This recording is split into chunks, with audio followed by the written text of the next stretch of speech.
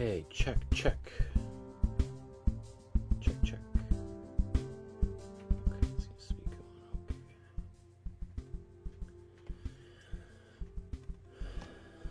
I think...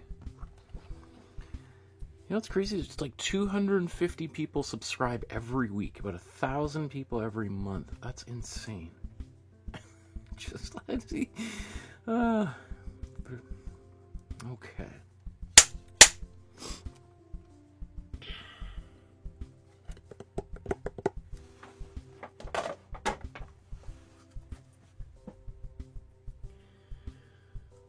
Let's see.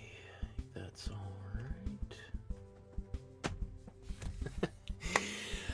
Okay, good afternoon, everyone. Welcome to my studio. My name is Michael Markowski, and today we're going to recreate another painting by another one of my favorite artists. And today we're going to look at a little-known artist that probably very few of you have ever heard of before, but I'm really excited to introduce him to you.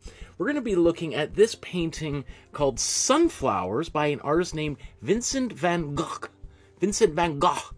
Or Vincent van Gogh, as maybe the few of you who may have heard of him before have ever pronounced his name. And this happens to be probably the most well-known artworks that this artist ever created. And if I may drop the charade a little bit, probably one of, arguably, if not the most famous artwork ever made. Or certainly one of the most recognizable artworks ever created. Which is saying something for an artist who, as far as I remember, only sold one artwork during the course of his life. Died at the age of 37 after only making art for about 6-7 years, and died under today is argued to be mysterious circumstances. So anyway, let's get into today's episode, because there's lots to talk about and there's lots to make. we got a big class ahead of us here. And there's Nikki there in the chat. Nikki says, I can't believe we're going to be painting my favorite painter. I love his art. I already have a painting of him recreated by me, so I'm excited to see what your technique will be. And Ari's there. Hi, Ari. Waffles says, good afternoon. Hi, Waffles. Ari says, in Belgium, we don't like throwing up speaking, so we say the Dutch G like an English H. Vincent van Gogh.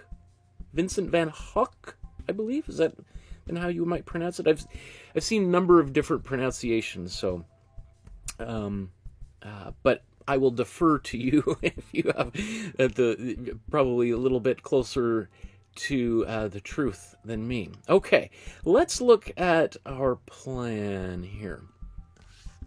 So this is the plan for today's episode. We're going to talk in a moment just about how difficult I anticipate this painting being, and if that's feels like it's something that you might be able to tackle, but depending on your level of experience, you could start there. Hi, Christina. We'll also talk about materials required. So if you're watching for the very first time, I'll give you a kind of a quick rundown of the materials you might need to get started to paint along. We'll do the image transfer, and if you're like, what does that mean? Stick around for that. We're going to stain the canvas with a little bit of color. We'll talk very briefly about today's artist's biography, just because we're going to be doing a second sunflower painting in a few weeks. So I think I'll kind of do most of that then. And then we're going to get painting in probably about 20 minutes or so. And I'm anticipating hopefully not more than 6 hours on today's painting. Which I know might sound like a lot for people, but you know, that's probably how long Vincent himself spent making today's painting. And obviously, if you're watching after this episode was recorded live, you can just use the timestamps in the chapter somewhere down there to skip ahead to the place that you want to go to. And of course, we're going to do a side-by-side comparison at the very end, and you can just see how well I did compared to how Vincent did. And then if you think I did a good enough job, then you can just skip to or you can come right back and say, oh, hi, how are you? And pick up where we left off. Oops. Since I'm right here, I want to do a little bit of a shout out to the Facebook group. I encourage you to join the Facebook group. You can scan this QR code. It goes right to the page.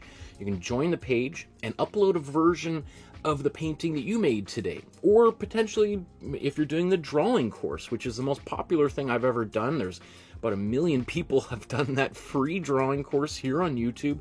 All of it, there's the links down below for that. And even if you do that course, which I did 4 years ago, I still give people feedback on the drawings they've made.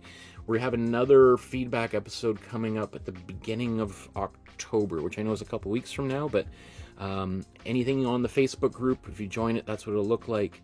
I also do a little bio for each artist before the episode airs.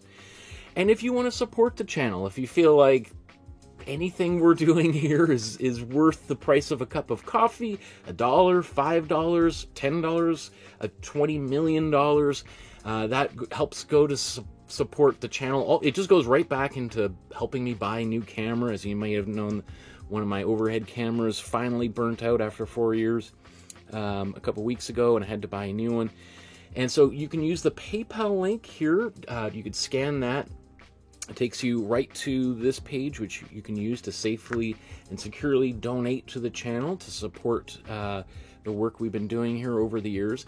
And thank you to everyone who has been with me over the years painting along. You can also send an e-transfer or a check in the mail. If you want my email address, it's on my website, and so you can just click down below and go to the website and find all that information. It's also on the Facebook groups. Another great reason to use the Facebook. Okay, so let's get down to business here. Oh, look, there's Tanya. Hi, Tanya. Or Tanya. I have one friend who's a Tanya and another friend who's a Tanya. So, and I've known them for 20 years, and I don't think I've ever got it right. There's Christopher, says howdy, and wow, awesome, great to see all the people there in the chat. Okay, so let's talk about how difficult today's painting might be, and if this is something you might want to do. So here's the scale of difficulty, going from beginner to expert, right? And beginner would be somebody who's never made a painting ever before, and has no idea what to do, what kind of supplies to get, all that kind of stuff. And your expert would be Vincent himself, right? So that's a big gulf between those two chasms here. I would say today's painting could really depend, honestly. I think a novice painter who's maybe done a little bit of stuff with me might be able to tackle this painting. And I think we could go all the way up to, an advanced painter could do this painting, probably might have a little bit more success with it. But that means this is probably one of those paintings where usually it's kind of one or two, but this one I feel like we have quite the range. And in fact, even a beginner could potentially tackle this. Like a beginner, that's what, again, hasn't done the color wheel with me before. There's a Dropbox link here below. I'll just show you, I'll show you the Dropbox link in the next step here.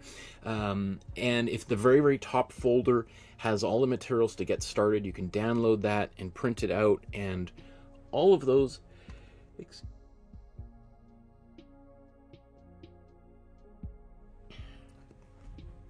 Sorry, I had an epic sneeze, and I hope I managed to mute my microphone just in time. Otherwise, if you're wearing headphones, I probably blew them out.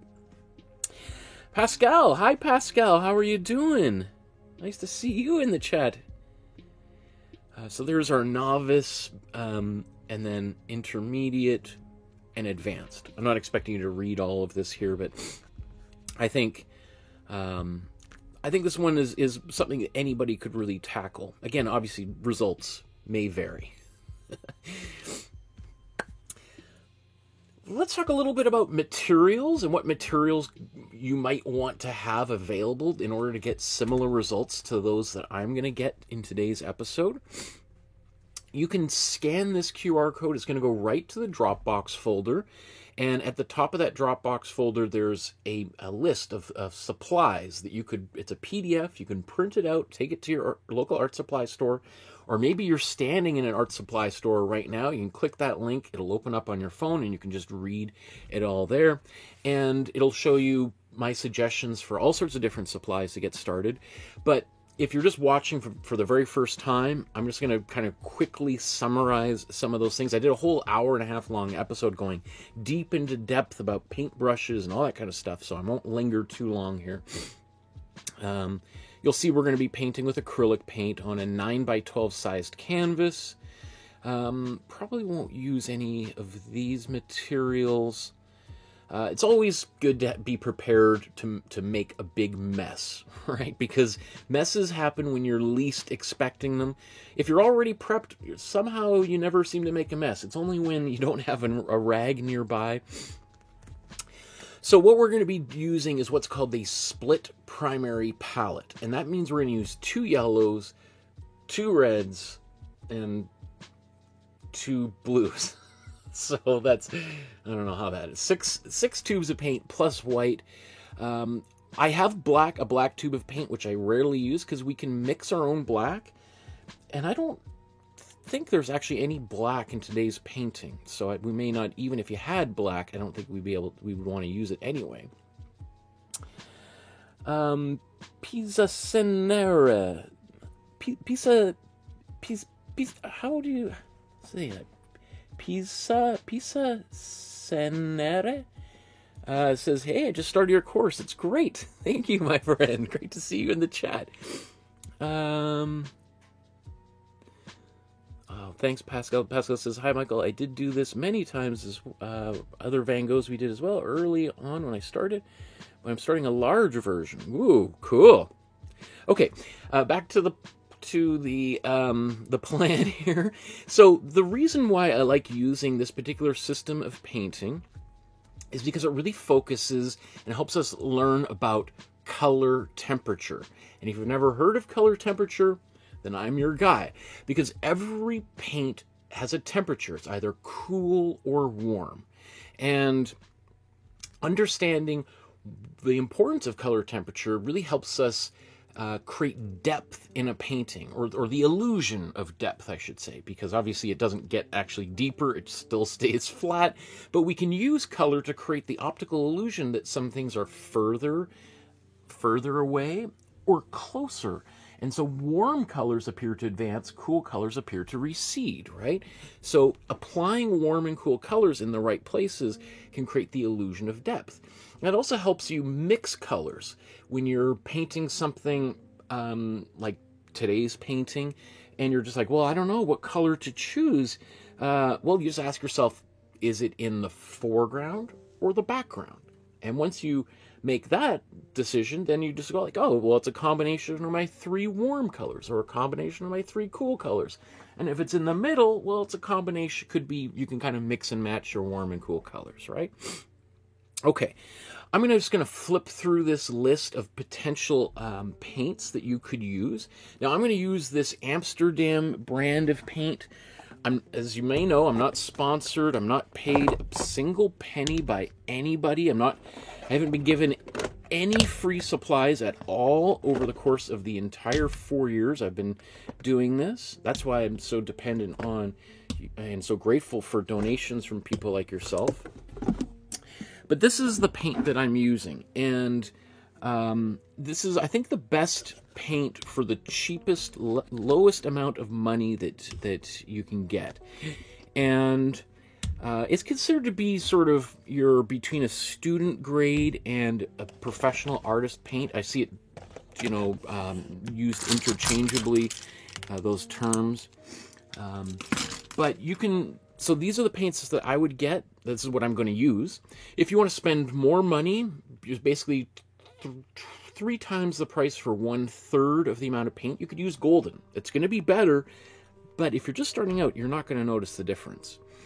So I'm going to flip through all the rest of these. This is all the different brands, and my suggestions is the paints you would get from those different companies.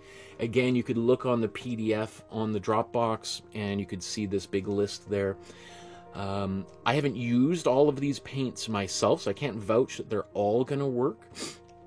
But looking at their websites and their listing of paints, this would be my recommendation.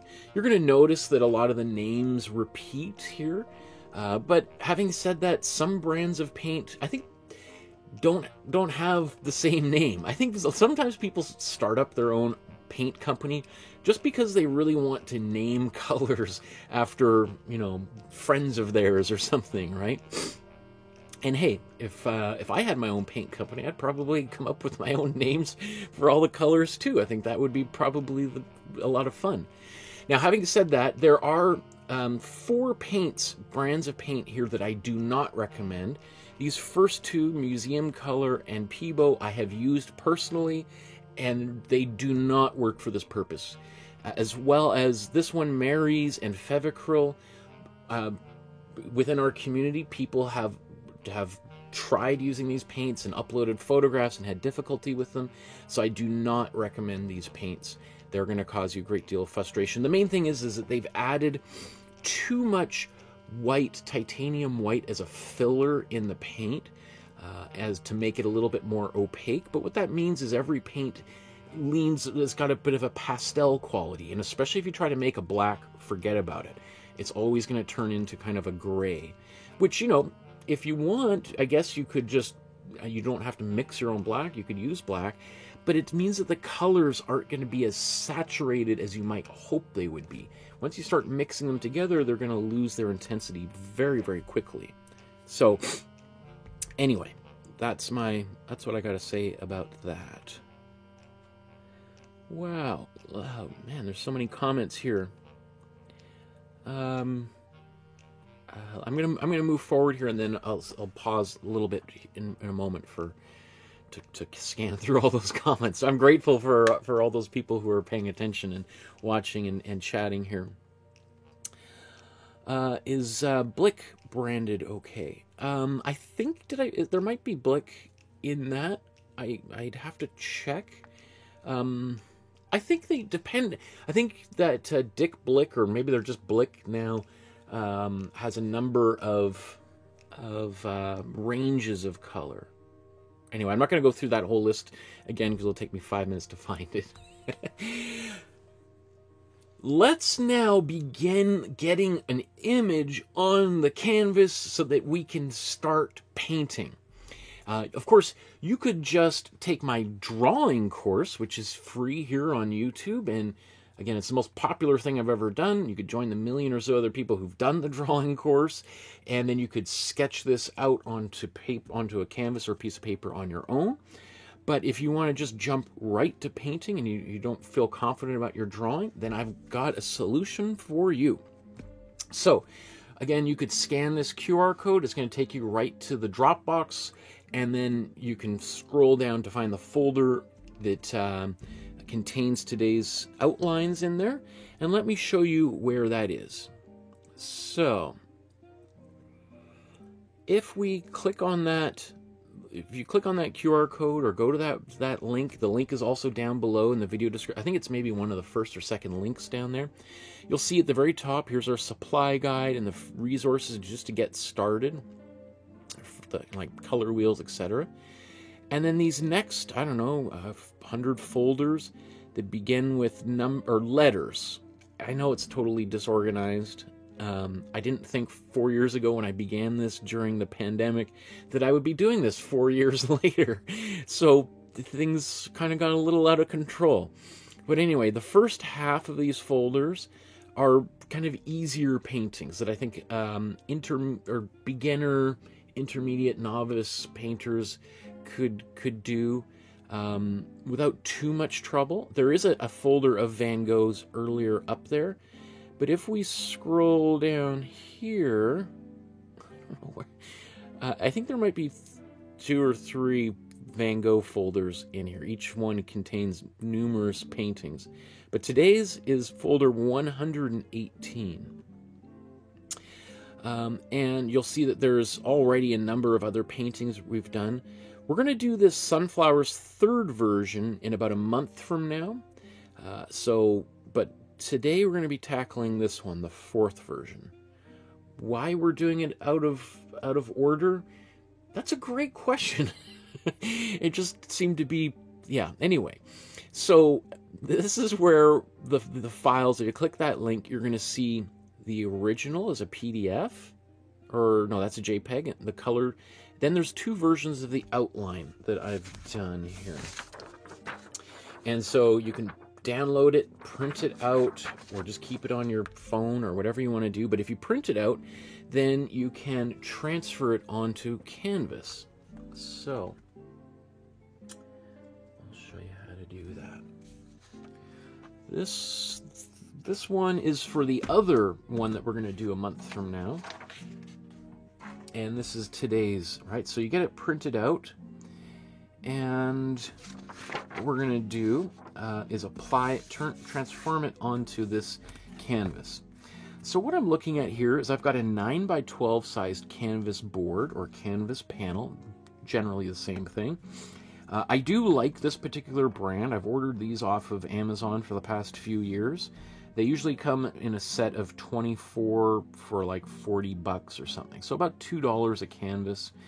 And I take them out of the plastic. They come wrapped in plastic. I give it a gentle sanding with some 100 grit sandpaper that takes the tooth off of the canvas. And then I apply some white acrylic gesso over the surface. I let it drip off onto a piece of newsprint overnight. That's why I keep flipping this, because that's the drips that are dripping off onto the newspaper. And it will drip, and that you don't want to get gesso on your carpet. Okay, and then once it's dry, I let it dry overnight. I give it another sanding with some 100 grit sandpaper.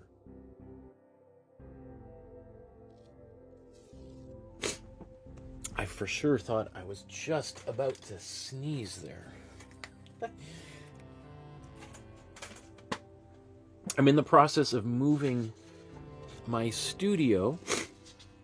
It's kicking up a lot of dust all over. It doesn't look any different here, but it looks like a bomb went off on the other side of the camera there.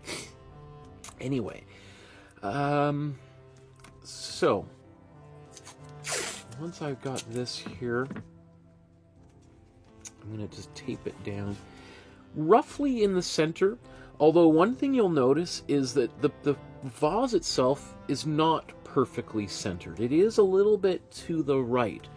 And that's something I've seen some people talk about as kind of significant about this painting, is that he's sort of deliberately made it a little bit asymmetrical. I'm not sure how deliberate that would have been, but it is a little bit slightly asymmetrical. So if you did want, you could just move it over so it is right in the middle, but I'm just going to put it basically exactly right in the middle. Also, the table is not totally level, but that's okay too. I think that's the way that Van Gogh painted it. So I'm going to put it here, and then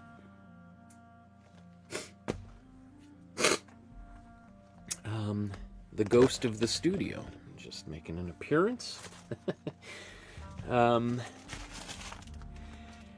So what I'm about to do now is I'm going to use some graphite paper.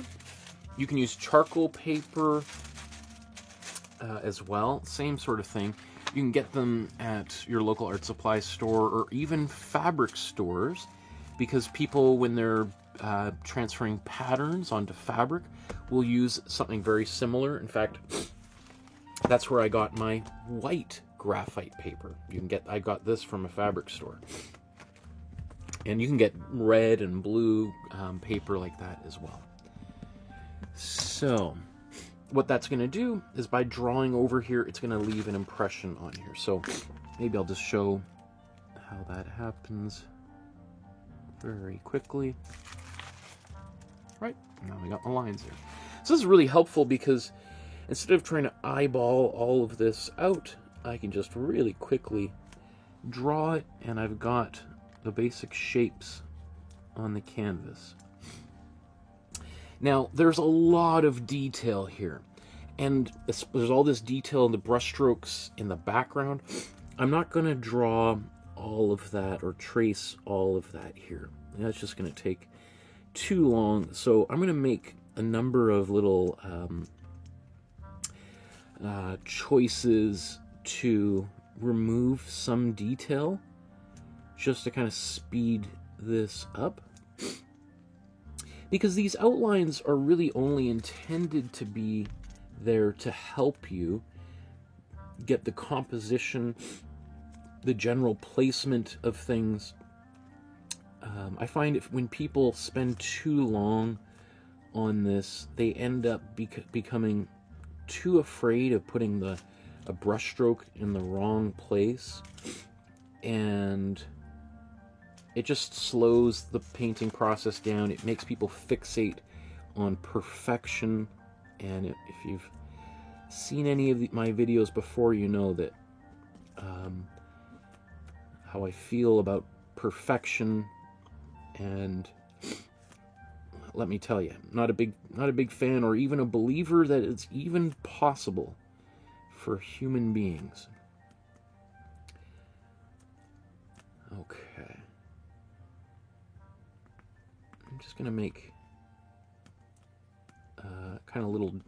I'll show you what that looks like here. So where the kind of the edges, maybe I'll even make a few petals there, just showing that's sort of where the edge of those petals are going to go. So an alternate name for this painting, I've seen it also called 15 Sunflowers. I think that's the way the National Gallery in London, England, where this painting resides, how it officially refers to it. Although some people believe that there's a 16th sunflower hiding right about there, but we'll talk about that in a few moments. So also, when you're working on this painting, if you decided, oh my goodness, there's, I don't know, so many sunflowers, I'm not going to paint all of them, and you make 12 sunflowers, or 5 of them, that would be okay. There's no law saying that you've got to do all 15 of these sunflowers in there. Right? It's your painting, and you get to make up the rules. Oh my goodness, my nose is really running all of a sudden.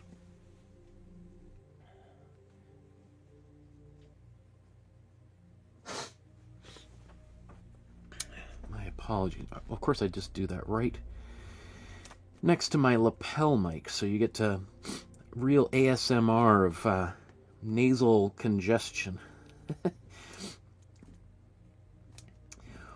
Or is a runny nose? That's not nasal congestion. That's kind of the opposite, right? I was thinking about that the other day when my daughter had a runny nose, and I gave her some cold medication. It said decongestant, and as I was giving it to her, I was thinking, I think I want to do the opposite. I want to congest her. I think what she needs is a congestant, not a decongestant, because that nose is driving, or runny nose is driving her crazy.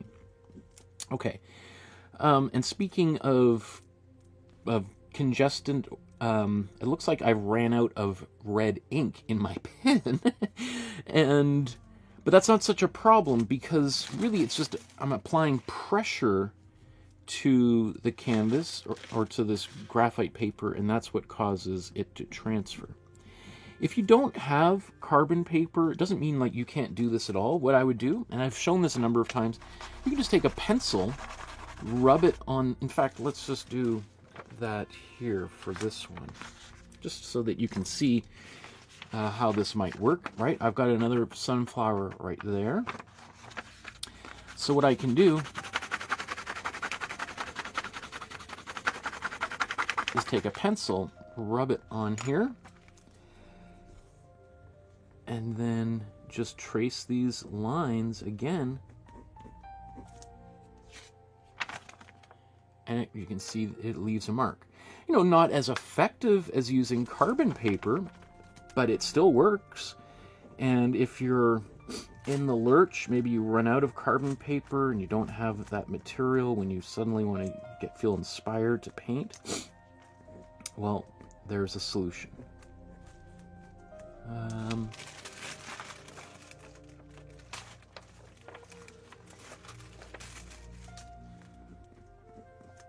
I did those little dots earlier. Now I'm feeling like, you know what, I'm just going to do a few of these lines.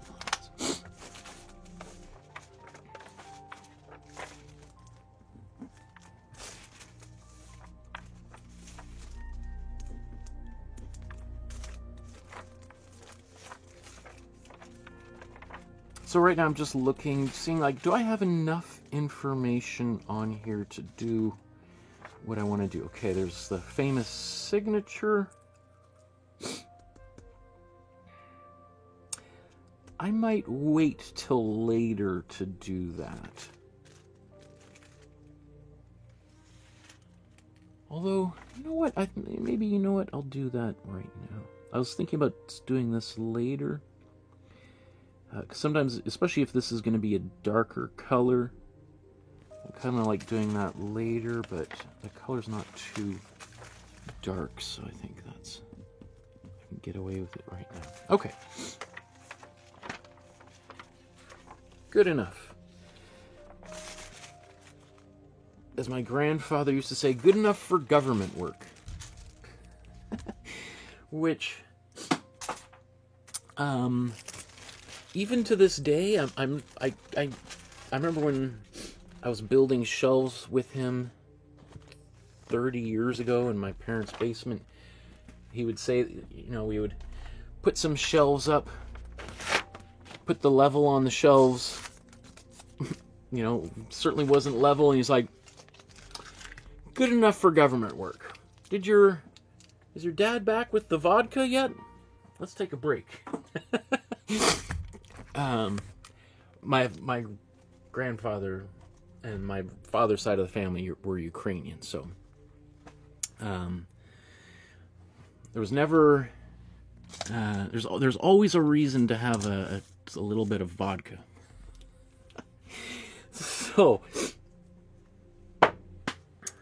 I think that's good. Yes, let's move. Wow, look at all. Okay, there's a lot of comments here. I'm trying to catch up where.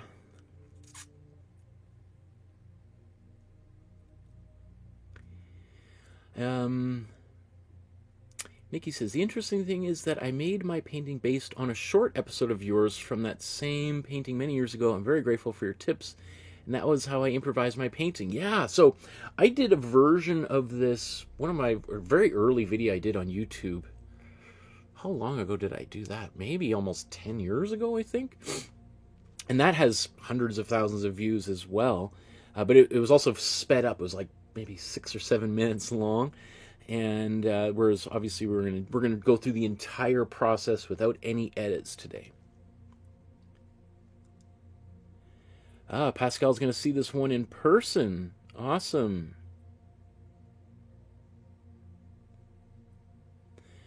Pascal recommending potentially using some gel or medium in there to thicken the paint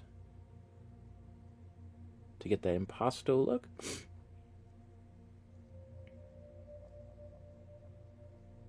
Chase says, hey Mike, your Trump painting looked awesome. Thank you. Kathy, hi Kathy, says, I did this one a year ago on my own. I love sunflowers. I'll chime in when I get home. I got a long commute. 8 years ago, Christopher, did I make that video 8 years ago? Oh my goodness. Sometimes you forget how fast time is moving there. Okay. So, I'm going to move on to the next step. Okay,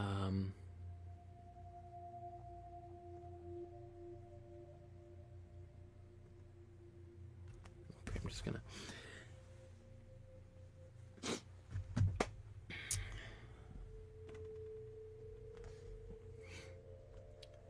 Time to take a little bit of tea.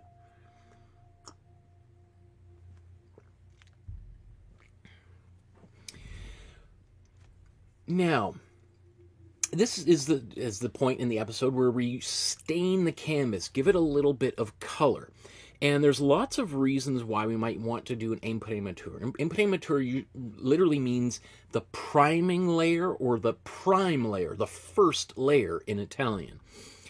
All right, so Artists have been doing this for about 600 years, and there's tons of reasons for it. But why would I want to do this, or why would you want to do this? Now, I gotta say, you don't have to do it at all. In fact, the majority of people I see teaching here on YouTube do not do this, probably don't even know what it is. But I teach at Canada's best university, art school in Canada, Emily Carr here in Vancouver. And it's certainly something we teach students. But again, it doesn't mean that they have to do it or not. But just being aware that this technique exists, I think, is really important. So there's a little bit of information about it. Let's, but before we do so, I think I want to just take a look at the painting so you can see what I'm talking about, and we can see whether Van Gogh himself did this. So, what we're talking about is this first layer of paint that might exist underneath all those colors. One way I sort of sometimes talk about it is the imprimatur is sort of like the pizza sauce on a pizza. And depending on the kind of pizza you order, if it's covered with cheese and you open that box up, you might not see any pizza sauce at all. You might just see warm, bubbly, hot cheese on there. But certainly when you bite into that pizza slice, you're going to taste the pizza sauce. Or it could be pesto, I suppose, right? But it's there. Same sort of thing in any painting. If there's an imprimatura, you might not see it or be aware that you're seeing it, but it's there and it's influencing all the other colors that are on top of it that you are most aware of observing. So let's take a look here at this painting. And what I'm doing right now is trying to look in between the brush strokes and trying to see in between those gaps between the colors if there is a color underneath them.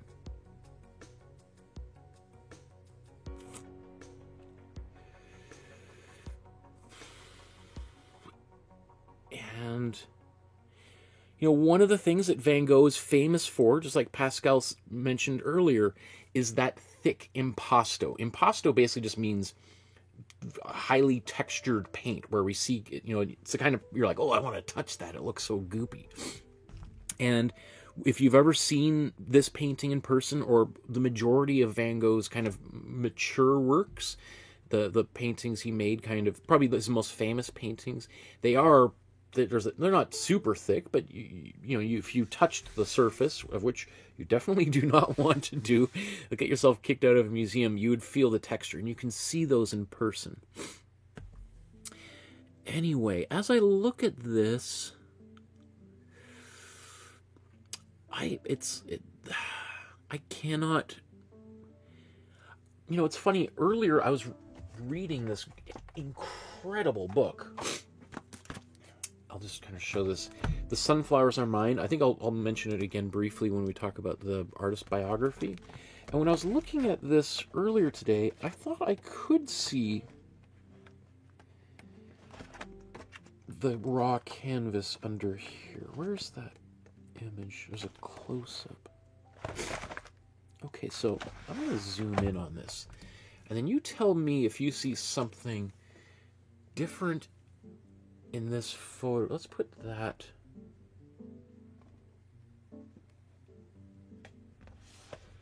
So ostensibly these are supposed to be the same image. Let's see if I can get this.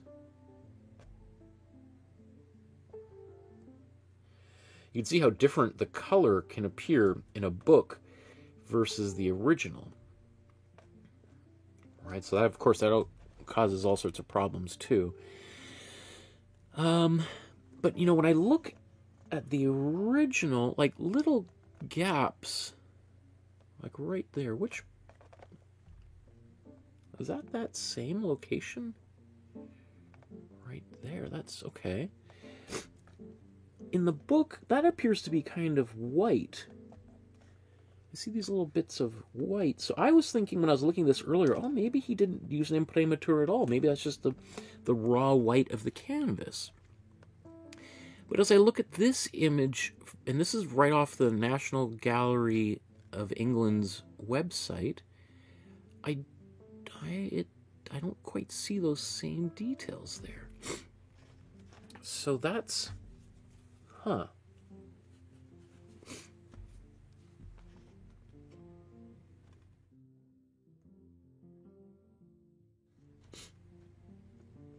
So, okay, that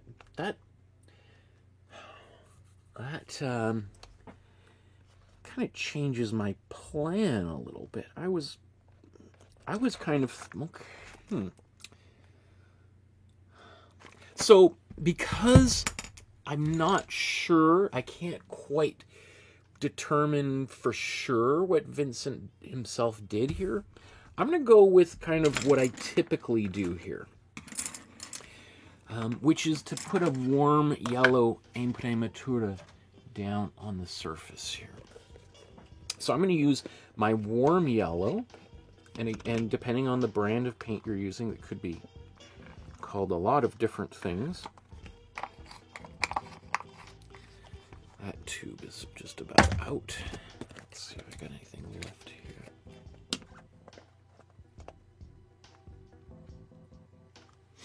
I think that's good enough. Maybe while I'm squeezing some paint out, I'm just going to put this on my palette there.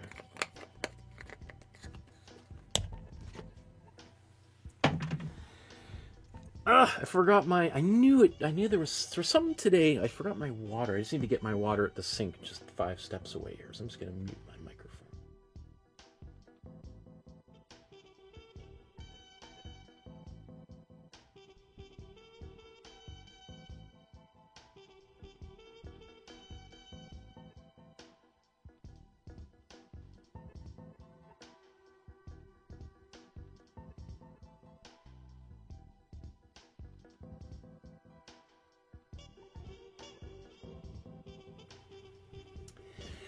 I've been moving all morning. I have a good friend of mine sitting right upstairs who's in from Vancouver Island to help me do a bunch of moving. So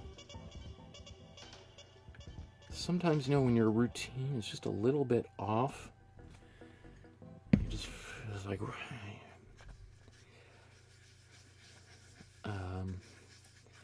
so, I'm not blaming him. I'm just I have a kind of a whole, it's, you know, it's like an athlete who's got like a whole way of getting into the zone. And that's actually one of the reasons why I like doing this particular technique. In fact, I might even say it's the primary reason I do an imprimatura these days.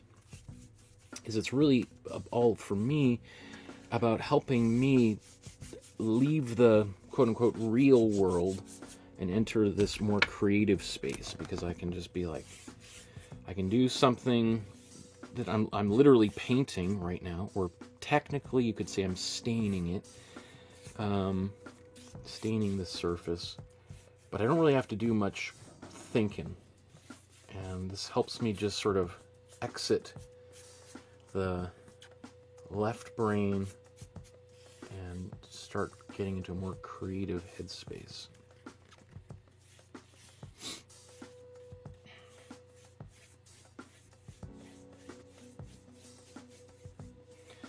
You'll notice I put water into that mixture with the paint.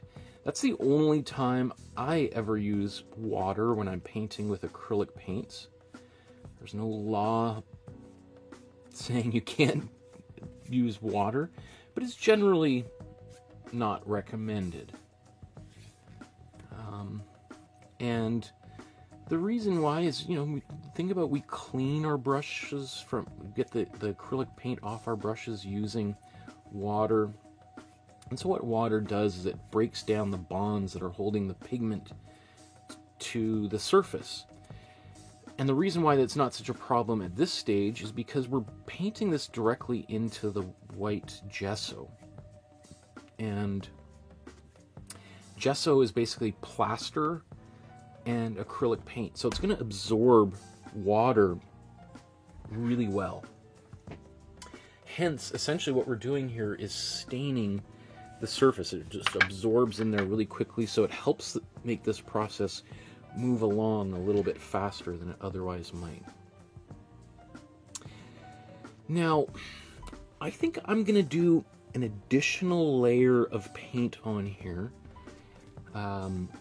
before I move on from this step. So in order to do that, I'm going to blow dry this really quickly, and then we're going to do another layer that's going to be a little bit more of a kind of a little bit of a cream color over top of kind of maybe a unbleached titanium, if you want to know the technical.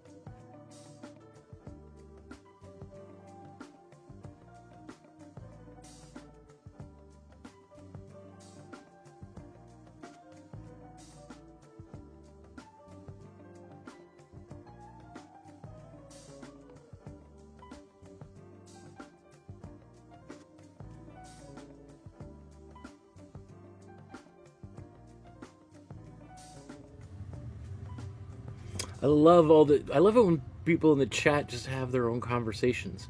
There's Aaron says, "Ooh, mouse pad is interesting." I must have missed something there, but nice to see you in the chat, Aaron.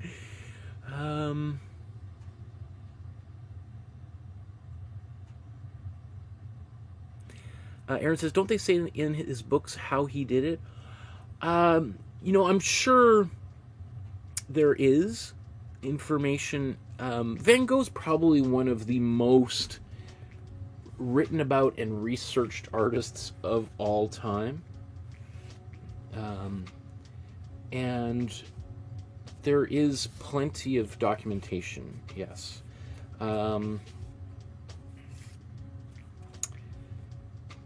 for this painting, and, you know, so Vincent is largely self-trained. He did take some art classes, and so he would have learned about the imprimatura, because it's usually one of the first things you would learn especially in an art kind of setting 150 years ago. And because artists back then learned this very, very traditional, academic, classical approach to painting, and the imprimatura was absolutely a necessity back then.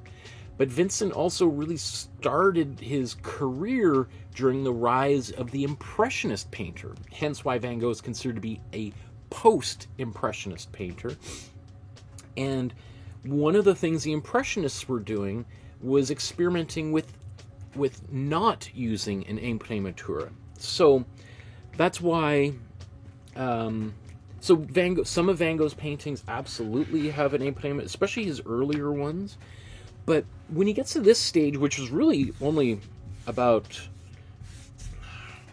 maybe a year, 18 months or so before he dies, that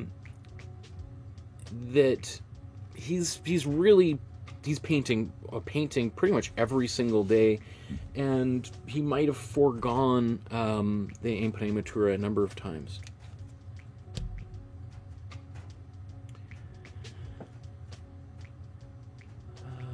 So many comments here. Okay, I'm just gonna... Pascal says, question, wouldn't we need a brighter imprimatura yellow?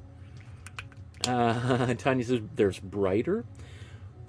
It's warm yellow, or a cooler yellow would appear to have a little bit more of that lemon quality. I think... From the book I saw, it looked kind of like a white, or potentially slightly off-white. And because it's quite a radical difference between the photo that's in this book versus what's on the National Gallery website, I'm going to kind of split the difference and go in between here. So what I'm going to do, I'm going to add a little bit of white paint.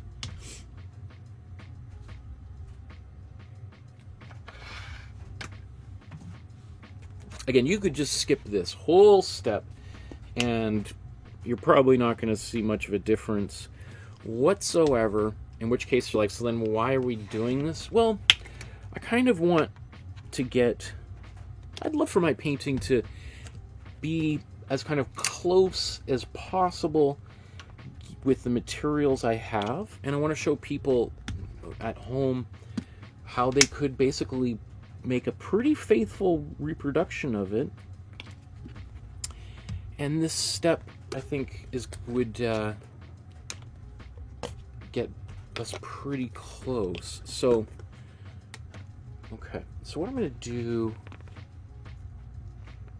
I'm basically going to make a little bit of a cream color here. So I'm going to take a little bit of red. I'm going to put a bit more on the side here in case I want to use that. Don't anticipate using that much. The same thing here.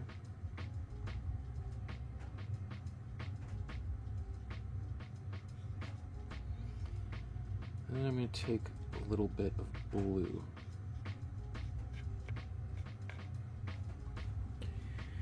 Okay, just gonna clean some of this paint off. Notice I didn't even use water to clean it. I just wiped that excess off. Okay, let's stir it up.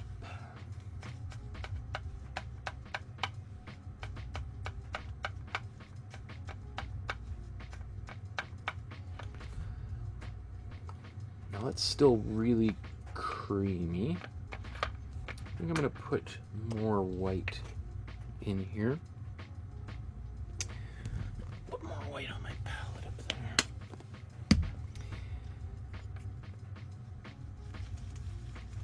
That's great. One thing is, if I just start painting this on my painting right now, because of the amount of white that I've got, I'm just going to completely obliterate all of these pencil lines. And it would be like, well, what was the point of doing that to begin with? So, in fact,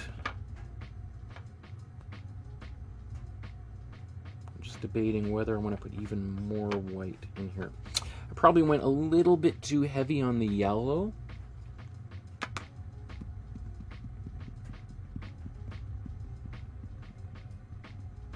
You know what, let's just go with it. Let's, instead of,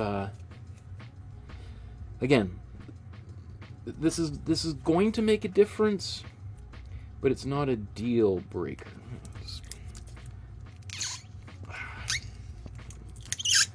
Lid is glued shut. So what I'm putting on here is matte medium.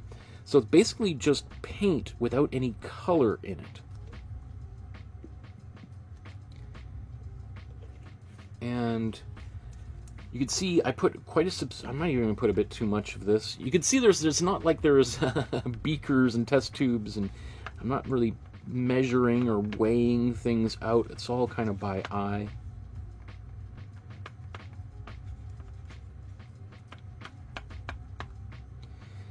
And I'm totally happy with that, keeping it as unscientific as possible. And so I also made a bigger batch than I think I'll need, because I don't want to run out halfway through and have to make more, and then it doesn't quite match. And if I do want to do a second coat, then I've got plenty to do a second coat. And worst comes to worst, if some problem happens and I end up wiping a bunch of paint away, and I want to kind of fix a whole area of the painting, I can always go back to something like this. So, but I'll show you how I do that here in a moment. Oh, there's Eclipse with the donation through the super chat. Thank you. Oh, cool. That's the 10th super chat donation I've had on the live stream. Oh, that's great. Wow, very cool. Thank you very much, my friend. Okay, so let's get on the horse, Michael. So one thing I often find, though, about matte medium is, or at least maybe it's just this particular brand, which is that the museum, or no, actually it's in the museum bottle, but this is actually the Opus brand of matte medium. You have a big pail of it. That it's oddly enough seems to make the paint dry a little bit faster, although ostensibly what it should be is just paint without any color in it, and so it should dry just like any other paint, but I don't find that being the case. So one thing to keep in mind is if you're doing this, you kind of want to do it quickly and not dither around too much, because as I'm spreading it out, it's starting to dry. And if it starts to seize up as you're applying the paint, you're going to get, how would you describe it, that look? Almost like a bit of a smear, like the paint doesn't kind of just brush nicely, it kind of just drags across. And so, anyway, I think I was kind of hoping this would be a little bit closer to white, but that's okay like this. That's going to be fine. One of the reasons I'm just kind of bringing it a little bit of white back in, that's going to help make the yellow look a little bit more luminescent. Okay, and so what I'm also doing right here, I'm just scooping as much of this paint as possible back into a big blob. So that's going to help slow the drying of this paint down, in case for whatever reason I need to. And I don't anticipate needing to use this paint at any point, but if I mix this paint and I got no use for it, instead of just throwing it out, I'm going to wait till the painting's done before I throw this paint out, so that because, you know, that's the worst thing, is you throw something like, I could have used that. Why did I do that? And I should say, I almost never just throw paint out these days, because when I've got extra paint left over at the end of the session, I just wipe it all over this thing.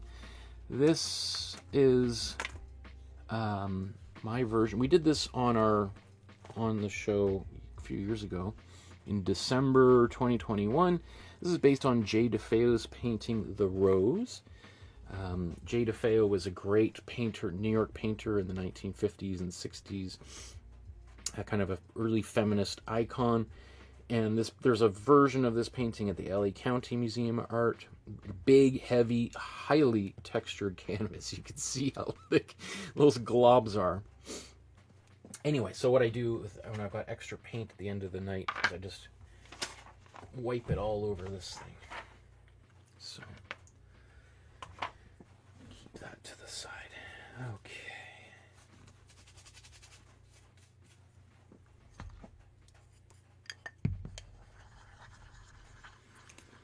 Tanya says, is it always with the warm? In this case, you could use any color you want for an imprimatur. Not only, like, I like using the warm yellow because I just feel it gives a kind of a little bit of a warm sunset glow, kind of a Kodachrome kind of quality that, depending on how the painting unfolds, can be almost imperceptible.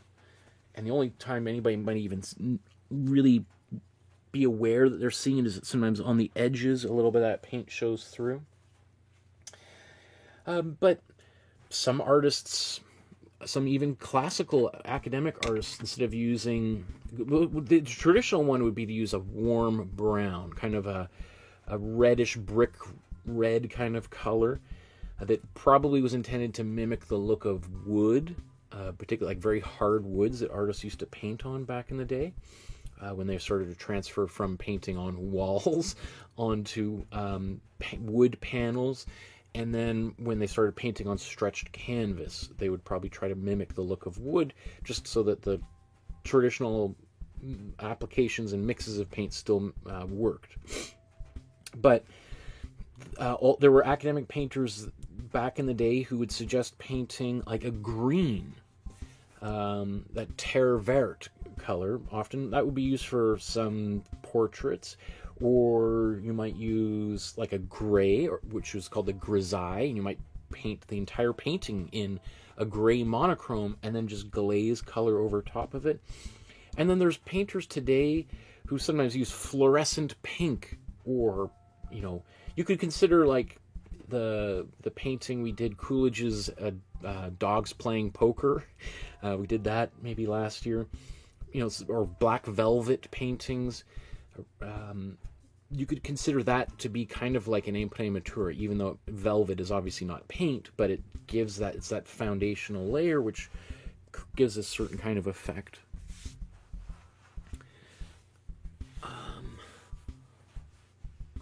Tanya says, I love the imprimatur to battle the empty canvas syndrome. Yes, 100%. I completely agree. That's one of the main reasons I like to use it. It's just like, boom, painting is started. We don't have to kind of think about what the first color or brushstroke is, because we've already done it. We're already painting, even if we don't really know what we're doing yet. There's Heidi in the chat. Hi, Heidi. Great to see you as well. Okay, I'm going to move forward here. Thank you for all those comments in the chat. This is great. I love what, you know, Pascal did. Sometimes if you do have questions, is like in capital letters, put question, you know, maybe even question. That way, when I'm scanning through sometimes hundreds of comments, I can just be like, oh, there's a question. There's something somebody wants an answer to. I can do my best to respond. I'm going to just quickly give this a bit of a blow dry so that as I'm chatting, I don't accidentally brush my hand over here. And this will definitely take a little bit longer than it would be when I did my initial imprimatur with the water. Because with the water, that water just evaporates really quickly. Here I've got acrylic paint mixed in, and that water that's in the paint has to evaporate out of that paint.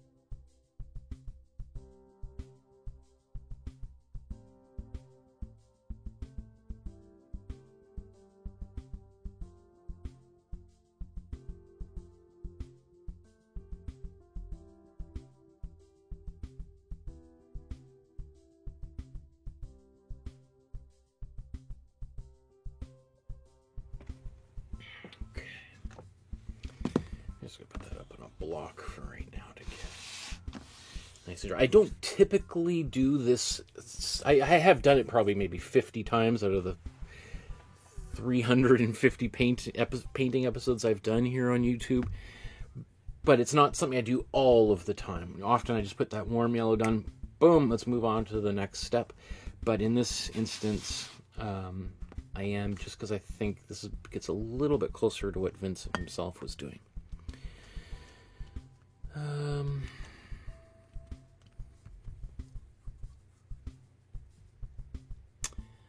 Let's move on. Where's my...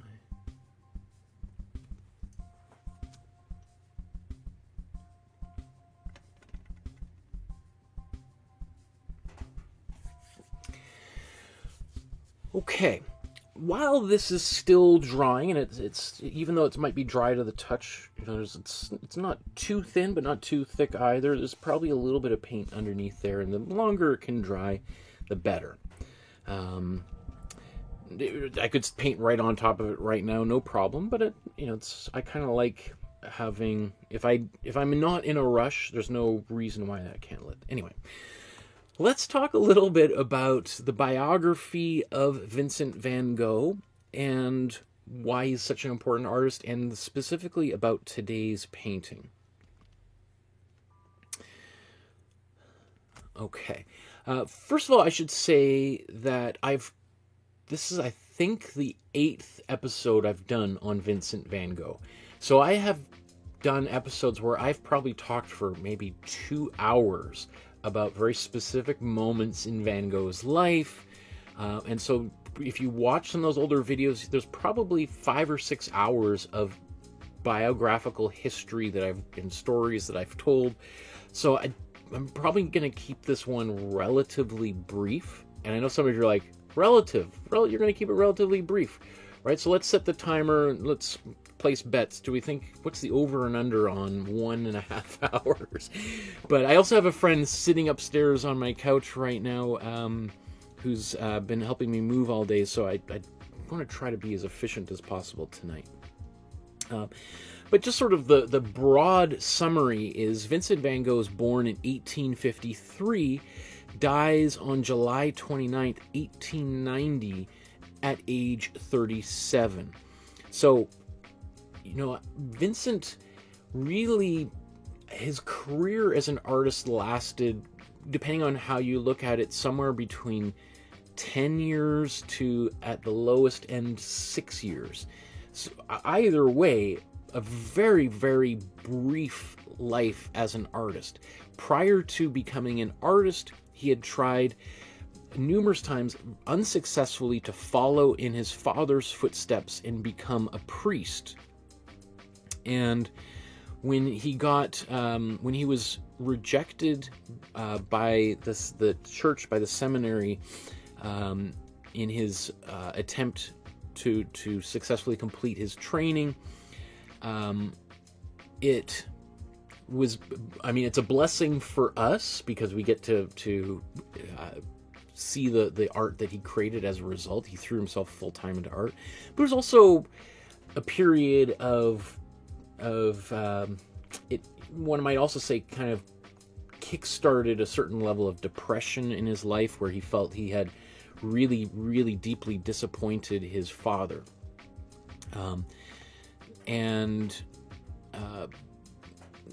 Vincent, he was different. Obviously, he was different than other people, but I think he really kind of wanted to fit in. And when he wasn't able to make his father happy, I think that kind of, in a way, put him on a ultimately kind of negative trajectory in his life. I've been reading, I haven't finished, but I've been reading this really, really good book, surprisingly good book. There's a lot of books on Vincent van Gogh that are out there, but this one is definitely one of my favorites. The Sunflowers Are Mine, the story of Van Gogh's masterpiece, or masterpieces, depending on, by Martin Bailey. I'm just going to bring this up on the screen here. If you're interested in ordering these books, there are links I put in the description below if you want to get the Amazon direct link to it, or the Goodreads. And I also read there's lots, as I said, lots of books on Van Gogh out there, but actually I was reading this really good review of the book. It was like, wow, this sounds like a great book. So I went and got it from the library. I'm only halfway through, and so I would, if this painting or Van Gogh as an artist is of interest to you, I think this would be kind of an essential book to read. You can see I got it from the library. Basically, it's kind of divided into 2 parts. The first half is all about the creation of these artworks, and part 2 is the subsequent adventure. So what happened to the paintings after Van Gogh died? And what's kind of wild is each one of these paintings had their own lives, because Van Gogh made 7 very similar versions to this painting. He also made, I think, 6, we'll look here in a moment, 6 previous versions of sunflowers, which are very different compositionally. And yeah, super fascinating. So I'm just started this second half of this book, which talks about what happened to the paintings afterwards. And reading the introduction, I was like, oh man, now I really want to finish that book. Let me see if I can paint all over myself here. This is my painting clothes, but sometimes, I don't want to get completely destroyed if I can help. Tanya says, I added it to my Amazon wish list. Awesome. So, but let's get back to the matter of hand. As I said, yeah, so that this book has, I think, is essential to what we're talking about. It's also got some pretty good biographical information about Vincent, and really dives deep into the letters that Van Gogh wrote, of which he wrote almost 1,000 of them, and you can get those directly from the library as well. In fact, when I was at the main library here in Vancouver, there's, I think it's a 3-volume set, and each volume, is like 4 inches big. So you've got this big selection of books. There is a condensed version of Van Gogh's letters, which I have read years ago, which is also excellent. What's great about reading Van Gogh's letters is that you realize Van Gogh was a very articulate and intelligent, well-educated person, deeply thoughtful, deeply connected to and highly aware of his emotions and even of his mental state. And I think what's important about that is you recognize that, there's this myth of Van Gogh being the kind of archetypal, mythological, wild artist, just out of control, crazy kind of character. And then you read his letters and you realize, like, wow, this guy is like such an interesting, like, profound intellectual. And again, that's not the kind of image that you see generally promoted out there. Even if you've seen the great film starring, I was going to say Michael Douglas, Kirk Douglas, called Lust for Life, which, if you haven't, that's a great movie. That's kind of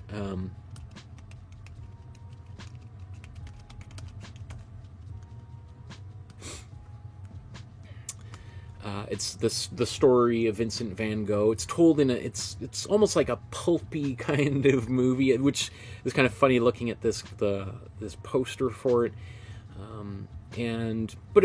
Great. A lot of Kirk Douglas does a great job of portraying Van Gogh but it really established the public mythology of Van Gogh as a bit of a wild person, maybe not quite as an intelligent, but he's quite emotionally profound, but maybe not quite as an intellectual figure. So anyway, I'm not going to go through all of his youth and training. I think we've done that quite in depth over the years. So I'm just going to maybe catch up a little bit here. Basically, this painting was one of the last things that Van Gogh painted, and when I say last, I mean probably one of the last 200 paintings that he made during the last 18 months of his life. A period of like really intense creation. Like, Van Gogh is literally making a painting every single day for a period of about 6 years, which is more than, I think, almost any other artist ever, right? And that's one of the great tragedies about Van Gogh passing away when he did, is he was just getting better and better and better and better, and then he's gone. And you're thinking, man, can you imagine if he lived another 5 years, 10 years, 50 years? what would have he created? Like when he passes away in 1890 at age 37, that's, kind of it's the Impressionism is kind of now crested, and we're, you have other artists like Gauguin and Bonnard who are kind of picking up the mantle, and that's about 10, 15 years before the rise of kind of avant-garde painting like Matisse, and then later Picasso, and about 20 years later. And it's just kind of fascinating. You could just almost imagine, what would Van Gogh have been doing, while Picasso and Matisse were at their zenith? Or if Van Gogh had lived, another 20, 30 years, would we know who Matisse or Picasso is?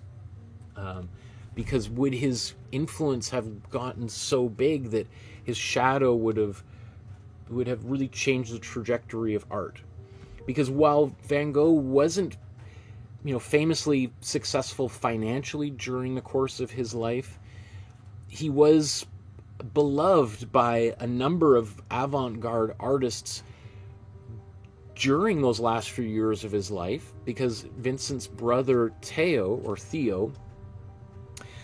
was an art dealer in Paris, and was connected to all the great painters of the time. So Vincent met a lot of really important artists, like most famously Paul Gauguin, through his brother Theo, and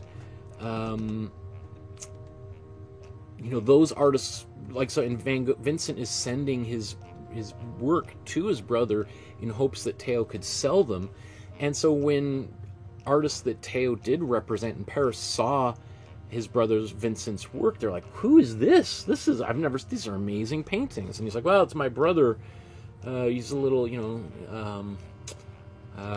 he's not really having much success right now." And I'm like, "Why? This guy's paintings are amazing."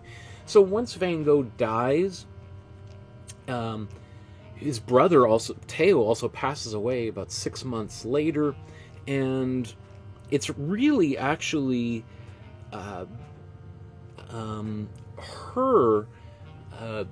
Vincent's sister-in-law, who is really responsible for helping to promote the art of Vincent van Gogh and to sell his work. If she wasn't in the picture, it's quite likely that we would not be talking about Vincent van Gogh today.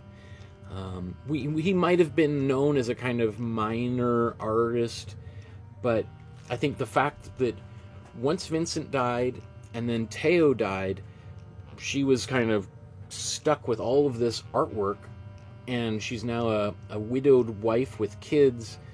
It's like, how is she going to pay the bills? Well, I better find a way to sell all my brother-in-law's art, because otherwise we're going to starve.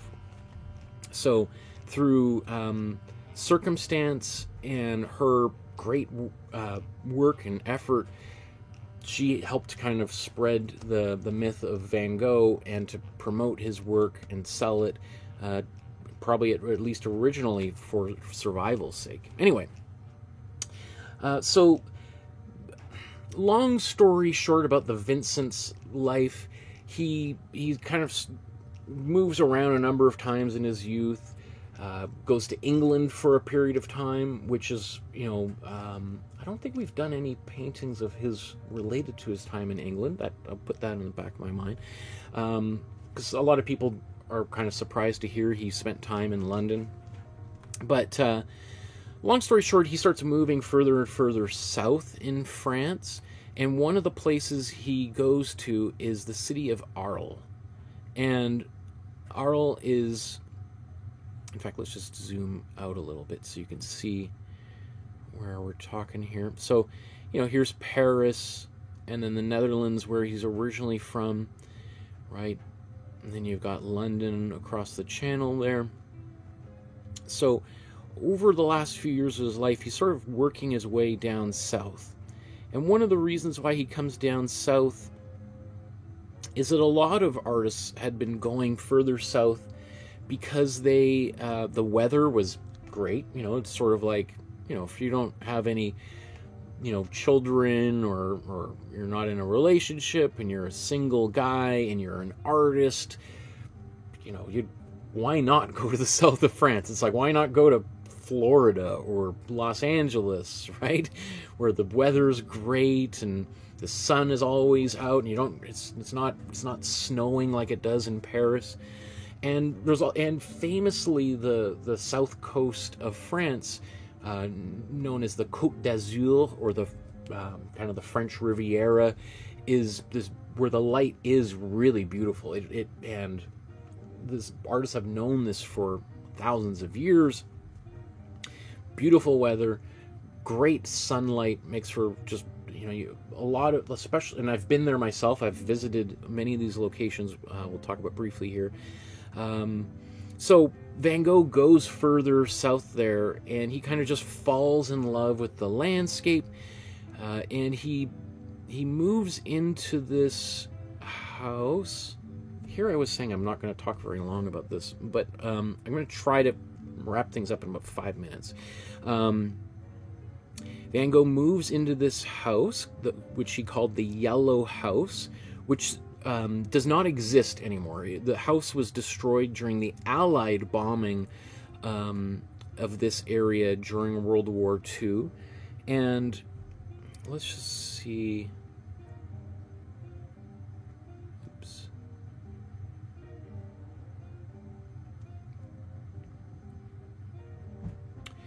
So here is where the house used to be. It's since become kind of this traffic circle. Sometimes people confuse it with the building that's right here behind it, but that's a different building. I mean, I've been to this town. There is a museum of the Van Gogh's house. I think they're just all we see right here. This is a little plaque right there, right, which sort of just talks about the location of the house. Let's just bring...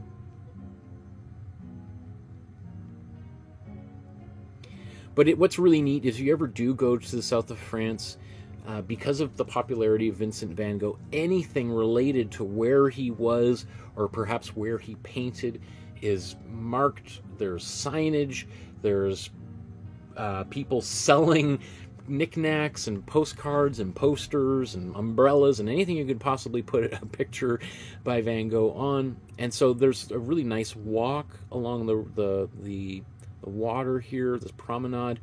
And Van Gogh painted all over Arles. So there's all sorts of places you can go. You can get maps that tell you, show you where all the locations are. And it is kind of cool to stand in a place and look, and you're like, oh, that building kind of looks virtually the same as this Van Gogh painting. So, for instance, you know, that location I was just showing you shows you basically what Van Gogh saw when he painted that building. So you may see that building I was just pointing out earlier. That's the building it's in behind, and this is the Yellow House, of which Van Gogh rented the top floor, the corner few rooms here. And Van Gogh intended to turn the Yellow House into an artist colony. The only person who managed to come down from Paris to visit Van Gogh in his proposed artist colony was Paul Gauguin. And if you know anything about that story, Paul Gauguin, very famous artist in his own right, certainly during Van Gogh's lifetime, far more well-known and successful during this period of time than Vincent himself, although obviously tables have turned a little bit. But Paul Gauguin comes and stays with Vincent for a few months.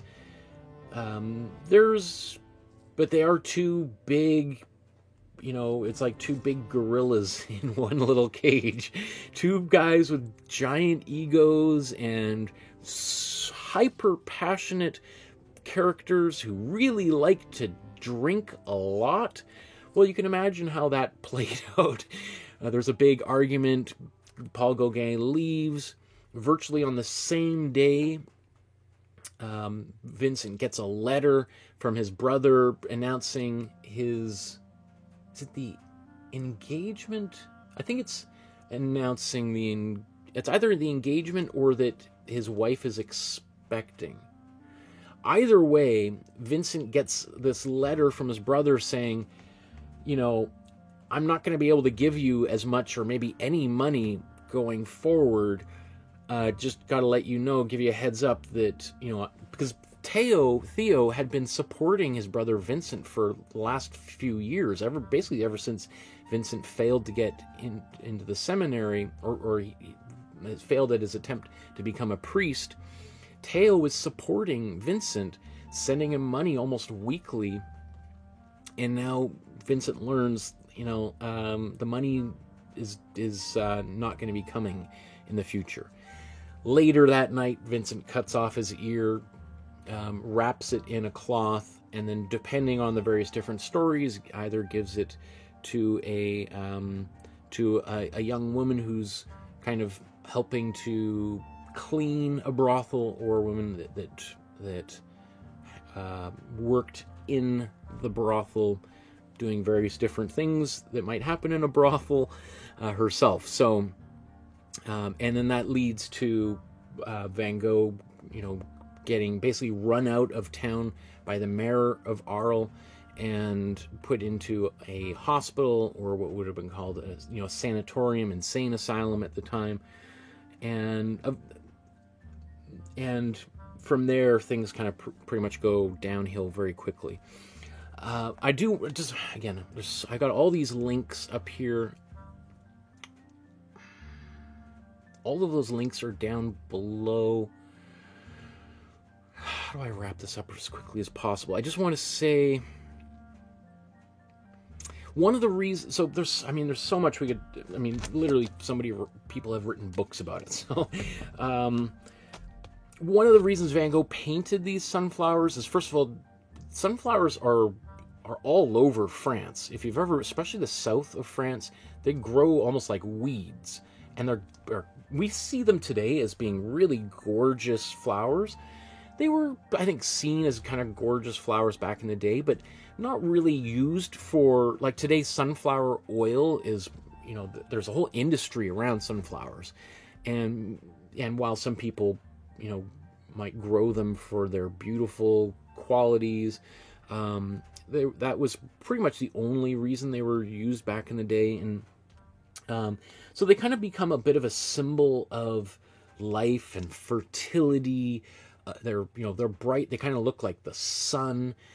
They grow really big. If you've ever seen sunflowers growing in the wild, like, they can be 10 feet tall. I remember doing an art residency in France and just being amazed that there were these, like, kind of like cornfields of, like, gigantic sunflowers, and you could just run around in them, get lost in the sunflowers. Just like, they're the stalks, like, they get big, thick, like they are like, tree trunks kind of thing, right? And they grow very quickly too. But another thing about sunflowers is, especially once they've been picked, and once you cut them, they survive for about 4 or 5 days before wilting and dying very quickly. In fact, they almost start to, the heads, the bulbs of the flowers will droop within about a day. And I didn't even realize this, but that's one thing they talk about in this book by Martin Bailey, is that Martin Bailey suggests that with this painting, what Van Gogh's done is basically put these sunflowers in a different vase, painted them, and then used a vase that he likes, he preferred better, and inserted, kind of collaged this one into the bottom half of the painting, which is really interesting, because, like, why would he do that? And one of the things Martin suggests is that, first of all, he probably was using this vase, or vase, however you want to pronounce it, maybe to hold his paintbrushes back in the day. It's a kind of it might have also, you can see it's not quite symmetrical. It looks maybe like it bulges a little bit out, I guess, on that side than the other. So it was probably a handmade vase, ceramic vase. And it's also signed quite clearly, famously, Vincent, right on the side of the vase. One of the reasons that Van Gogh signs his name Vincent rather than Van Gogh is, I think, right in the introduction of this book, Vincent himself writes to his brother Theo saying, I don't really feel like I'm part of this family. I don't really feel like a Van Gogh. And so I think part of him using his first name was an attempt to assert his independence from the rest of his family.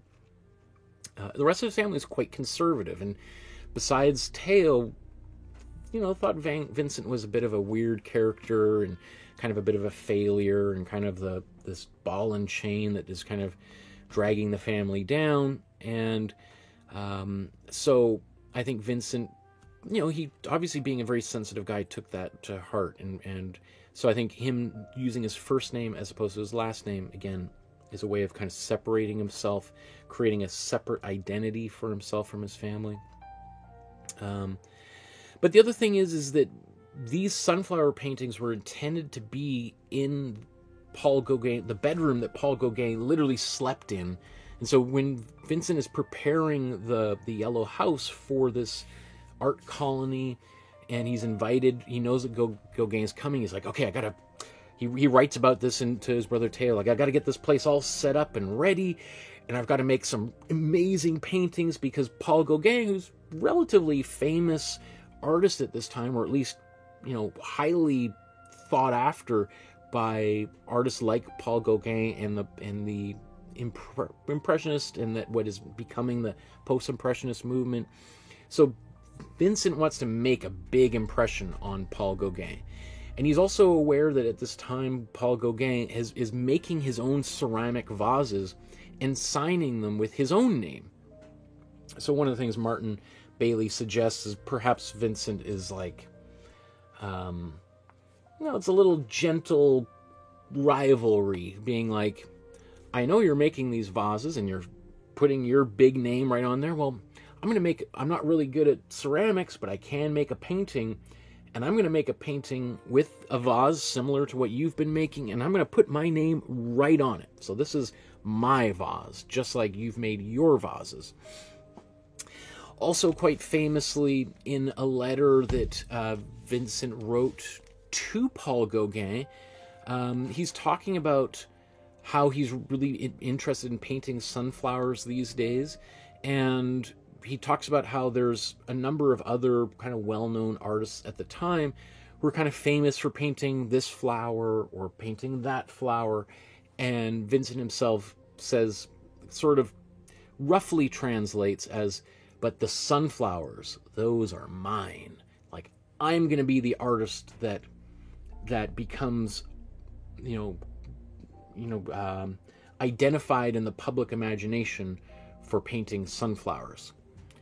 And hey, 150 years later, you can't argue that, Van Gogh achieved that goal, right? A lot of other things in his life didn't work out, but you look, when I think anybody thinks of sunflowers these days, you think of Vincent van Gogh. And that's something, I'm sure wherever he is, that he must take a little bit of like, I did it. Yeah, maybe I wasn't super successful during my lifetime, but nobody thinks about sunflowers today without thinking about me. Ali says, hey, I just wanted to say thank you for the amazing content. I'm currently watching the beginner's drawing course you made 4 years ago. I'm doing amazing so far. That's awesome. Thank you, my friend. Thank you, Ali. I'm so glad that you're watching and you're getting something out of it. And I encourage you to take some pictures, join our Facebook group, upload them, and I'd love to give you feedback. I'm sure they're amazing, but if you want my just congratulations on your achievement, I'd be happy to do so.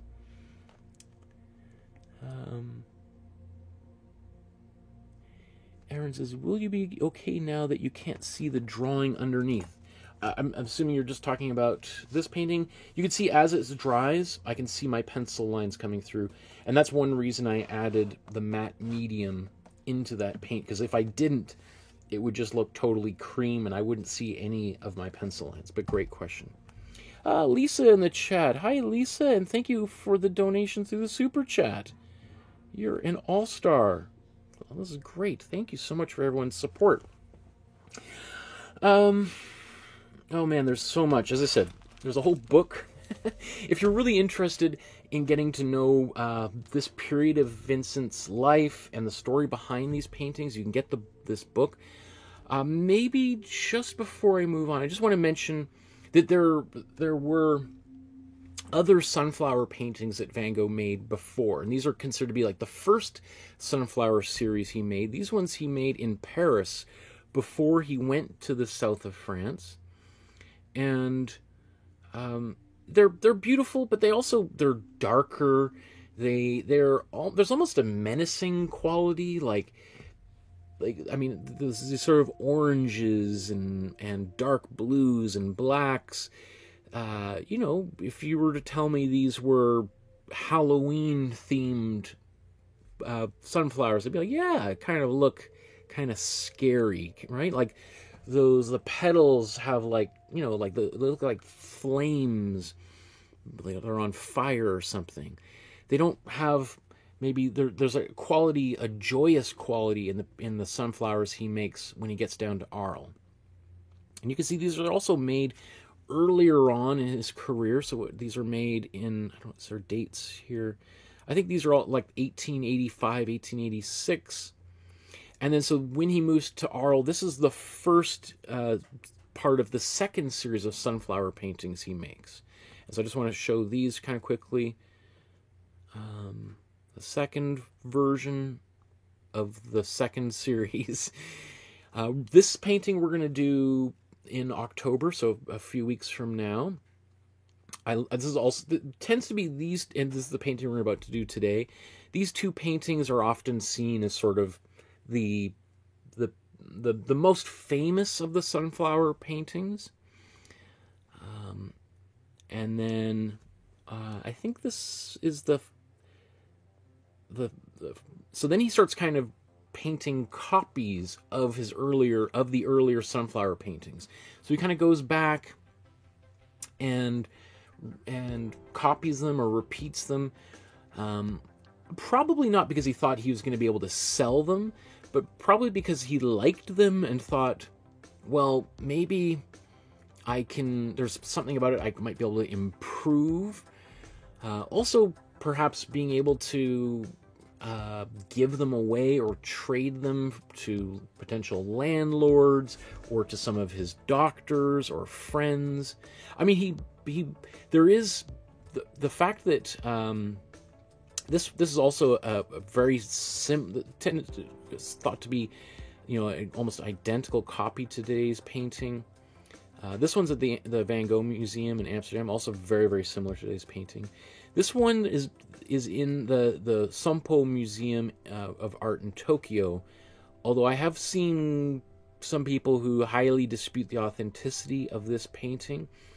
When this painting was sold at auction in 1987, it sold for, I think, like $45 million at the time, which I just checked that today would be $104 million. And when this sold in 1987 for over $100 million in today's money, it was at the time the highest selling, the most expensive artwork ever purchased at auction. And, you know, sometimes people sell things privately, but at auction, this was the highest selling painting of all time. Now it has fallen down to, I think, you know, you can see how much these are the current value, or how much these would sell for today. I think when I counted these last night, today's painting had fallen down to number 59 on the list.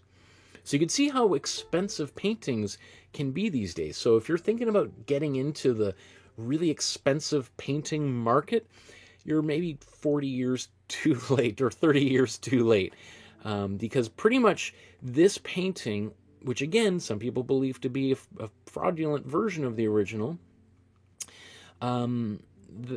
that was one of the paintings that really, because I think it sold for 3 times its estimate, or maybe even 3 times the most expensive painting before that, and it just kickstarted the auction frenzy that happened throughout the 80s, early 90s before the crash, the say environmental crash, economic crash of the early 90s there.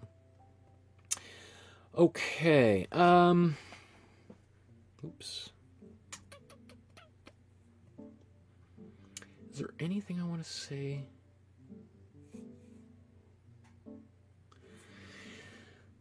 You know what? I think I've said everything I want to say about today's painting. So let's get on the move here. Tanya does say, check out the Internet Archive to watch Lust for Life. A great point. I mean, I'm sure you could rent it. It's probably might even be on YouTube, because I'm sure at this point Lust for Life is now in the public domain, I think, because that movie is from the 1950s. Okay, let's move this out of the way.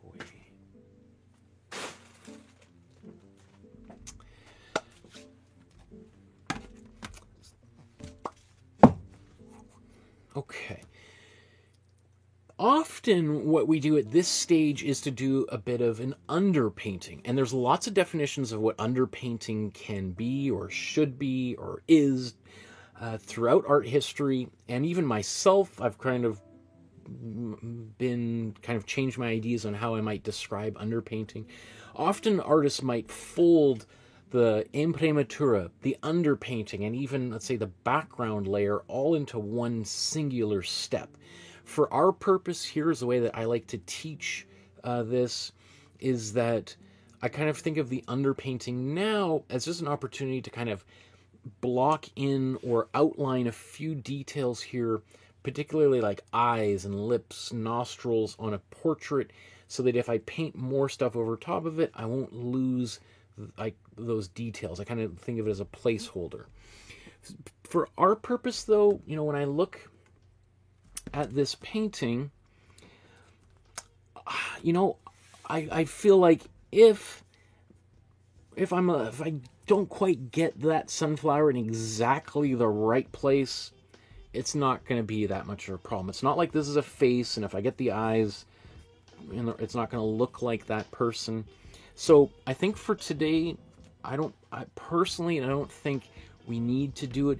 But if you did, and you are really concerned about getting everything quote-unquote right, and you're a perfectionist, then what you could do is mix like a relatively dark color, like maybe a dark blue. In fact, we can even just sort of look at the original, just see.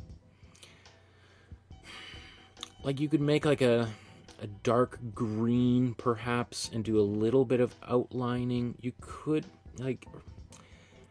yeah, but I don't think it's necessary, perhaps. I don't think. So I'm just going to skip this step and move on here.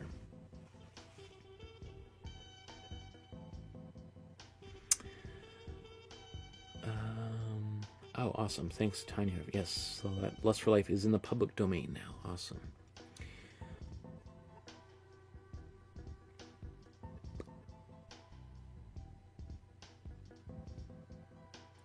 Pascal says he did do the blue and yellow Arles ones twice. Well, it's believed that he might have done the yellow one maybe...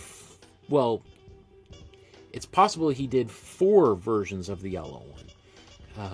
Of which, again, one is thought by some people to be a forgery too. So, who knows? One of the great things of the fact that Van Gogh wrote so many letters to his brother is that in his letters, he basically talks about it's like a journal, and he's basically talking about every painting he's working on, and the colors of the painting, the sizes, because often he's asking his brother to send more money so he can finish them. He needs more money to buy paint. And so we have a pretty good idea of literally what day Van Gogh made most of his paintings. So that's why when paintings of Van Gogh surface that don't appear in the letters, they're very suspect. I can't remember if that fourth version that's in the Sompo Museum of Art in Tokyo is in the letters. I mean, there's got to be some justification as to why it sold for so much monies, but I think that's mentioned in, I think the whole story behind that, it could be in Orson Welles', I think one of his last films called F is for Fake is where they talk about that. But I don't know, I've seen so many things like I lose track of what's going on.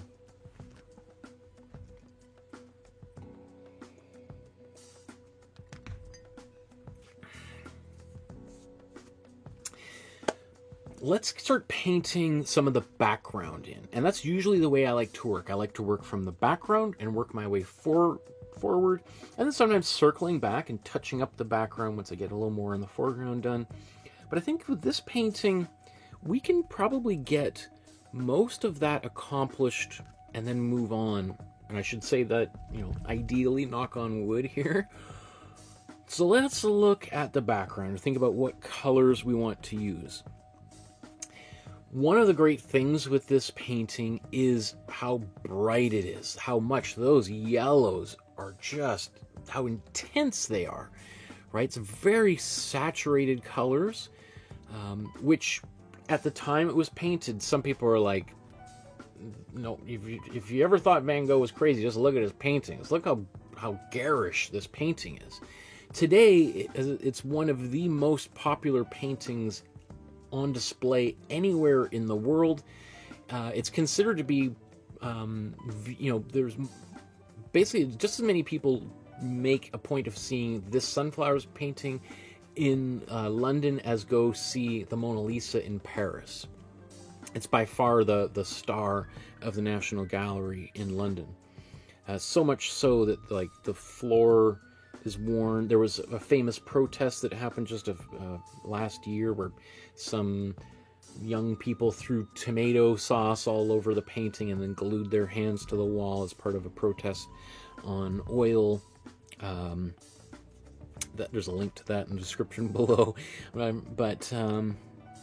Anyway, so this background is, it's a yellow, but it's also probably a cool yellow, a lemon yellow, mixed with a little bit of white paint that gives it that really kind of bright quality, but it also makes it recede backwards. Whereas you've got the warm yellows in the flowers and in the vase that push the vase forward, right? So by using those warm and cool colors, Vincent is able to get quite a lot of depth in a relatively shallow painting. And so this is another great example of how using warm and cool colors can create the illusion of space within an artwork. So let's start mixing up some color and start painting. So I've already got my colors on my color wheel here. I've got my cool yellow and some white. Now, often in some of Van Gogh's other paintings, it kind of sometimes seems like he's just sort of dipping in, and each time his brushstroke goes into the palette for more paint, that the color changes. This painting, though, is a little bit different. It kind of seems like, for the most part, the background is a relatively unified color. It's not like it's kind of there's a little bit more white up here and a little bit more yellow there, and you know, and it changes as we go around, as we sometimes see in his other paintings. So what I'm going to do here, which is a little bit different than some of the other Van Gogh paintings we've done, is basically do a pre-mix of that background color. So there's quite a lot of white in here. In fact, I might just, I'm going to scoop a bunch of that white there. And let's start with our cool yellow. And I'm going to bring these side by side so we can see how much color that we might want to mix in there.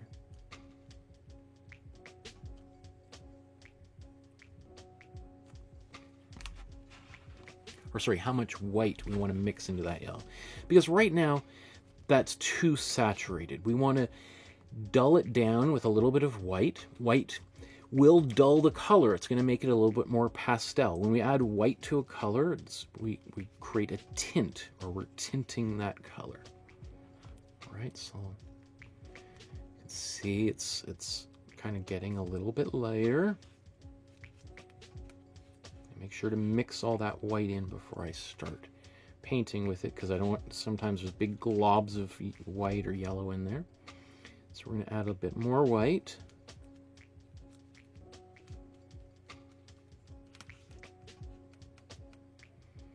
Still more. Now I got to be a little bit careful, because on camera things tend to look often a little bit darker and sometimes a bit more red than they do in person. And so while on camera this looks like I could add more white in there, in person when I look at this, I think I'm pretty close. In fact, it makes me a little bit anxious that I put a bit too much white in there. So for me, there's always a little bit of a balancing act, as like, do I make it look good on camera, or do I make this look good? And I try to, as best as possible, to have my cake and eat it too, but it doesn't always work out quite so nicely. Now, if I was just beginning this painting, if I was just a beginner artist and I just want to get this painting done as quickly as humanly possible, I just take my brush and fill in that background.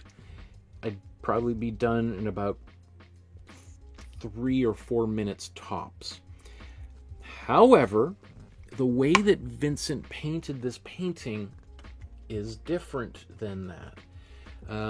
If we, from far away, it just looks like one solid yellow.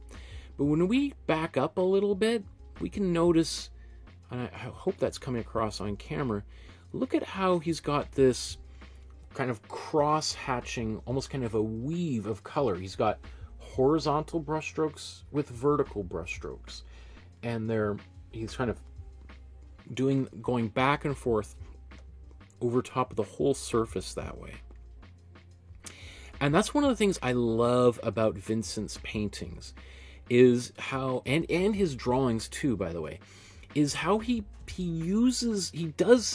almost always does something really interesting with his backgrounds. And, backgrounds get a bad rap. Like we think of like background music or elevator music as just being, boring, kind of forgettable, just there to kind of fill in the blanks, the blank spaces. And Vincent, however, puts energy and time and attention into those places in a way that other artists just don't do. And so what I want to try to do with this painting is put a little bit of that thought and energy into my background. Now that's going to mean it is going to take me some time to do this. I will say I am tempted to actually paint this in very quickly with this big brush, and then just to go over top of it with this brush and just kind of fake the texture in.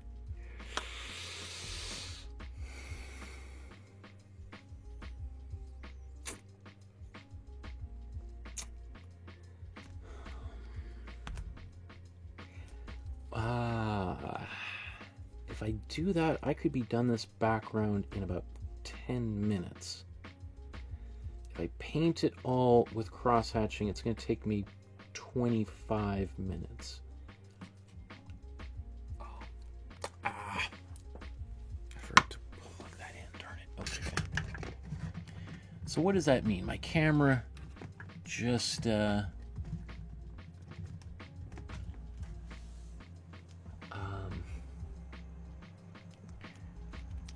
What is my camera trying to tell me for not having plugged it in and letting it run on the battery power? Is that the camera saying, no, you must strive for authenticity in all things, Michael? Or is my camera saying, just go with it. Do whatever you feel like, Michael. It's all cool. I don't know. You tell me in the chat what you think would be the best method here. I think either way, let's in fact, okay, let's split the difference. Let's do half and half. I'll do one side, maybe kind of closer to the way Van Gogh did, and I'll do the other side in a potentially faster method. And then we'll have them side by side, and then you can vote on which one you think turned out better. So, the way that Van Gogh probably painted this would have been like this. Now, I'm painting with acrylics, and like Pascal said earlier, what we could do would be to paint, add some thickening agents into the paint to help make the paint go on a little bit faster, or to get more of that impasto texture, sorry.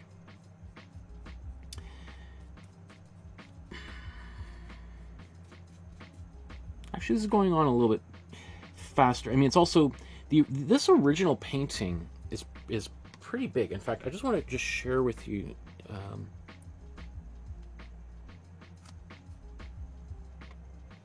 like this is a great video produced by the National Gallery in England, in London there, and it just gives you an idea of the scale of this painting. You know, it's not a small painting. So when we're looking at this image and we see all these little brush strokes, if I was to try to replicate that here on my canvas, I'd be using like a really small brush. Again, I think a bigger brush is more than fine.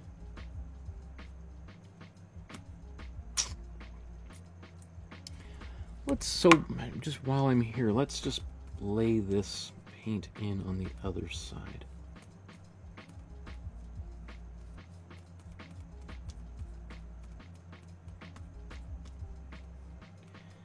You know what?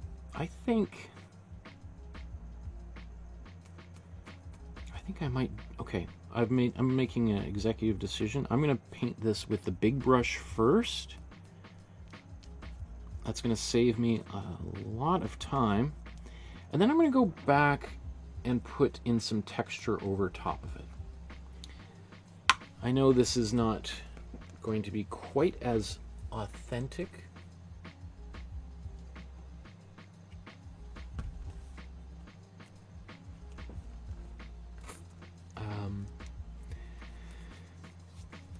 But you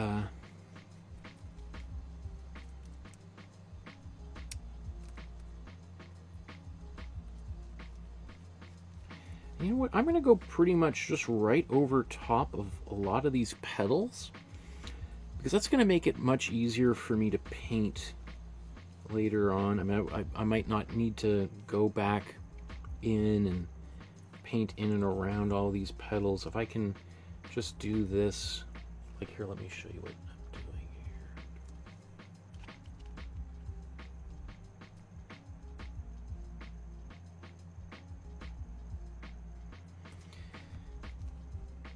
All right, so here's where that's this area right here that I've just been painting.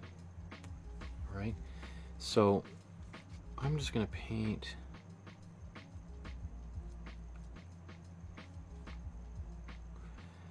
It's not going to make a huge difference into how the final painting looks.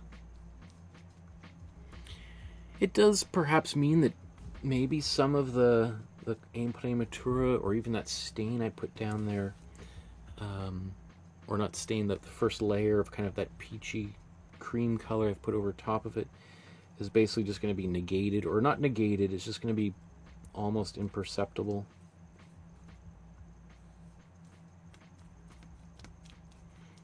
because if I painted it with a little bit more patience,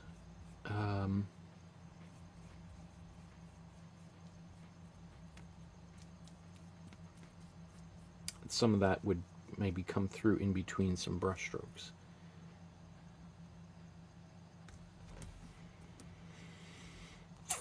My main goal here is basically just to kind of cover up the spaces in between.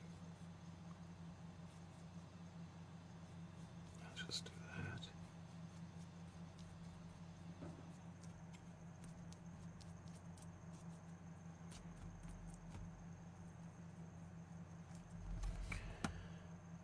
Okay.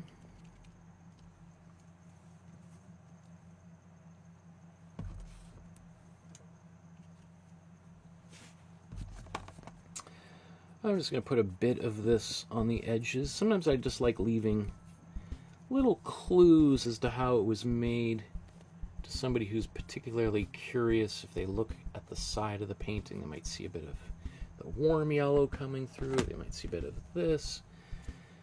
Okay.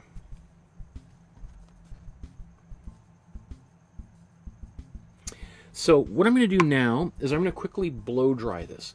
Vincent himself painted with oil paints, and he painted, as I said, this whole painting in 1 day or less.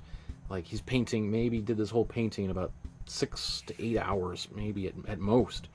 But I'm painting with acrylic paints, and I'm going to I can fight my acrylics and try to make them behave like oil paints, or I can embrace kind of the inherent qualities of acrylic, and one of those things is the relatively fast drying time. So I'm going to even speed that up faster. That way, if I add brushstrokes to them, instead of them kind of mixing into this layer and making relatively little difference, I can kind of make some pretty bold, thicker brushstrokes. So I'm going to quickly blow dry this. It'll only take maybe 20 seconds.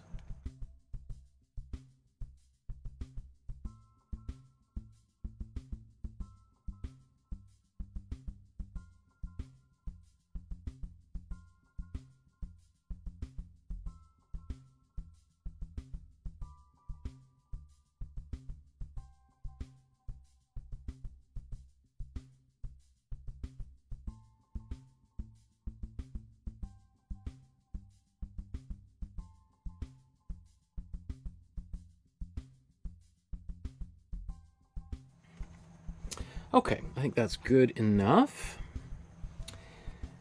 Now,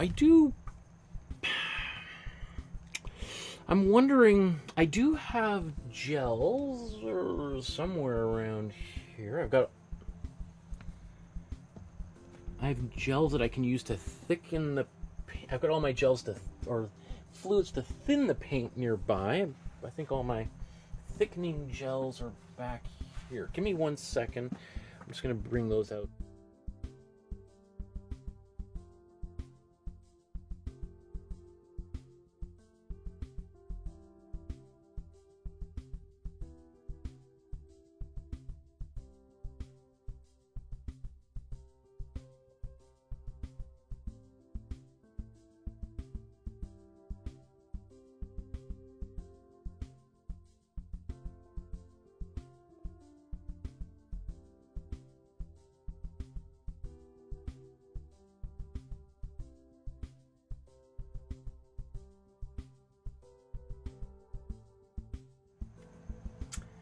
Just remembering, I did take them to school with me for my students to use. I thought I brought it home, but I guess I didn't. Okay, well, I don't have, at least I can't find those heavy matte gels that, why do I have all these fluids to thin things down? I don't have a single one of them here. Anyway, okay, so I don't have that material, so that takes care of that. I'm not going to be able to thicken that paint. But what I can do is just sort of apply thicker brush strokes, and as the paint dries, they're going to level down a little bit, because basically acrylic paint, there's a lot of water in there, and as the water evaporates, it's going to lose a little bit of its shape. That's why you would put a gel or a wax into your paint so that it would preserve some of the body, the thickness, the mass of that paint. So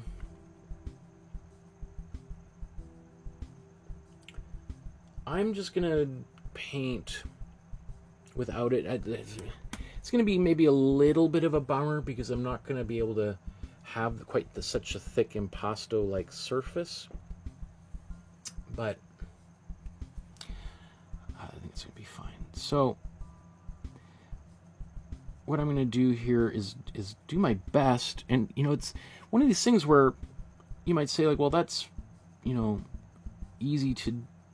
it's kind of hard just to let the paint sit on the surface of the canvas like this. Just like, I think we kind of feel compelled to want to blend it in or smooth it out.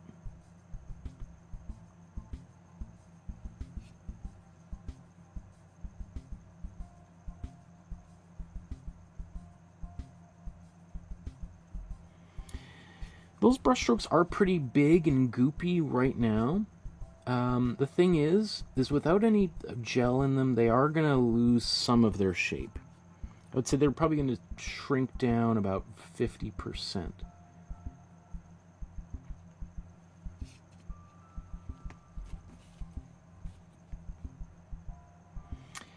And to be honest, well, I am wondering, are they a little bit too big? I don't know if I want to make them too distracting. I certainly don't want the background to compete with my foreground.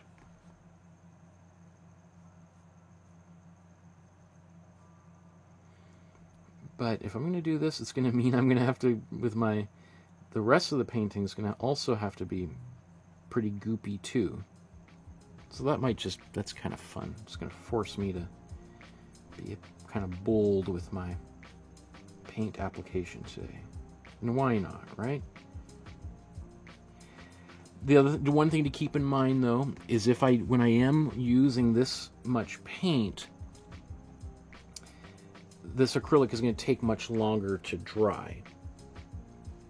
Right? So while most acrylic paint can dry within literally minutes, brush strokes like this, those could take, you know, potentially hours to dry.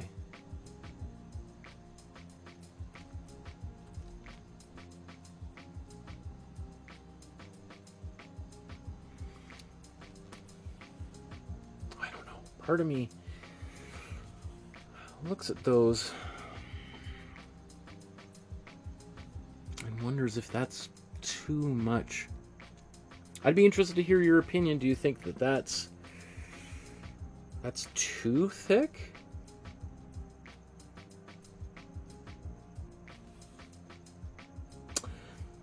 Well, as I said, if I'm going to leave it like this, then I have to ensure that the brush strokes in the petals of the flowers are equally goopy and thick. Because if I don't, it's going to look really weird. Because this thick background like this is going to draw the attention of the viewer, right? They're not going to be able to ignore it and just see it as just something in the background. So that's going to necessitate that I do equally bold brushstrokes in the foreground. And you know, this is kind of like kind of a nice little challenge. It's you know, if I really am unhappy with it, I could probably get away with trying to brush them out later on in the life of this painting.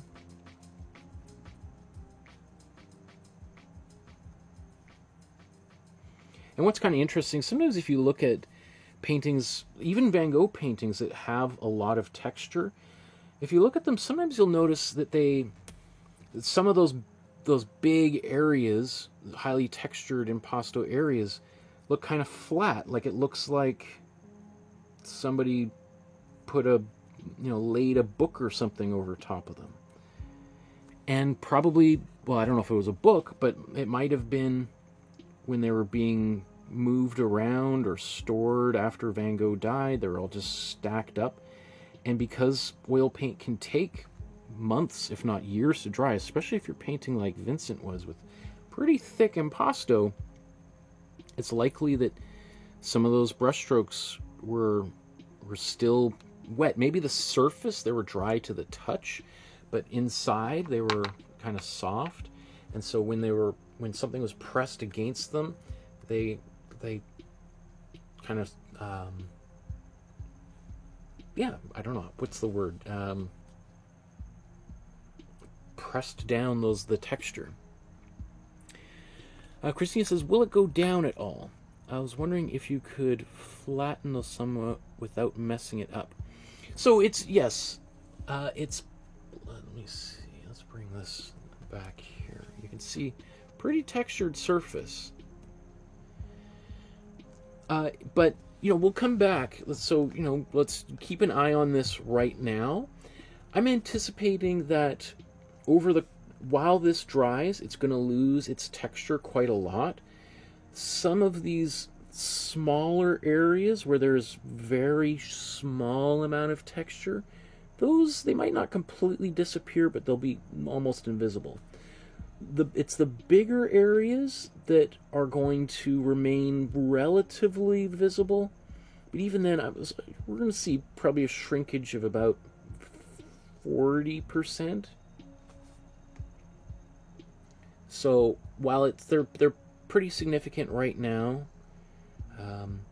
it's going to shrink. Now, it's also going to shrink, over the course of this episode a little bit.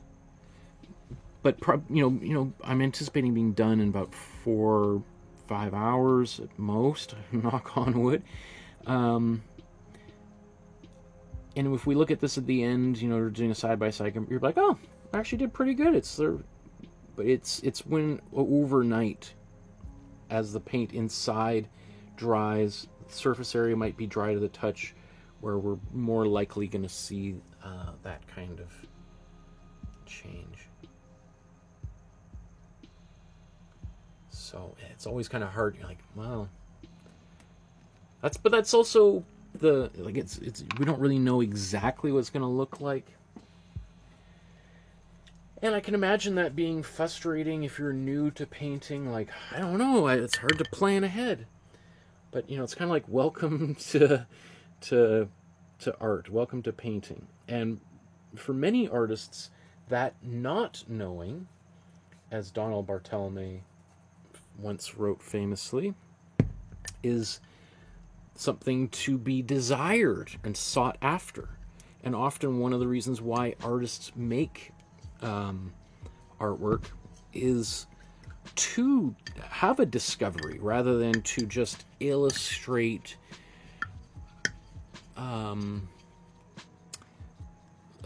what they already have in mind, right? So that the process of creation isn't just always about illustration, it can be about discovery. And for some people, it can be about self-discovery.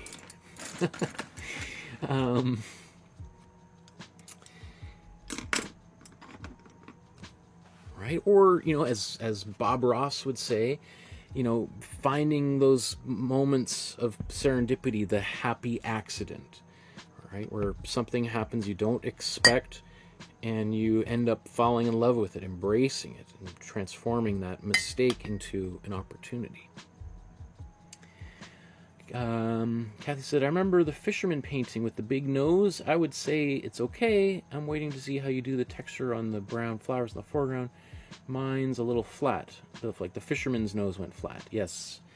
The Nicole Eisenman painting we made with this big nose there. If you didn't, like, I used heavy gel in that one, and it stayed very thick. Sort of just like the J. DeFeo painting here. Again, I'll bring that back out for those of you. Right, you can see there is some heavy gel in here, but a lot of it is just the leftover paint from paintings we do here on the channel. And as time goes on, it keeps getting bigger and bigger and bigger.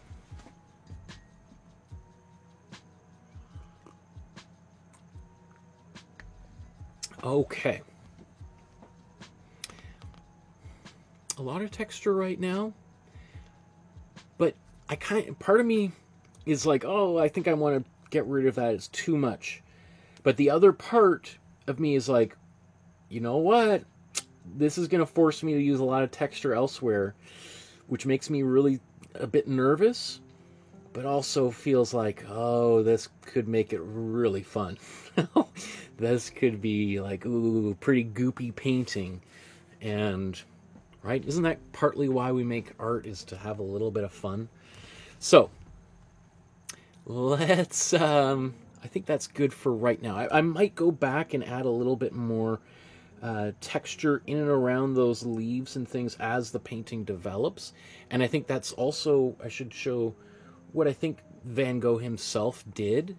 I think after he painted this painting, after he painted the leaves in, we can see places where he's put some brushstrokes back and around. Like that yellow, you can see that is curving around some of those leaves.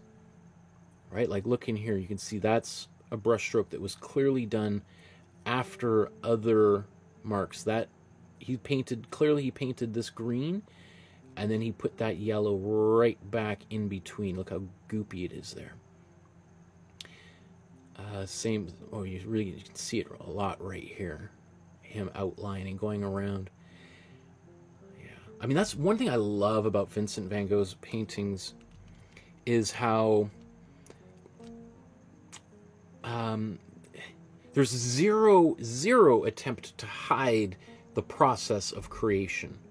It doesn't mean we can necessarily know exactly how they're done, but we certainly know, just visually, we can decode and work our way backwards through how this painting was made much easier than we can than, let's say, a Leonardo da Vinci painting, right? Where everything is done with such subtle glazes that, you know, I mean, I suppose you could do cross sections and you could determine which pigments were applied when, but just visually looking at it, it's almost, you know, unknowable, which is exactly what Leonardo himself wanted, right? He wanted it to be kind of miraculously perfect, totally coherent, or not coherent, totally unified surface.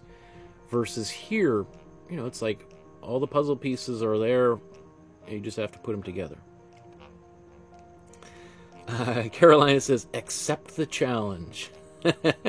Awesome. Thank you. I love that. Yes. Okay, so let's push on.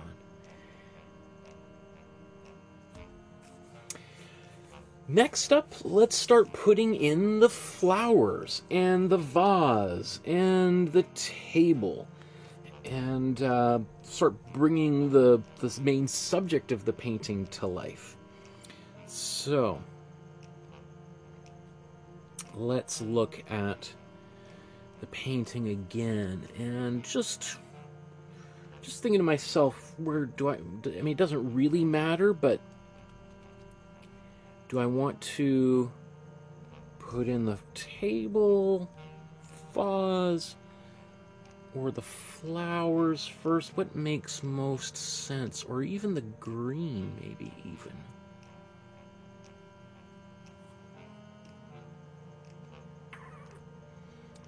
And a persuasive argument could be made for any one of those. The argument for painting in the table first would be just to kind of lay that in, and to start kind of just, you know, tackling the big shapes first. And that often is how I tend to work. I could see the same sort of argument being made for the vase. Just get those areas, just start filling in those big areas. I could see saying, like, let's get some of these big orange shapes in. And then there's also another part of me that says, well, let's tackle the green stems, because that's kind of in behind a lot of stuff. And then that way we can paint over top of them. I don't know, kind of overthinking it. Right now I'm just trying to articulate my thoughts, my process as I'm trying to break this painting down, which I clearly did not do in advance, right? I tried to do that on camera so you can kind of see, so you can kind of problem solve your own paintings. Again, it doesn't really matter.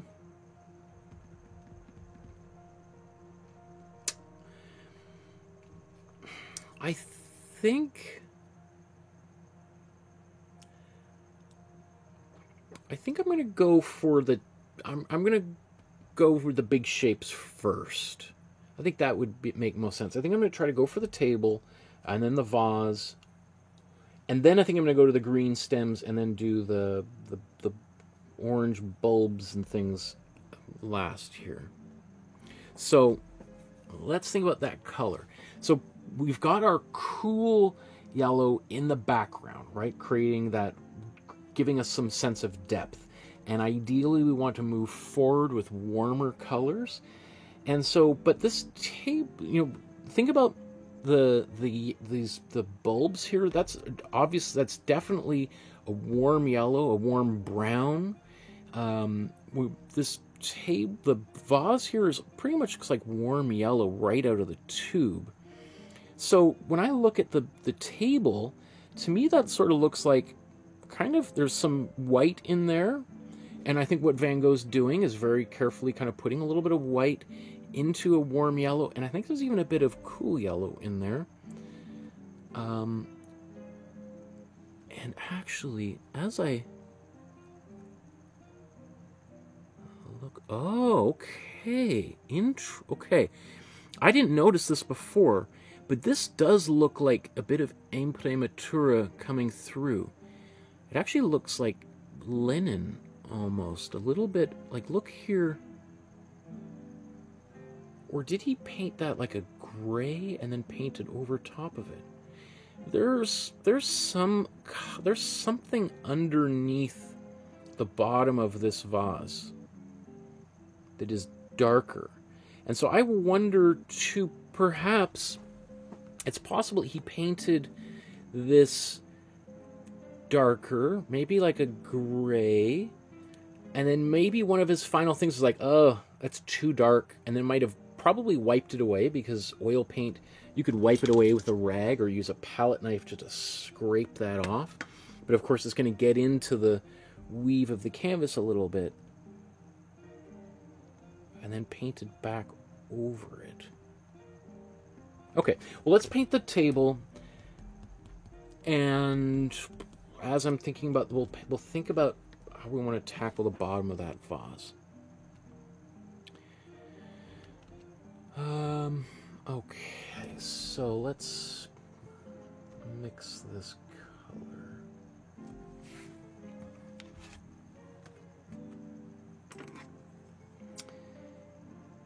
I need a bit more white on here.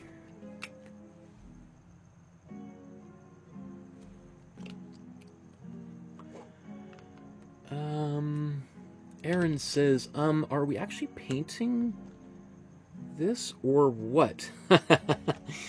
Yeah. Good question. Okay. Let's put these side by side.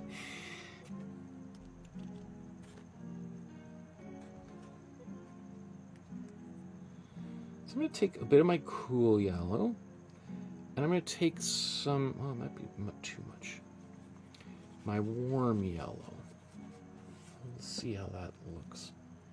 Oh, you know, now that I look at it again, it actually, that whole table looks like there's something dark under that whole surface. You know, now that I'm mixing it, okay. So, okay, this often happens. When I start painting, when we start looking at things, especially when you start mixing colors, there's something under all of this. What is he?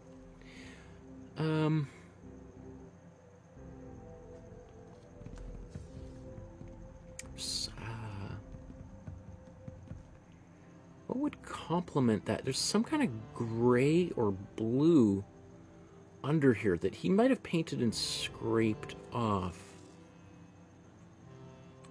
So...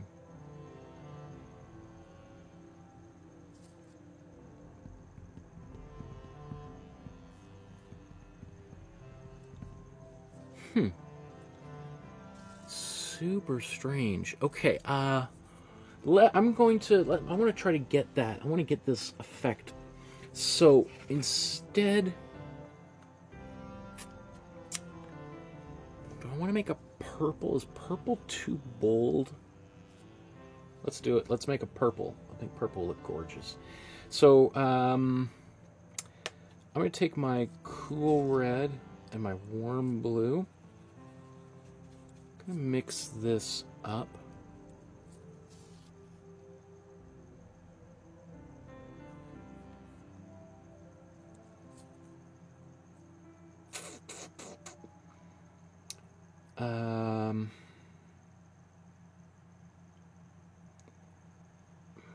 Cool red, warm blue. I'm going to take a bit of warm yellow and put this in here. It's going to make it a bit brownish. I'm going to make it kind of brownish purple.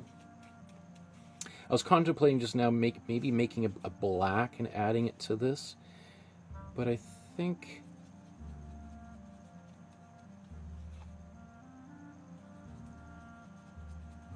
I was thinking of like making a kind of a purplish gray.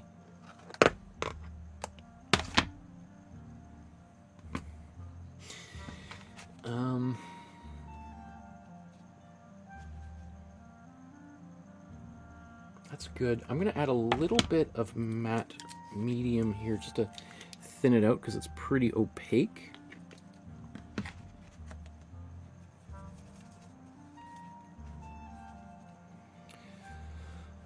I might regret this, but okay. So I'm going to paint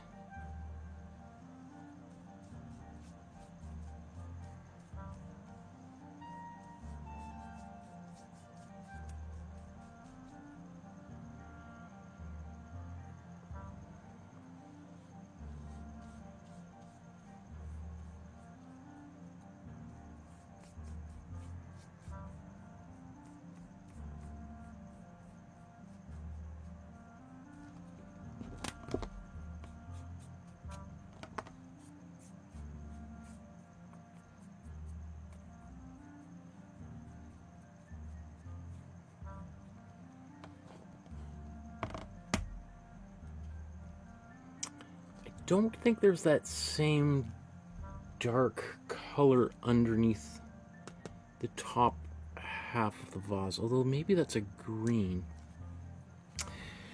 Okay, so there's now that I've got this painted, there's a few ways we can go. Like I could just keep it like that, or I could, let's just see what would happen if I just sort of gently kind of,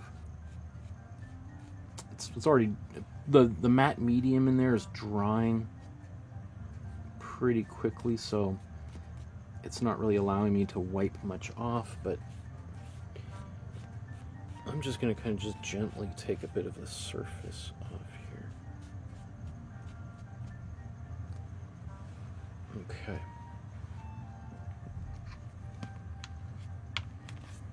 So I know you're like, what? You look at the original and you're like, are you kidding me? What is this guy talking about? That does not look like purple on the bottom. And you know, that's why I'm saying, like, depending on your level of experience, you could just skip this step, put in that warm yellow in the bottom, as I did in that previous other edited version there, and just and not waste any time. But I find this super fascinating, trying to kind of, you know, figure out how an artist got the colors they want. Because one of the things I think as a beginner painter, you look at a color and think, oh, that's blue, so I'm just going to mix some blue, but it doesn't look like the blue in the original. What am I doing wrong? Well, often it's because of what we see here, artists layering colors. And sometimes the only way to get the color you really want is by layering two colors. That you can't just mix it all at once and recreate that color.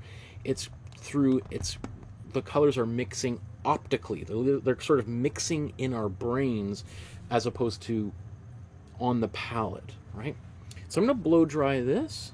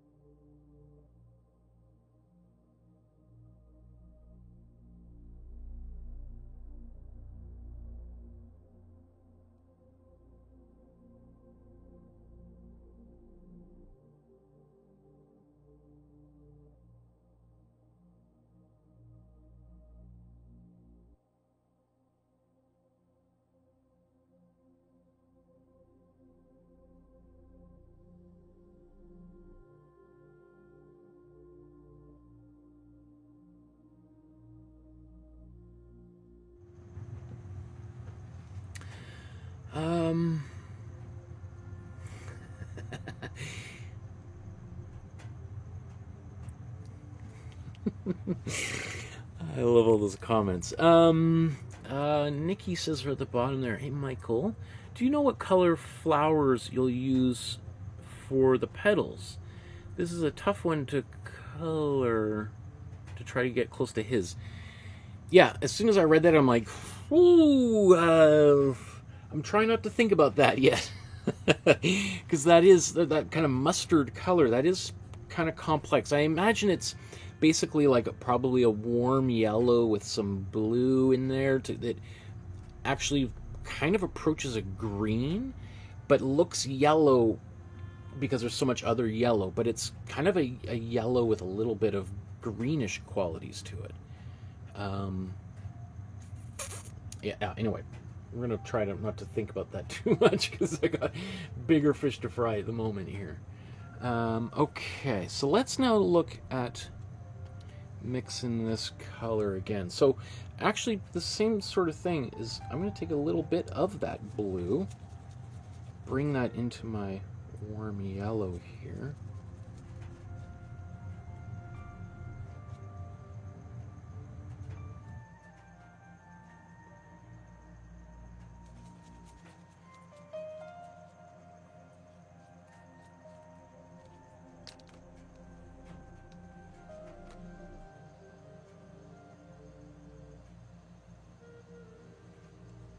Okay, I think that's pretty well, we won't really know until we apply it over this surface. And so, once again, it's a bit too much. I don't want it to be too transparent.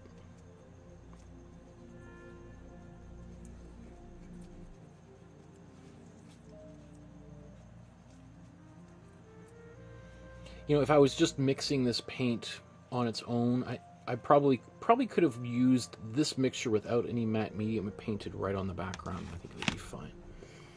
But let's... Yeah, this looks might be a little bit too bright.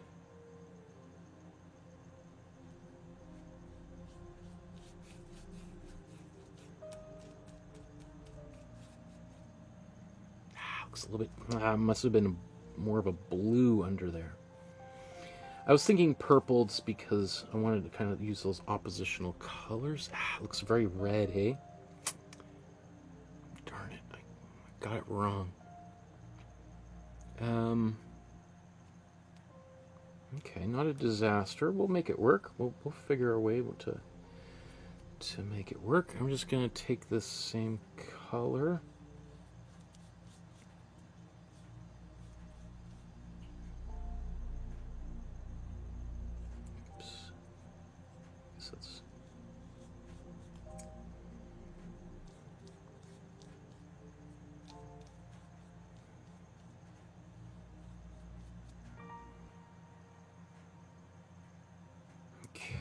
Okay.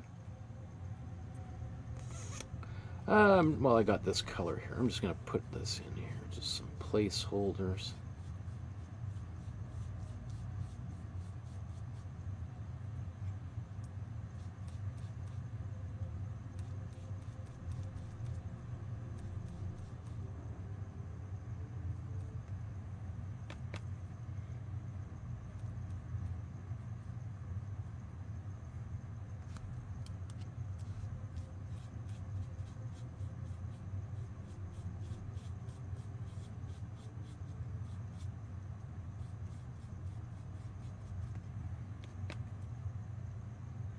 Look how yellow that is. Okay, so it definitely has to be more brown, meaning more blue in there.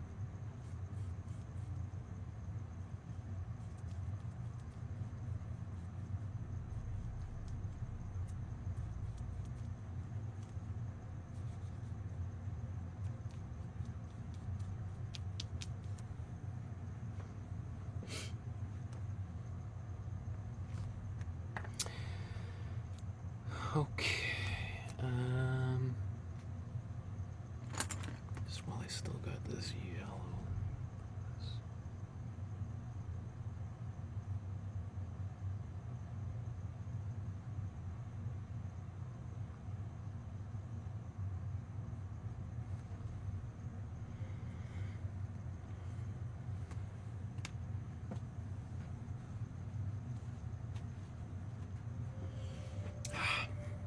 Darn it. Well, that's the thing when you're layering colors. You never really know exactly what you get until the paint goes onto the canvas.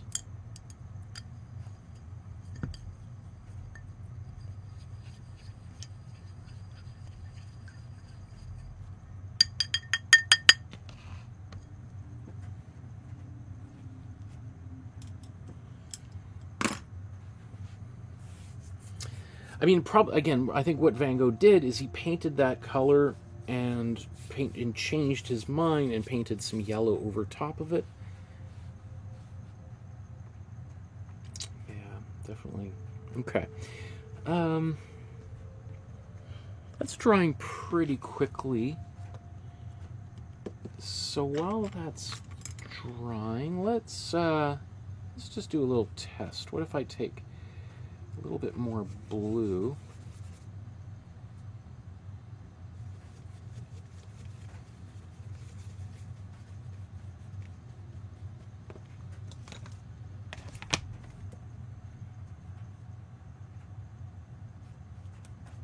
Okay, now it's going on a bit green, but that's closer. It looks kind of, I think on camera it actually looks pretty close. In person though, that looks pretty greenish.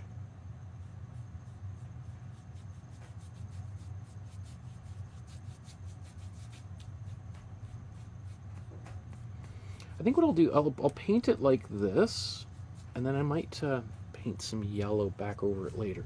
But you can see it's now closer to the color that was there before.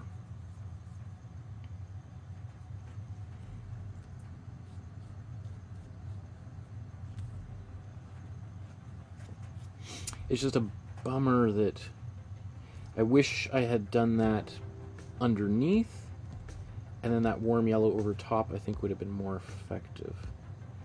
So it makes me think, you know what, I'm going to make that a bit more extreme actually. Okay, let's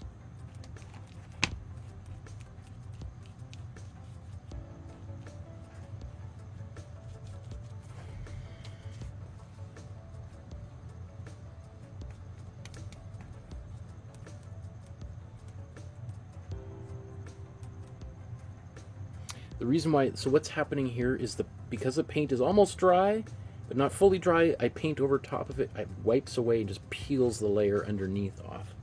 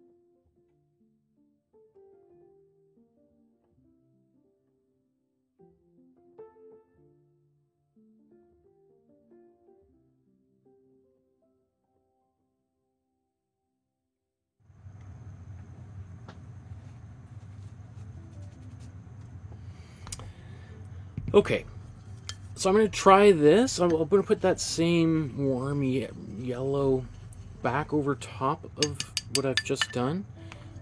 And knock on wood, it should work. If it doesn't, I'm probably not going to fiddle with it too much longer.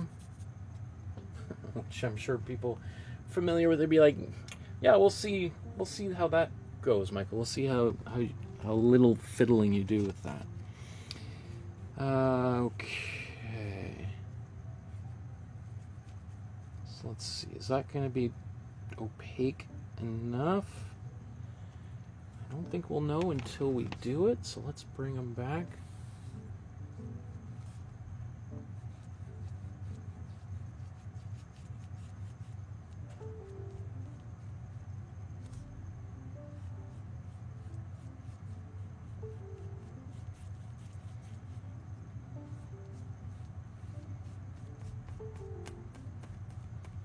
It's pretty close. I think I could probably even put one more layer on top of that.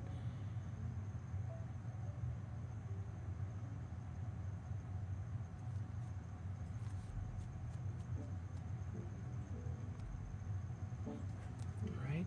I hope, like, when you see that now, one thing I would hope is when you're watching or doing this, you recognize, like, oh, I can see it now. Oh, I thought you were just crazy before. And you might say, well, I still think you're crazy. It doesn't... But now I can I can see what you're doing there, and it's working out a little bit better. Okay, so I'm just going to blow dry this. And then I think I'm going to put just one more layer of that. I'm going to add a little more matte medium, so not quite so opaque. And we'll see what we get.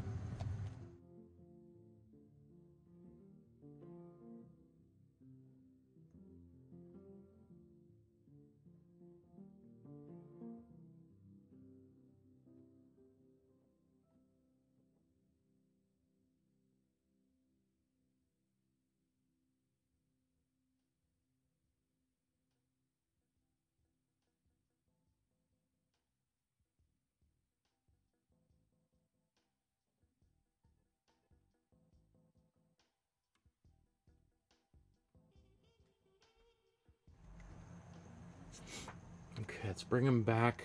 Okay. Let's put more matte medium in here. I'm going to resist the urge to add any more white on there. I'm just basically going to do a second layer with the same color. I'm just making it more transparent, so it's not quite so saturated. And so that will mean the effect is going to be more subtle. I'm also going to do kind of like what I did previously in above. I'm just going to use a smaller brush for this.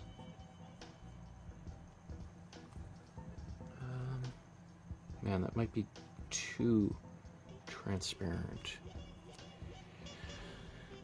After all that. Okay, so let's try to mix a bit more of this. I don't want to go too far.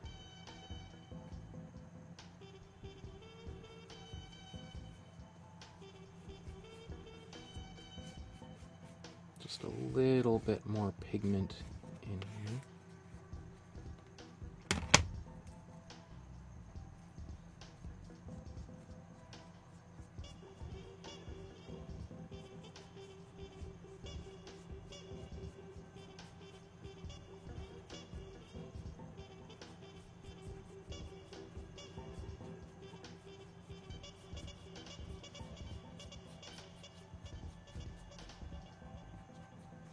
Oh, that's going to lighten up significantly. Okay, so I don't have to worry about that.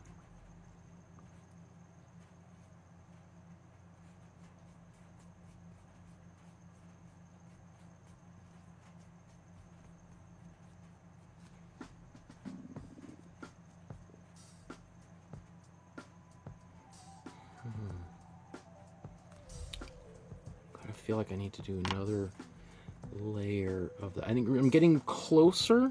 It's looking less. So one of the kind of magical things is it looks darker.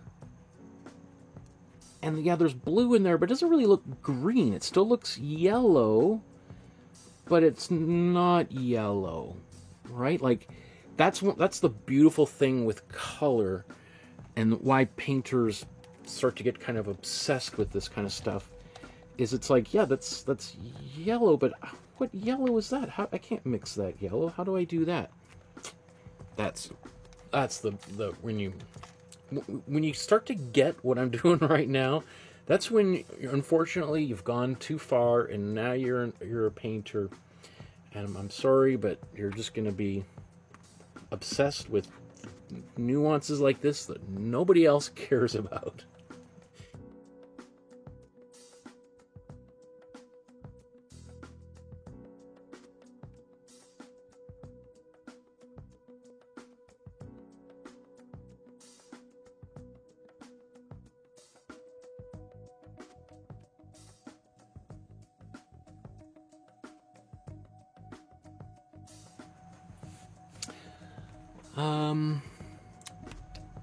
I feel like I probably should have blow dried this a little bit more.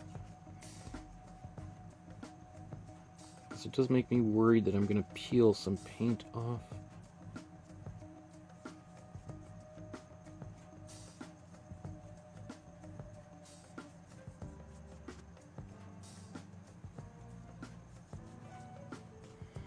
Yeah, on camera I think that's showing up okay. In person that looks pretty cool too.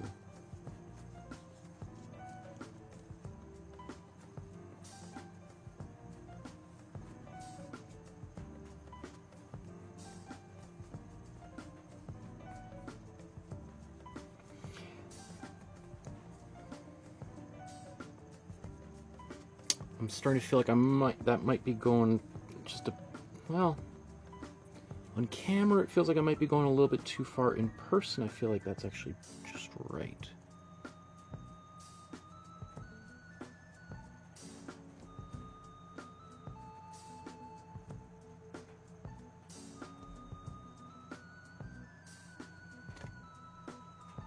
Okay. I think that's good enough. Now I want to do the same thing for the bottom of the vase. It's also like right now, I could imagine if you were painting this yourself, you might be like, I don't know, this is looking, I don't know, I feel like I'm losing my mind going, that's, again, don't worry, even if this is quote unquote wrong right now, I would just move forward, paint more stuff, and then it'll be clearer when we get, especially all these oranges and browns and greens in here. And I leave total possibility that this might look bang on perfect right now, and then 20 minutes later, an hour, 2 hours later, I'd be like, ugh, I whiffed on that table totally. Right? And that's the amazing thing. First of all, color changes as it dries. Even though acrylic dries pretty fast, it's still, there's some water locked in here. And then also colors can be quite relative depending on the colors around it. So it's just,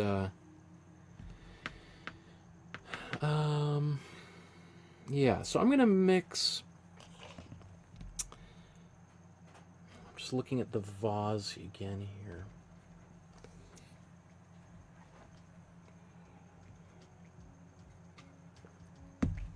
Like what I want to kind of pay attention to is look how different the vase is from the background. And I think those are probably pretty, that might even be the exact, could be the same paint. It's hard to tell. Or it could just be the paint we've used for the table, but with some more white in it. Anyway, let's I'm just gonna clean this off.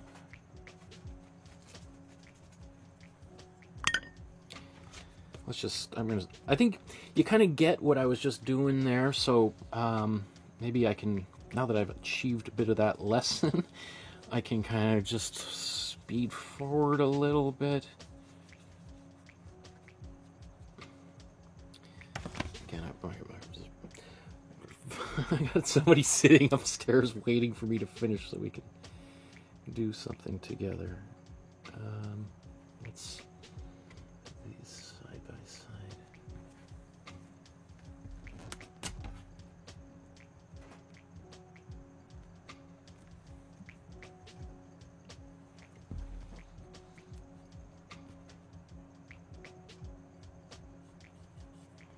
It basically looks like the same color.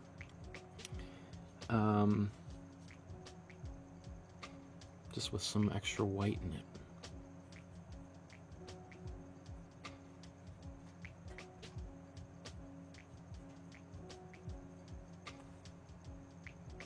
All right, that's pretty close, I think.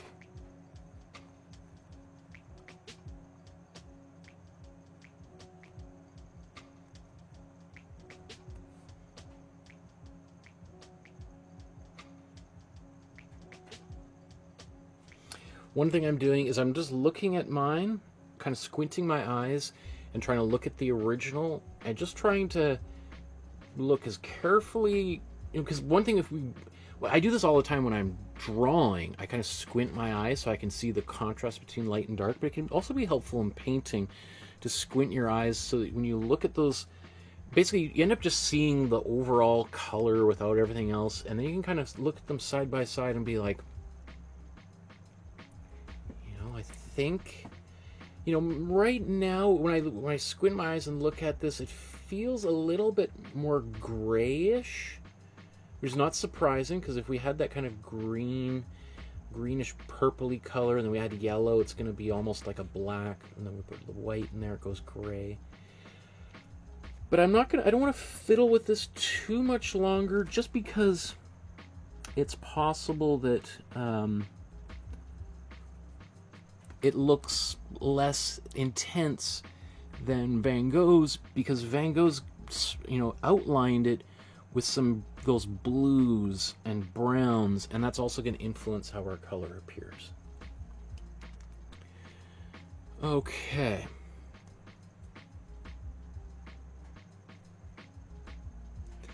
Nikki says, for the vase, Vincent must have used a dirty brush without cleaning to create that effect without a defined color. It's hard to decide.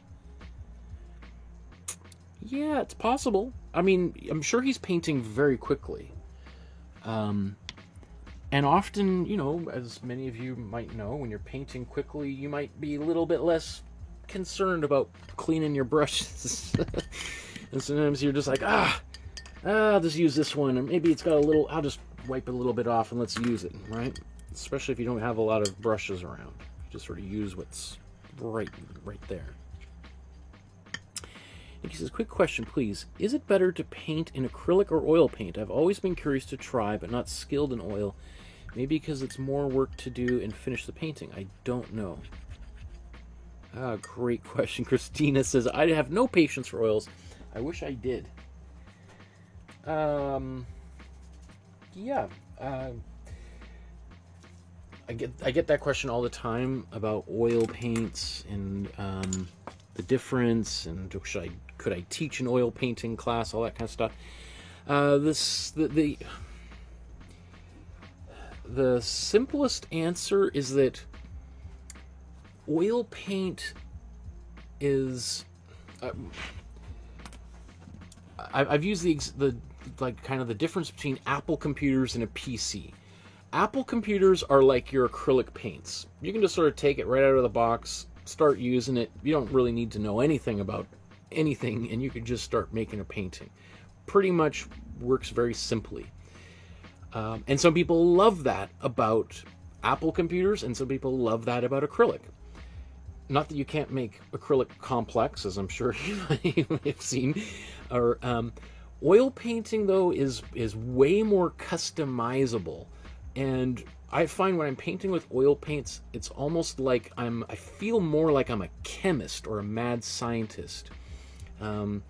Because, first of all, you're using chemicals, and not that I mean, essentially all acrylic paint is a kind of a chemical, right? It's just plastic suspended in a solution, or it's pigment suspended in a plastic solution.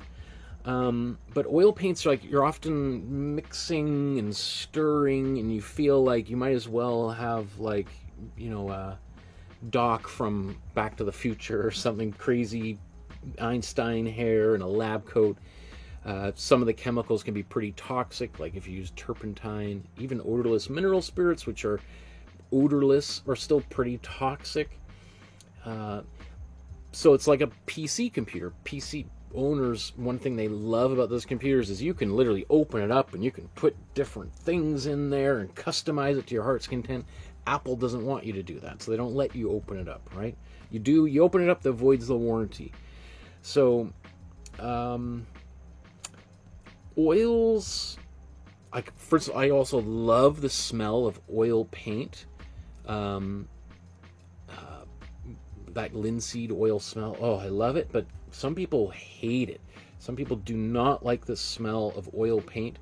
Sometimes they get confused between the oil paint and the smell of turpentine, which, yeah, is terrible.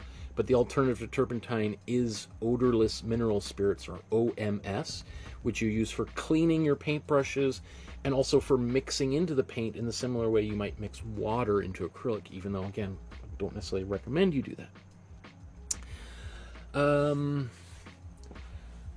I think if you start using oil paints, there's something about doing that just makes you feel like you're a real artist. Like, you're just like, wow, I've gone way off the deep end, and like, because once you start using oil paints, you really start, like, you get really into the materiality of the paint. You really get into you'll find yourself up at 4 a.m. Googling things and researching, like, technical material things. Like, oil paint also, because of its nature, there's kind of rules about painting certain combinations of linseed oil to turpentine, and if you don't do it in the right order, the paint will crack, and it's a lot more brittle, that's why the paint surface, you see paintings crack, and so you have to kind of bear those things in mind. Whereas acrylic paint, you can do whatever you want, because it's acrylic paint. Essentially, the binder that holds the pigment together is white glue. It's not the same, but it's very similar. That's why you can use acrylic paint to glue things down onto the canvas. You probably wouldn't want to use acrylic paint in lieu of white glue if you're building a house. I'm not sure how structurally sound acrylic paint is, but it is essentially an adhesive. I mean, one could say all paint is pigment plus an adhesive, otherwise known as a binder, that binds the pigment together and to a surface. But acrylic is I don't know, plastic binder.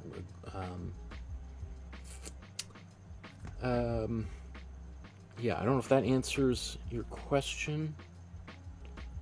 I mean, it's fun to do, but as I said, unless you have like a garage or a dedicated space to paint with oil paints, you'd probably want to avoid it.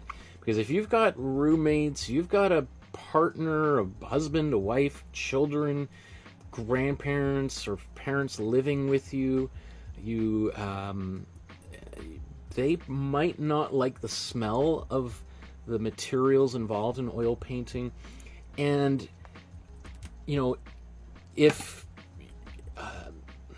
oil paint can take so long to dry that, let's say I leave this here, it can be wet to the touch after a couple of weeks. Like a blob like this, if I paint that with oil paints, that would take probably a month or more to dry.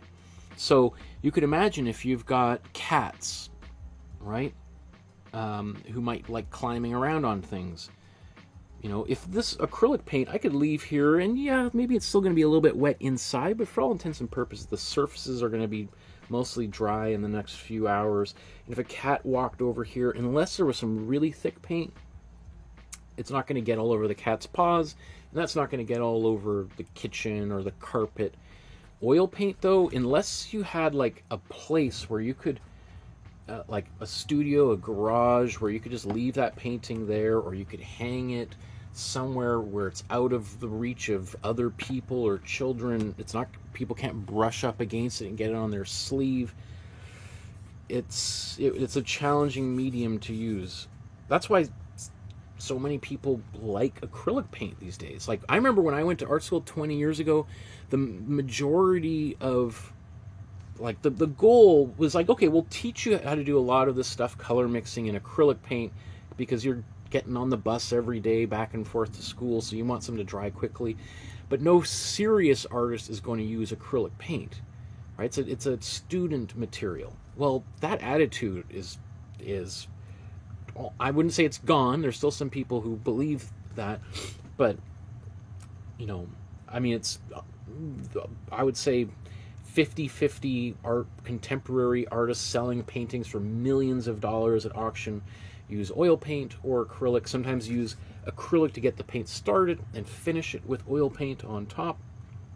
Like, like, this might be a good place if you were going to stop and dive into oil paints. This would be a perfect place to continue this painting in oils, right? Because oil paint will adhere to acrylic, but wet acrylic will not adhere to dried oil paint, which, you know, is another one of those weird things with oil and water.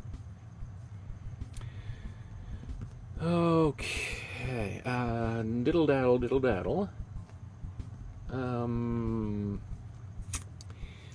I think I want to, what do I want to do next?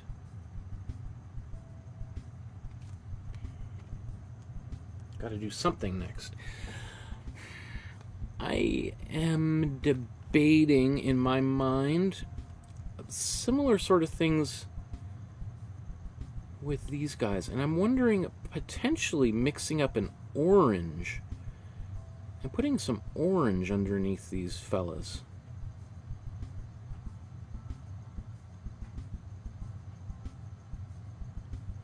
So going the opposite direction that we went with the blue under here on the table, going instead to orange. So yeah, let's I'm just gonna make let's just do it. If it doesn't work, it doesn't work. We'll figure something else out. So where should I mix? I'm going to take my warm red. I'm going to put it right in here. Ooh, that's a lot. Let's mix some. Ooh, it's pink now. Okay. Let's. I didn't think I was using so much, but I guess I did. And maybe I didn't want so much white in there, but I did. So, let's take this and. Yeah, I'm just going to use it. We'll figure a little bit foolhardy. You know, again, I can try to overthink, or I can try to think through the whole painting before I put a brushstroke down, or I can just go and do it and just see what happens. So. You know, if I was doing this on my own, I'd probably maybe do a test. I'd have another little canvas next to me, and I'd be kind of testing these things out.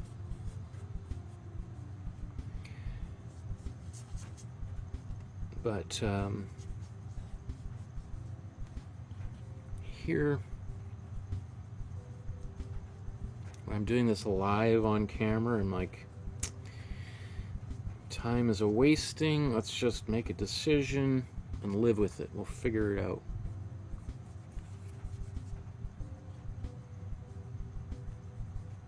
Like, it's possible this was the stupidest decision, or I'll look like a genius by the end.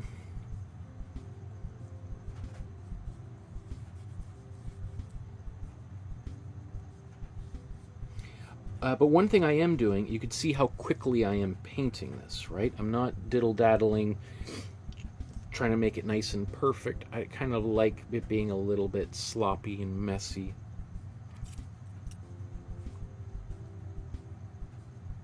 Okay. Do I want to do that?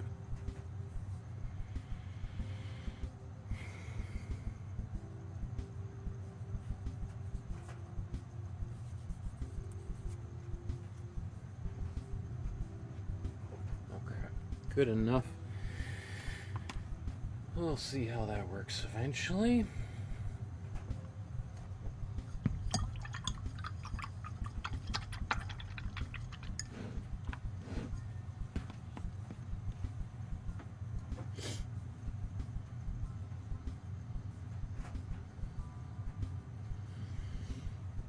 But you know, it's funny, like I just did that and then I look at them and I'm like, but now all I see is greens in those all over the place. I'm like, did I go the exact opposite direction?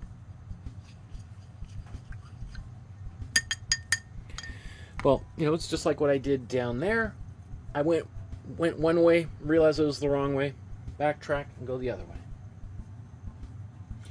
Everybody watching right now can just be like, oh, that's the right way, let's go that way.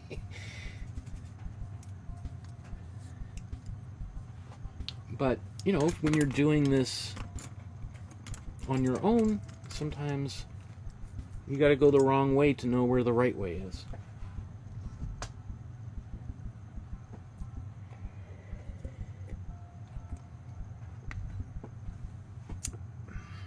I think let's do another, put a little intertitle here now. I feel like I've gone far enough.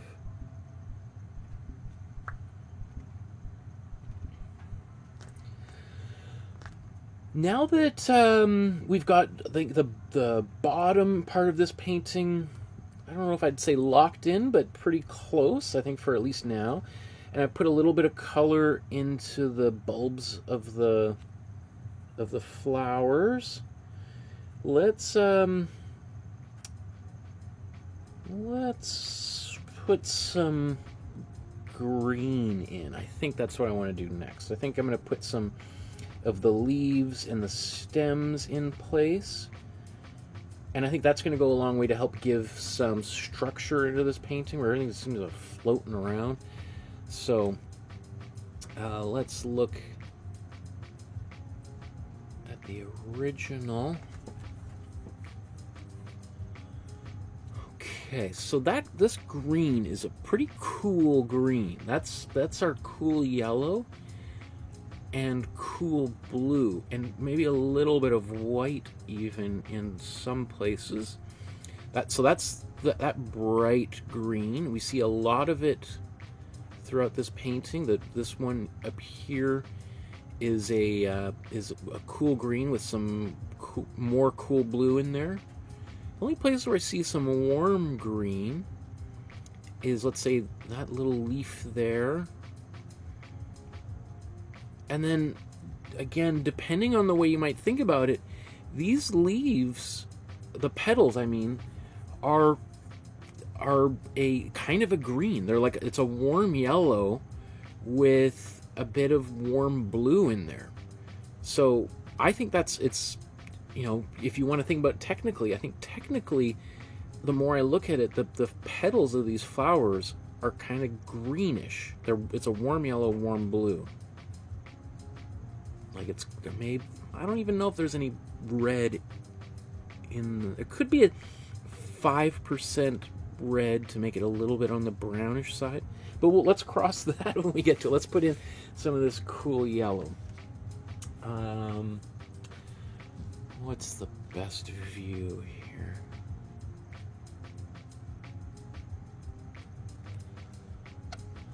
Oops. Yeah, that's right. Let's put these.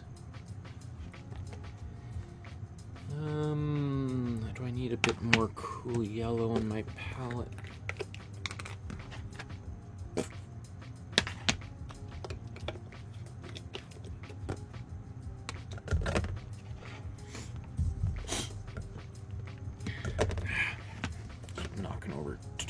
tubes of paint.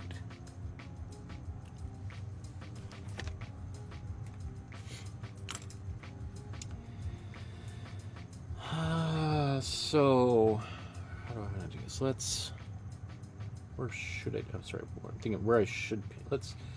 I'll do this over here. I think this is mostly dry. Let's take our cool yellow and cool blue. We want to start out with just a small amount of blue into that yellow, because look how quickly it changes, pretty dramatically, right?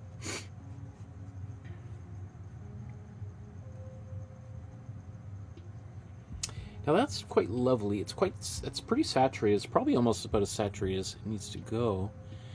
It does appear that there's a bit of white in that color. I'm going to put a bit of white. I don't want to overdo it.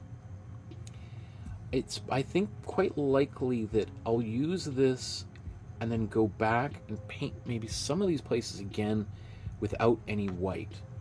The reason I mean, he painted probably almost this exact same mixture,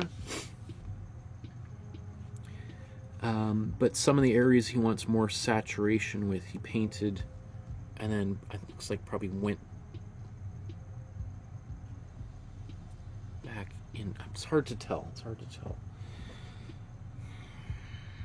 I think I need a smaller brush here now.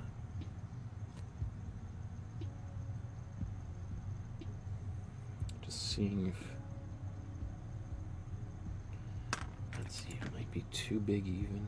Do I want to go to my smallest brush? I tend to try to avoid going to my smallest brushes as long as I can get away with it. Because once I start getting into the small brushes, I feel like the painting was going to slow down dramatically as I start. It's hard not to get finicky when you're using a tiny little brush. And I want to avoid being finicky as long as I can. Okay, let's zoom in here. Where is that?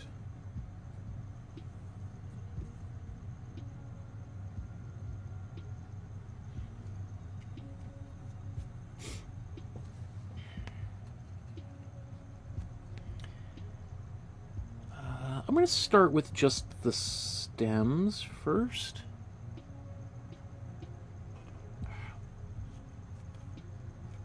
It's kind of sloppy.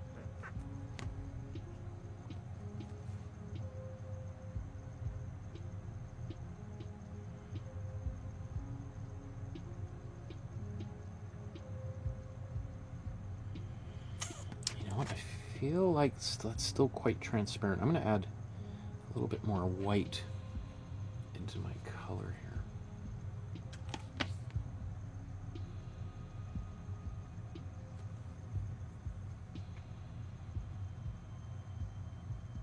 Now where's this stem? There's, oh, right here. Okay.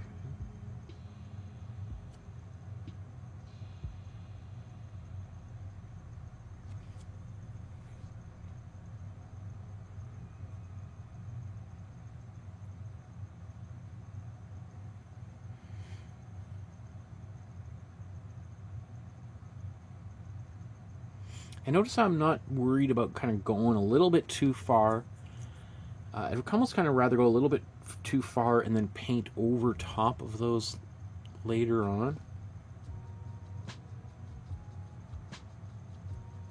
And hide those stems. In fact, I'm just going to, even though I can't really see that stem, I'm going to paint it in here in case I just want to have a flower floating around. Own. Same sort of thing, I think.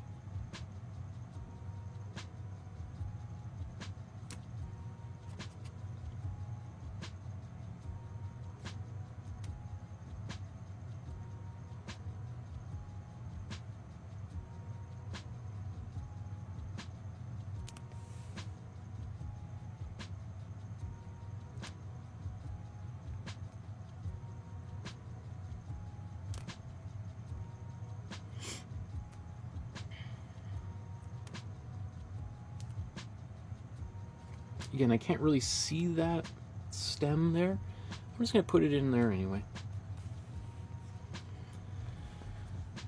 let's go back. I'm going to go back over to this side here.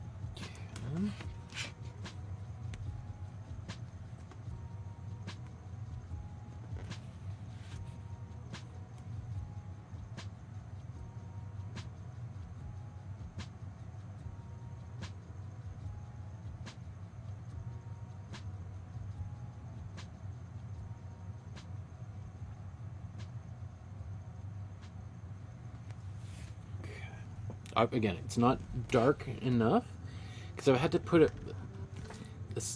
I've had to put kind of a lot of white into this paint to make it as opaque as I really want it to be, and that's sometimes a feature of synthetic paints. Not always. Sometimes you can use, like, because the paint right now is a little bit transparent, more transparent than I'd like it to be, and so sometimes that's a feature of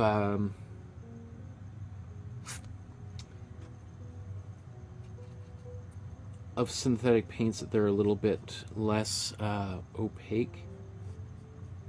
But some really expensive mineral or organic pigments can also be quite transparent, and you might pay a lot of money for it. So opacity or transparency isn't necessarily a sign of a good paint or a bad paint. It all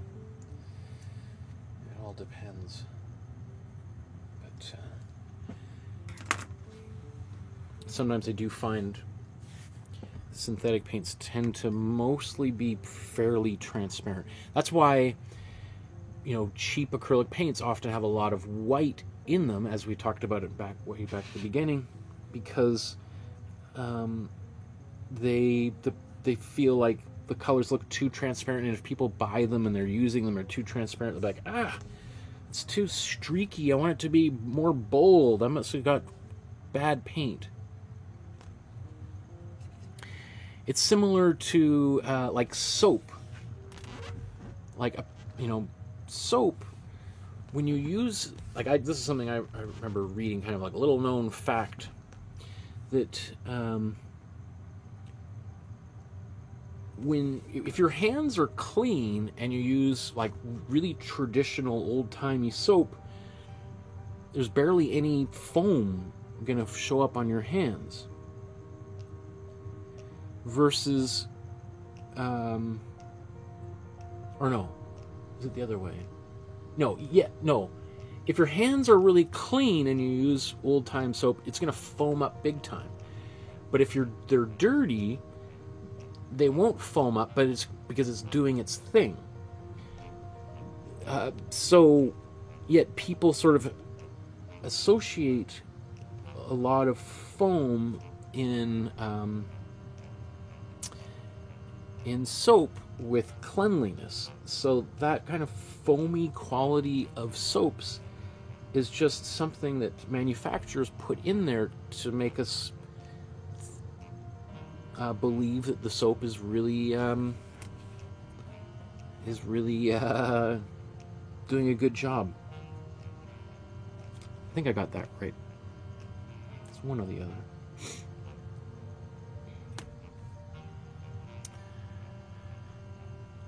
Okay.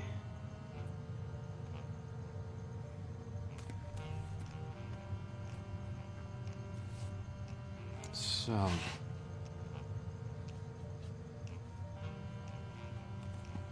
going to go in here. I'm actually going to take a bit more yellow. Mix a bit more of that in here.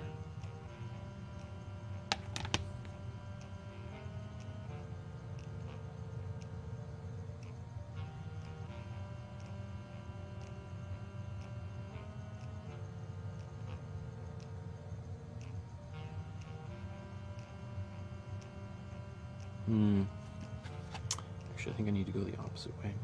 Well, yeah. I think I need to be darker than this.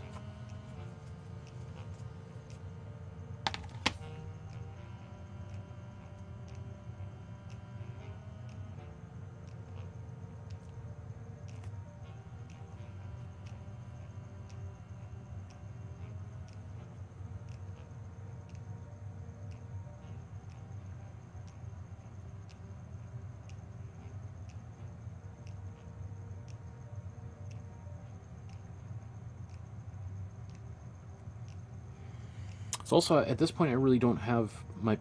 I didn't really draw those pencil lines. So it's not like they're hidden or anything. They're just not really visible. Or they're just not there. That's what I mean.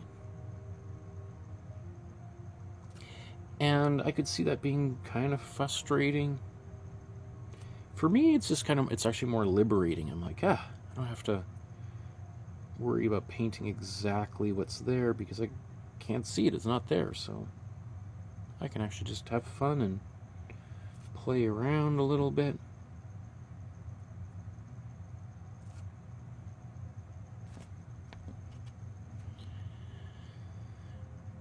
Yeah, let's stay down here.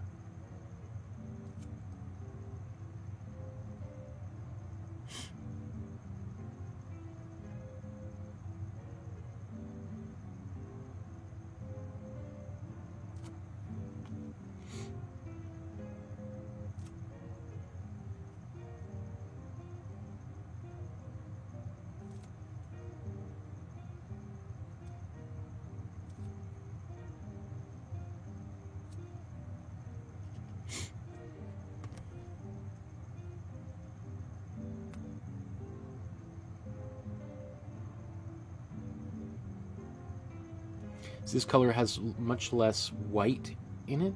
So now when I paint back over top of some of those greens from earlier, they become bolder.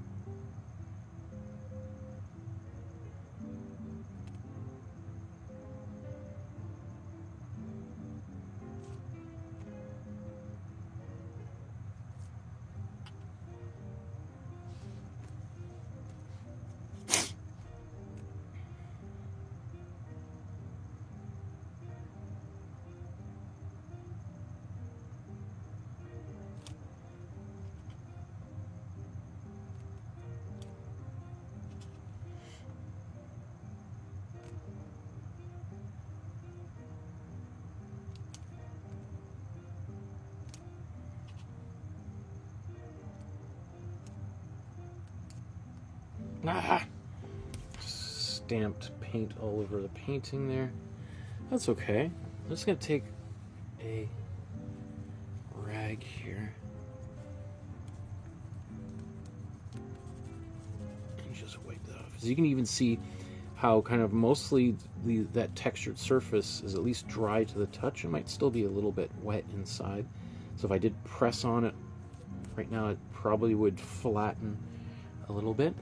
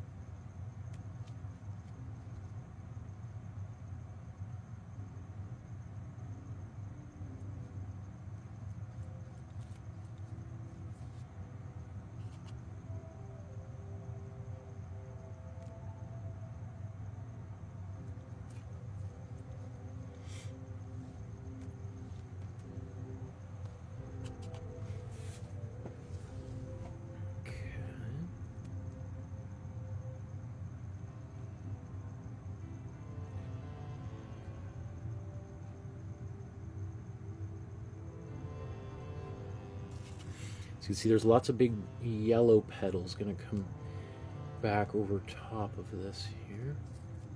Kind of mostly hide that green I'm just painting.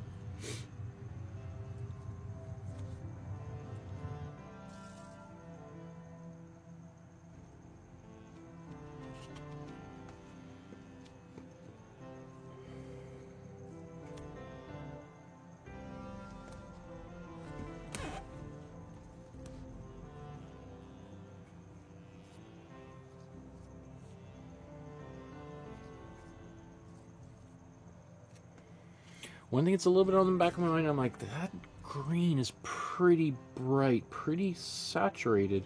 There's a little bit of yellow or white in there, but pretty intense. And I do wonder if later in this painting I'll be kind of like, eesh, it's a little bit too much. But rather than sit here and just worry about how successful that is, I'm just going to plow right ahead. And if worse comes to worse, I have to make a change, I'll make that change. But I don't want to fuss, because potentially this might be absolutely perfect. I might have nailed it perfectly. And so I don't want to change it if it's perfect. But I have no way of knowing how perfect it is until more of the painting starts to assemble here.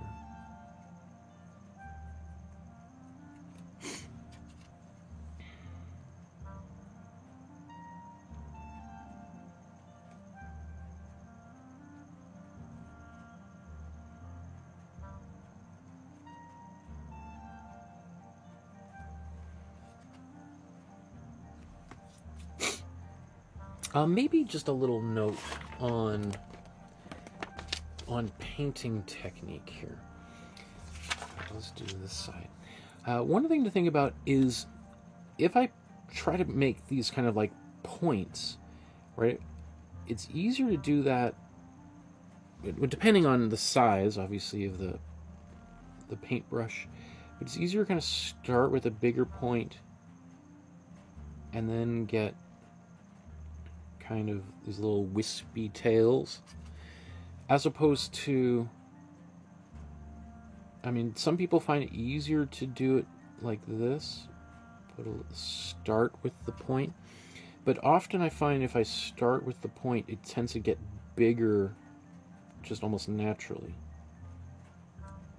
So part of it is, I think, maybe practicing. You can use this painting to practice.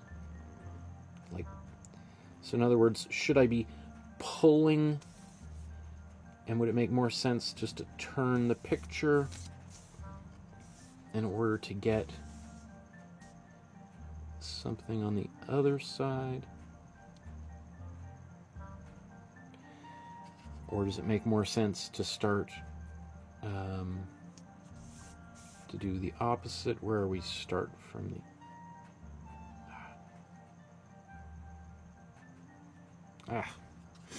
not good examples.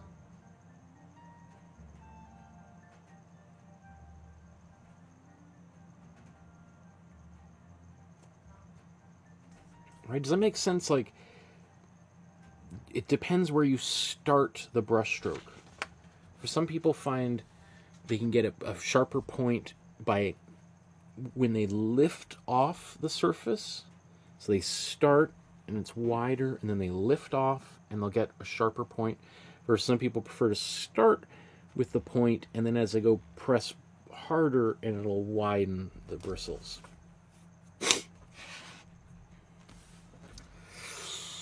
Ooh, these colors are feeling kind of electric.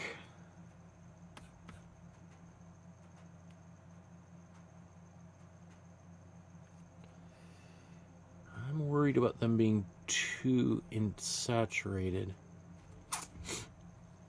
But let's just keep going. Yeah, they do look... Again, I'm squinting now, looking at them, trying to look at, yeah.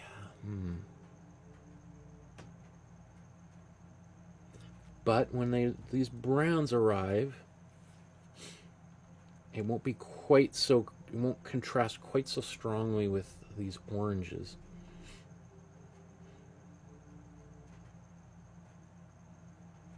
Hard to say, really hard to say. Okay.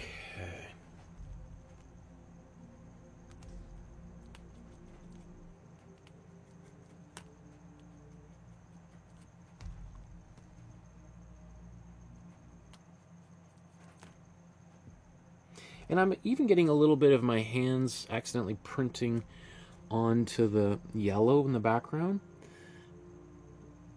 I think that's okay. In fact, part of me is like, you know what that's going to do is force me to add a little bit of yellow back into the, you know, like a kind of touch up the background a little bit, just the way the Van Gogh did, and get maybe in between some of those petals again. And you know, if you're looking to get the painting done as quickly as possible, you'd probably want to avoid doing that and be trying to... But if you're trying to get closer to the way Van Gogh did it, that might be exactly what you'd want to do. Okay.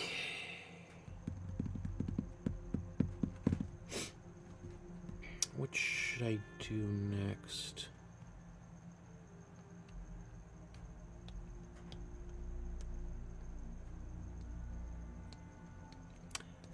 Okay, so what I'm thinking about right now is, do I want to do the flower petals or the big brown, what do you call these parts of the, like the bulb? It keeps saying bulb. The center, the heart of these things, where the seeds are, I think.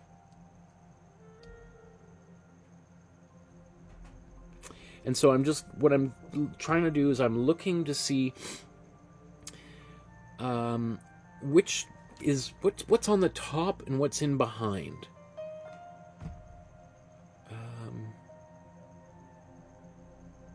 Looks like I got more of that mustardy yellow on top. So let's go to this brown. The bulbs, as I keep calling them.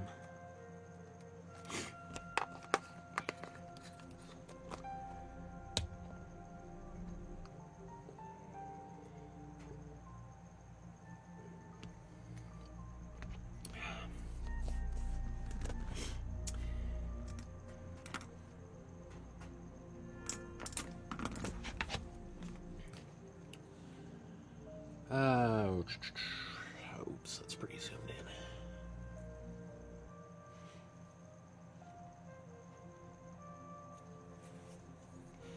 So let's take, I'm going to mix this over here. This one had a lot of white in there, so I want to try to avoid that area for a little bit.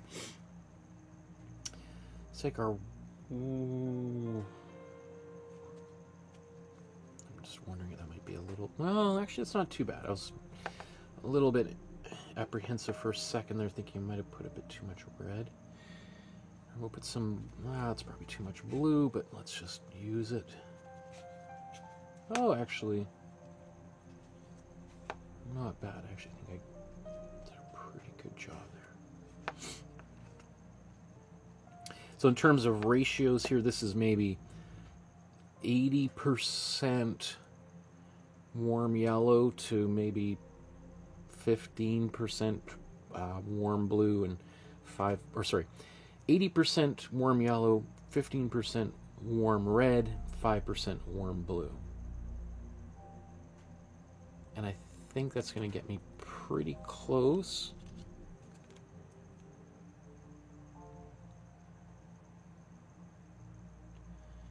See, it's almost a little bit too red, but I also have to keep in mind that the camera is, I got about 5%, my reds are bumped up a little bit. So I could make that a bit more yellowish.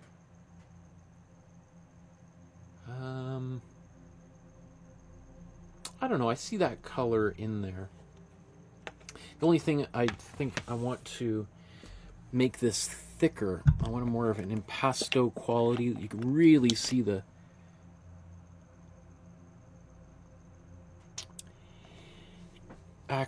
well, yes, I do want to make more. Whoa, that's too much. Although maybe it's just enough.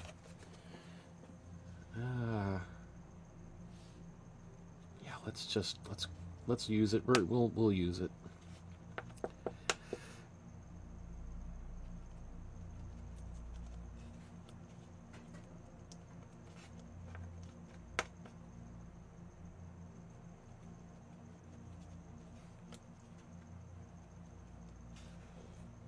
I want that. I'm going to go in with a small brush and really dab that paint in.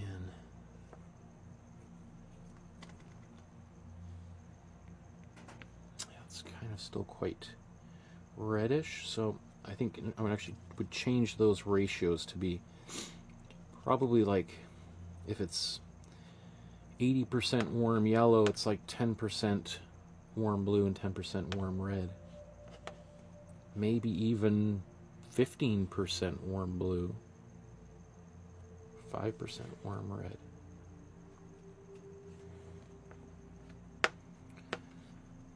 There's nothing like big gobs of paint just swirling around. Love it. Okay. So,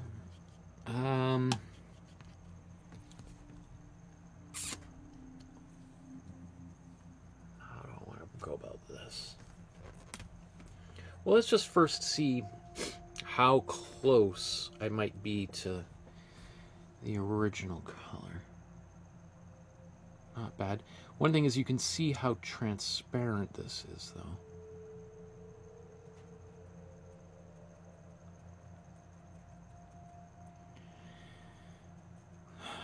So, options I have here are to add some white into the color, or perhaps add some gray into the color, or black into the color,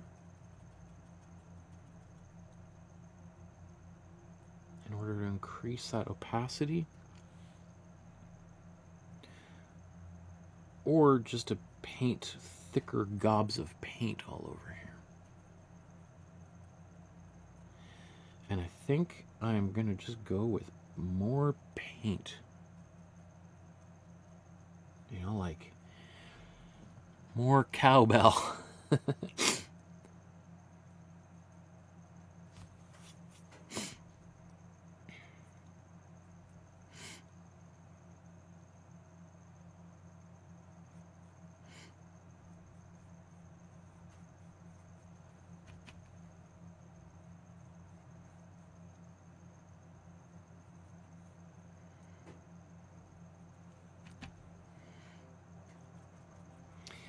And there's going to be some of these browns I'm going to want to darken, and somewhere I'm going to put a little bit more yellow in.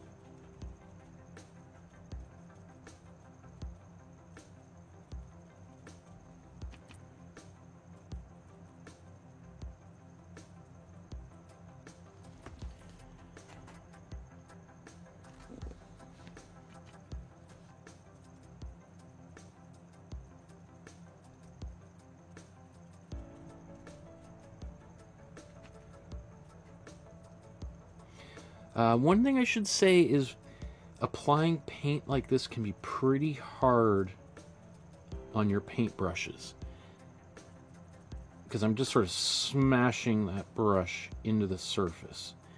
So this would be probably something you want to do with an old paintbrush that were thinking about throwing out. That's why I kind of often will keep a hold of some old paintbrushes, because sometimes they can be really handy for doing stuff like this, where you're just kind of mashing that paint around.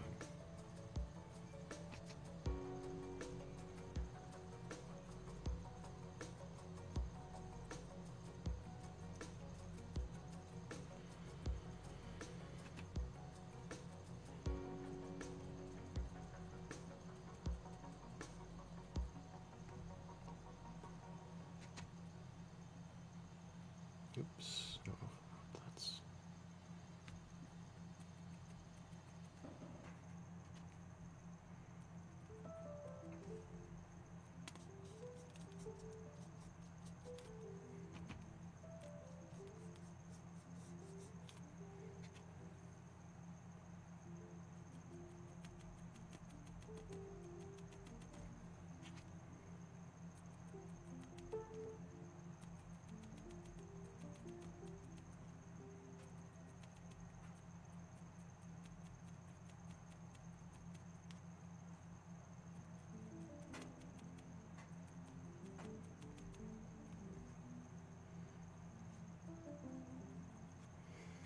It's not intended to be kind of the final time I'm gonna do something like this on these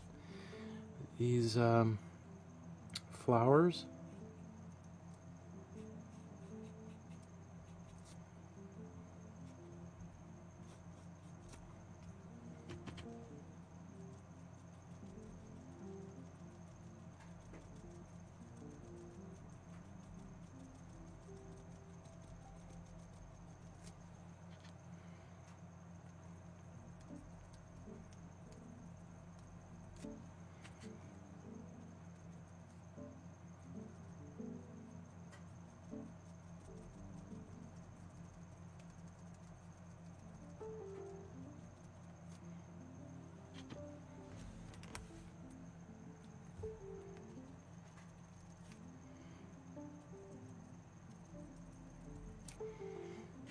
So, you know, it goes on kind of gooey, and it doesn't look all that great right now.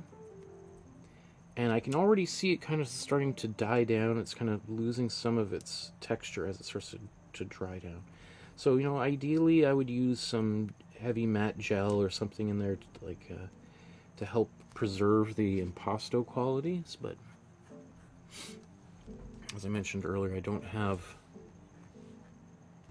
any gel with me here in my studio right now.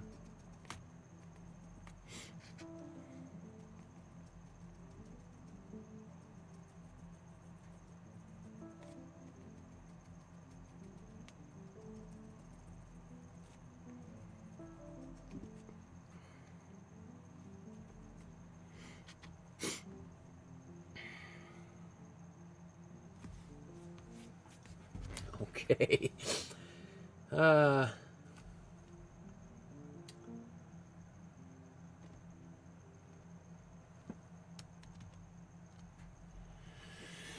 So a little ways to go there.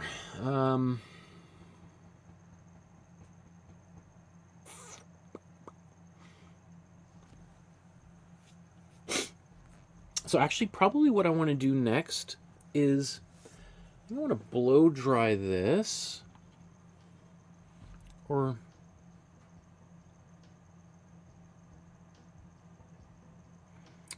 actually just maybe before I do that, I'm gonna paint some of the brown kind of parts. I don't know if they're, I guess there may be some leaves that are dying a little bit.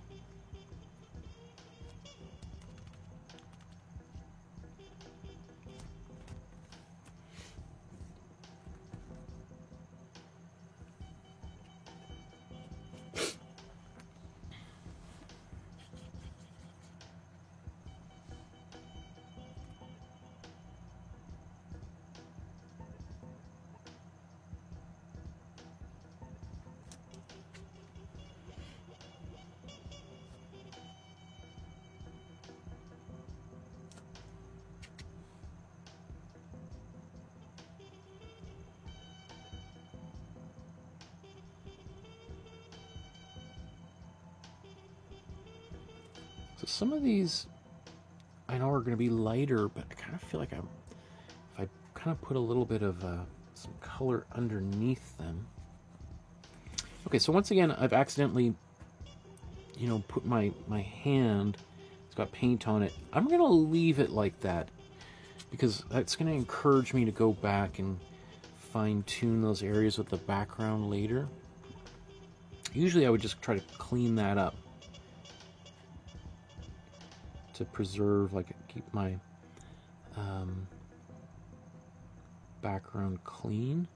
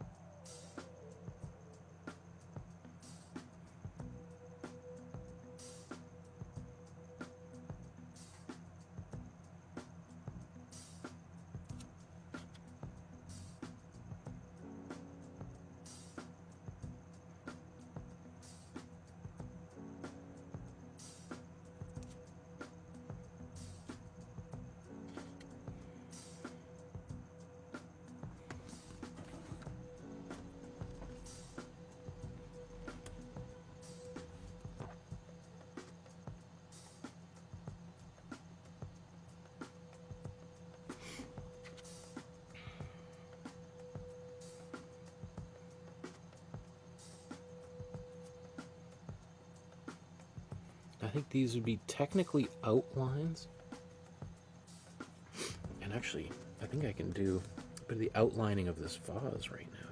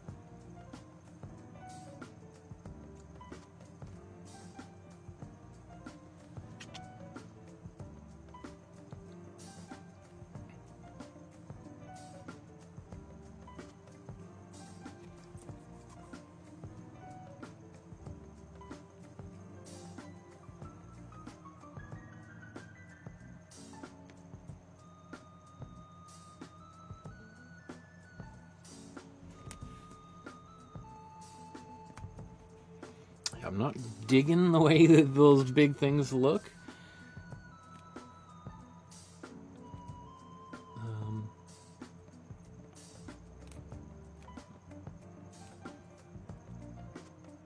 That's okay. That's just the way they look right now.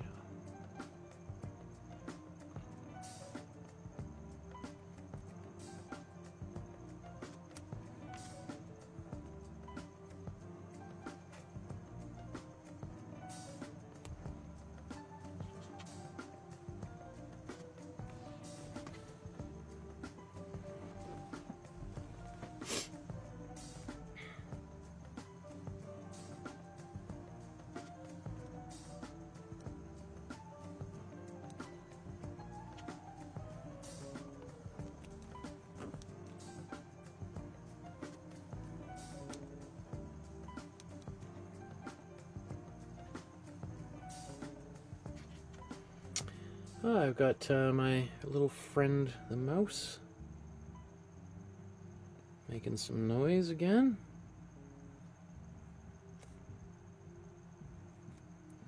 You are quite precocious, you little fella. Really got no fear, do you?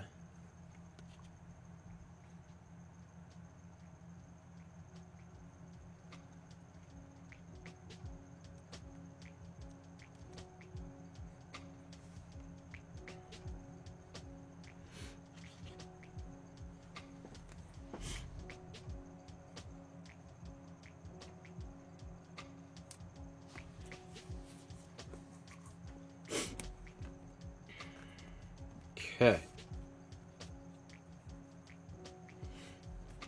looks good. They look very, very orange. They don't look quite so orange in person,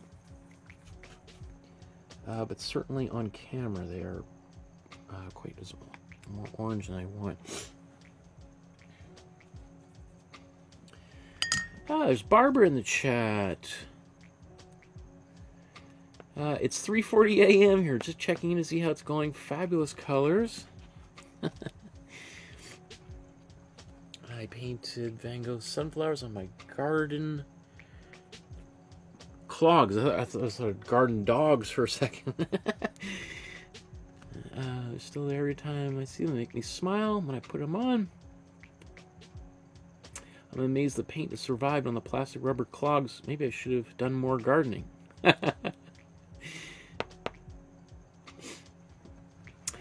Barbara says, Michael, I watched a documentary on reproducing this painting using the same formula of paint that Van Gogh used. The brown was actually brilliant yellow, but it's faded over the years. Interesting.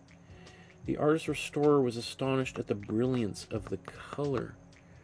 Fascinating. Fascinating. Yeah, it doesn't surprise me.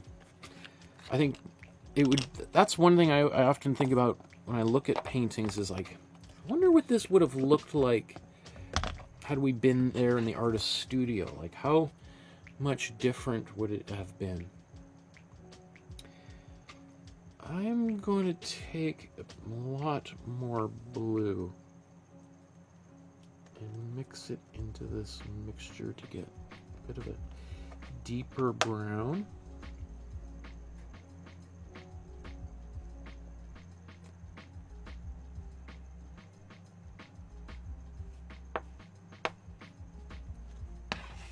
That is a super fascinating story about how this painting has changed. We looked at like that with the Mona Lisa and how radically that painting has changed. I'm just going to quickly blow dry this here.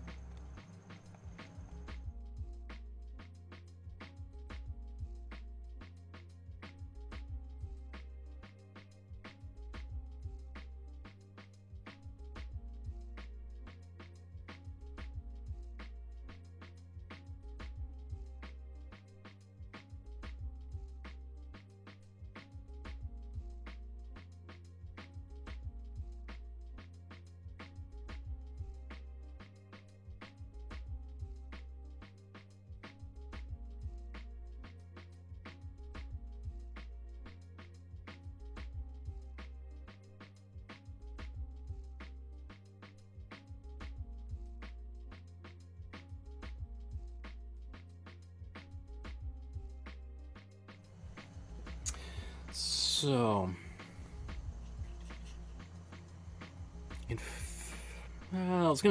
that's just internal debate. Do I want to use this is a pretty good brush, relatively new. I think I'm going to opt for a bit of an older brush that I can really trash.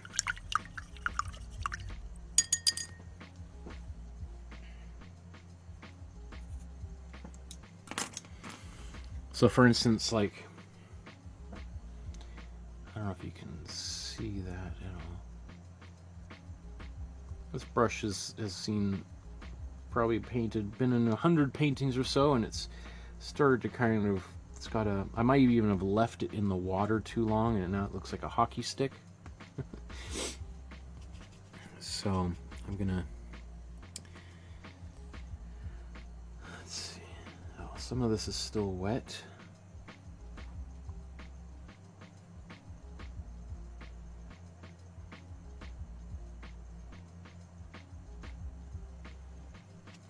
That's cool. Okay, so that's closer to the color that I want. And really, that just means there's a lot more blue in it, and it's giving off a bit more of that mustardy quality.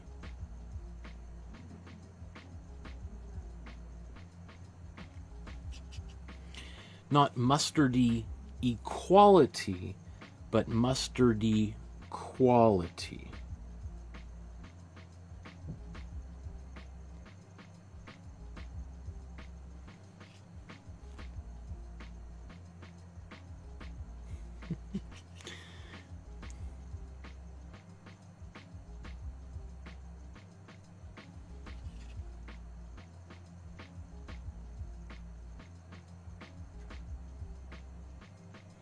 Although I am a big fan of mustard, and I think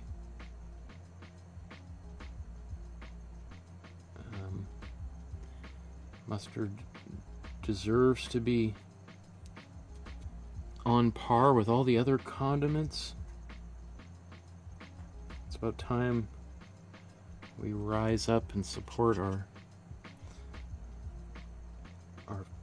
mustard as a condiment. It's been kind of shoved to the side by sriracha and ketchup.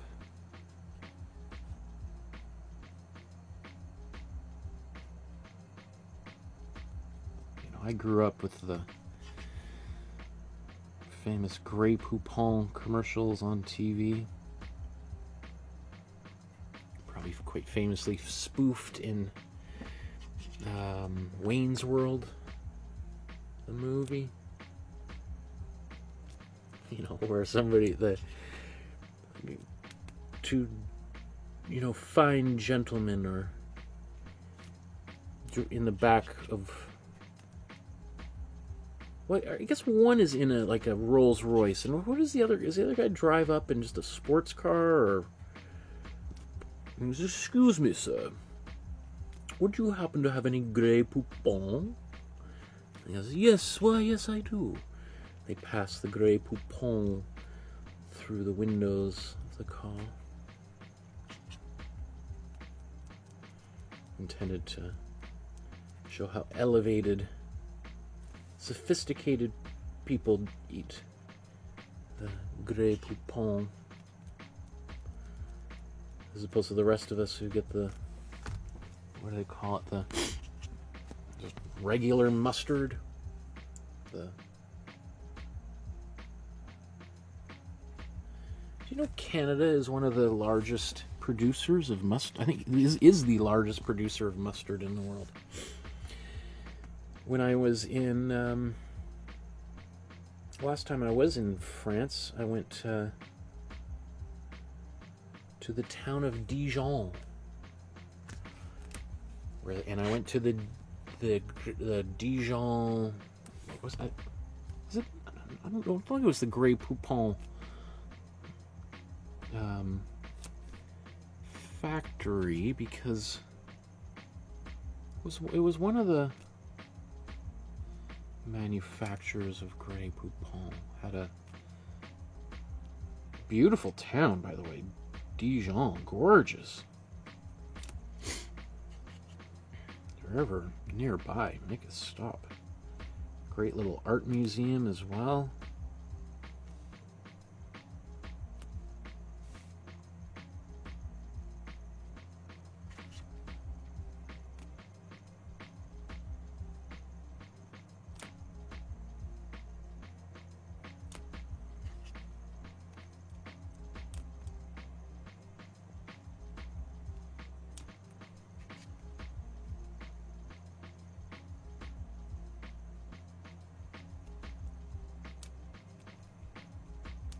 So remember, I'm using a kind of old paintbrush that's been kind of banged up, seen many better days. And so I'm not going to be able to get a lot of accuracy here, but it's going to certainly help me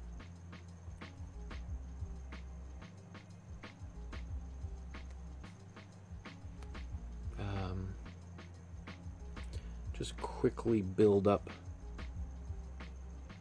texture.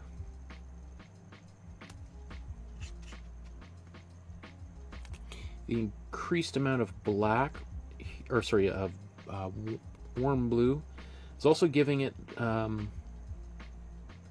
more opacity, as opposed to the yellow all by itself was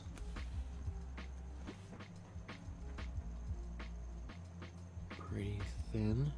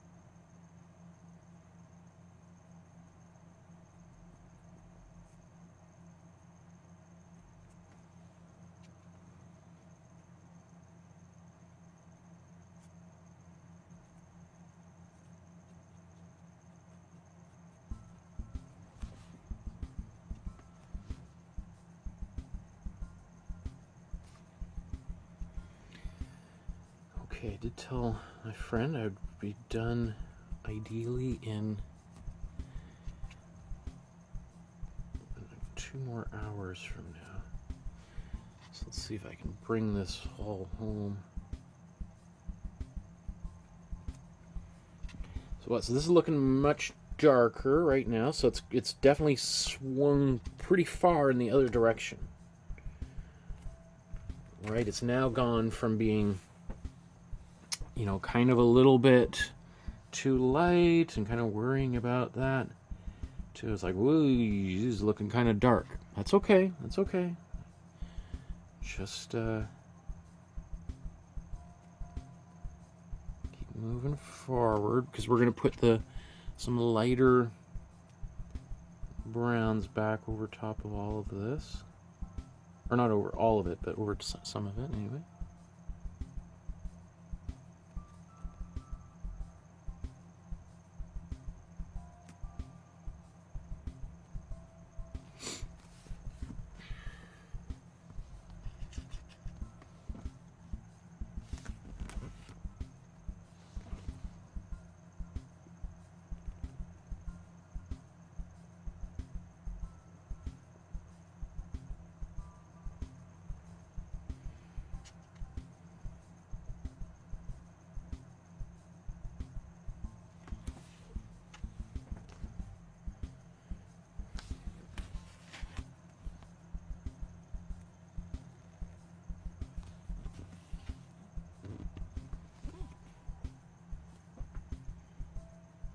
Just leave it kind of like even. Oops.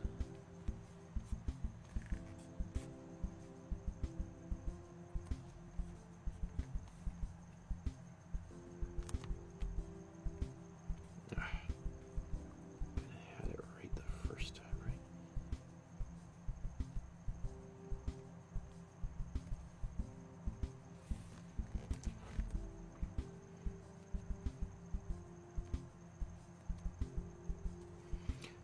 Oh man, I forgot to.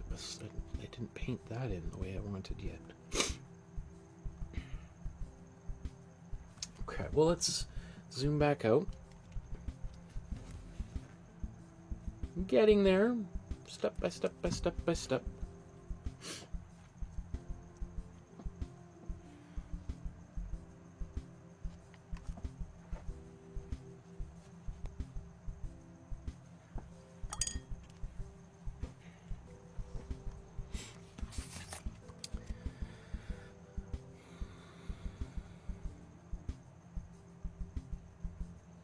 I'm going to take this color, I'm going to put some,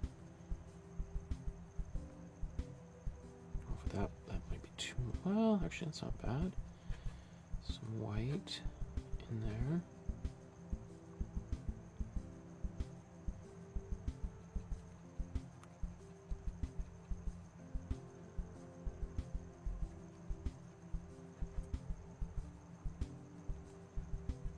Sorry, it's not on camera there, darn it. Might be. Actually, it doesn't look bad on camera, but that doesn't look right to my eyes.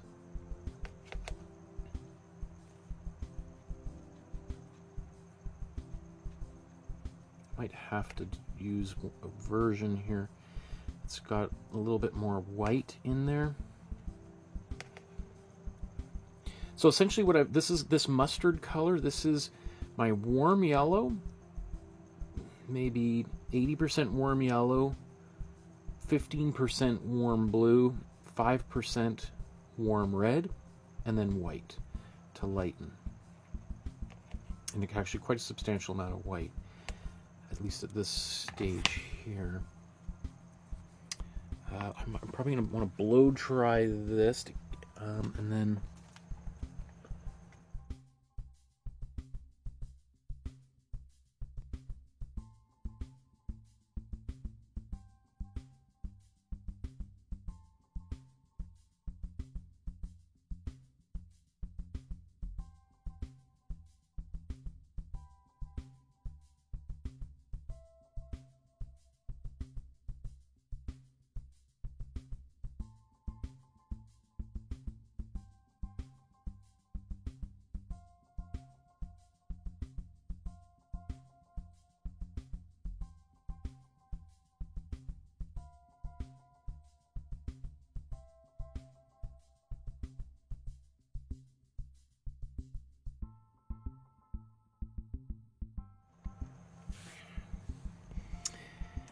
Now I'm going to go back. I'm going to use a nicer brush to kind of put this next layer of paint in.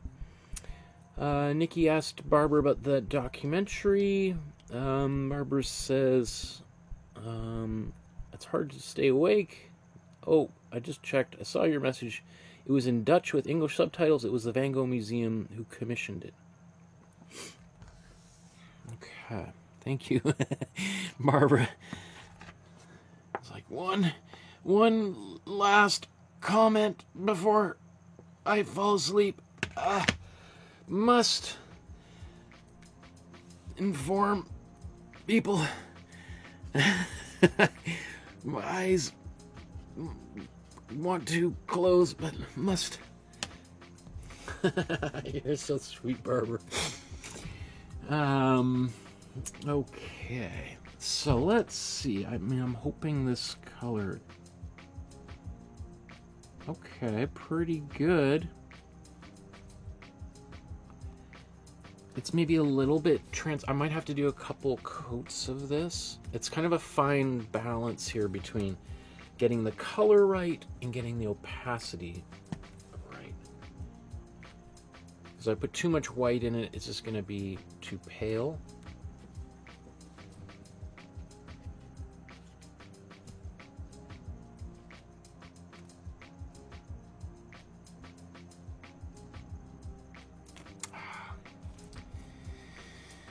I think the answer is to put more white in it now. So I just put a substantial amount more white here. Just take it. I'll take it all. I'll take it all. I'll put all the white in there. Paint, and then I'm going to have to come back with that same color and apply it over top of this, just because this color's just not opaque enough to do the job, unfortunately.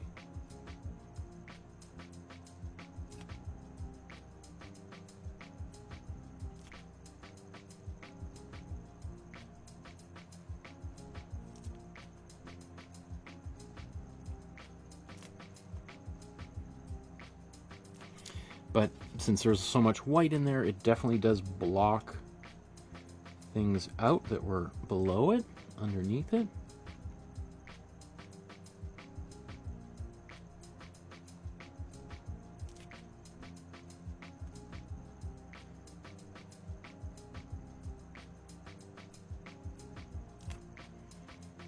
And when I put that color above, I might kind of almost remix it so that there's almost no white in it whatsoever. I don't know. We'll save that for a few minutes here and see.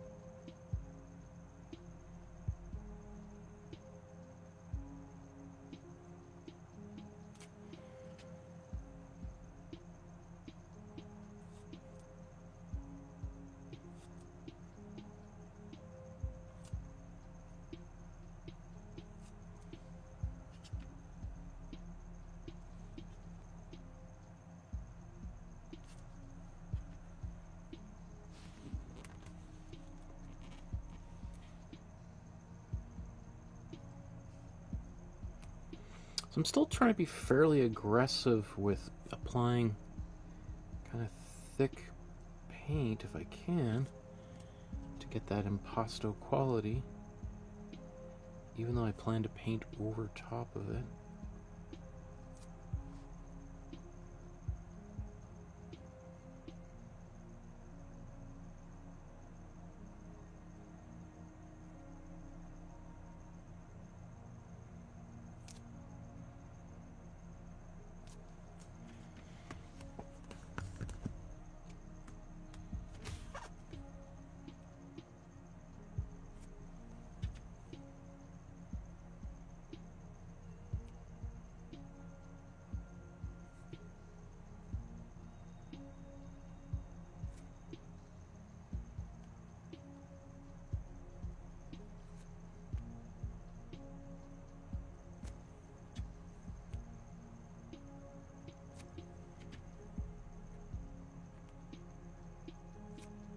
I should probably tackle that right now. Maybe I can. What if can I use this color that I've made here?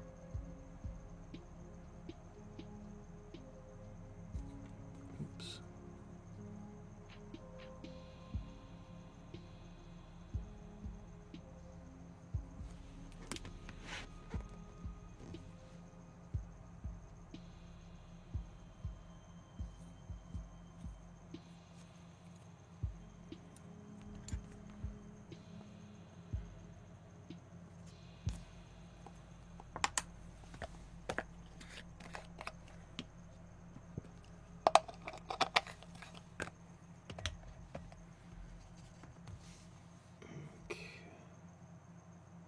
So this is just my warm yellow right out of the tube.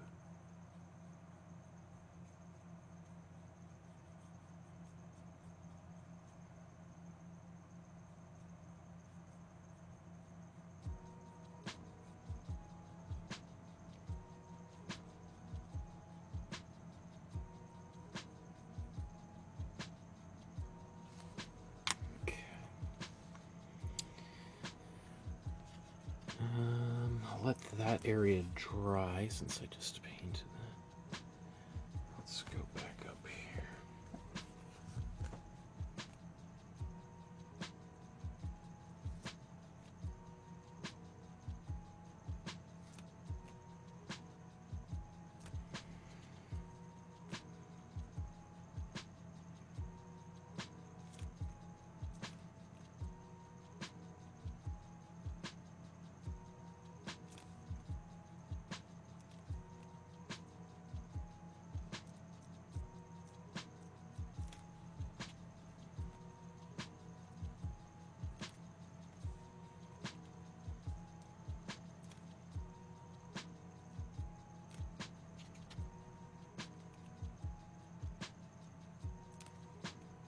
I hope this is better than the painting I made in 45 minutes years ago. Oh, can you imagine? Can you imagine if I look at this and go like, I just spent 4 hours on this, and the one I did years ago in minutes looks better? Oof. But I'm not discounting the possibility of that happening. Because one of the things I've learned over the years is that just because something takes longer, it doesn't necessarily mean it's better. I mean, just think about all, like, there's so many moments, or, you know, you hear musicians talking about, you know, their hit single, and they're like, you know, tell us the story about how you wrote it. Well, we'd been recording all day long, and everyone was kind of tired, and we'd rented the studio. We still had another 45 minutes that we paid for, so we're like, let's just jam something out. And so we recorded this song. I made up the lyrics on the spot, and turns out, lo and behold, it's our #1 song. All the ones that we spent weeks writing and editing, nobody cares about those ones. But the one that we did, kind of the thoughtless throwaway song at the end of the day, that's the one everybody loves.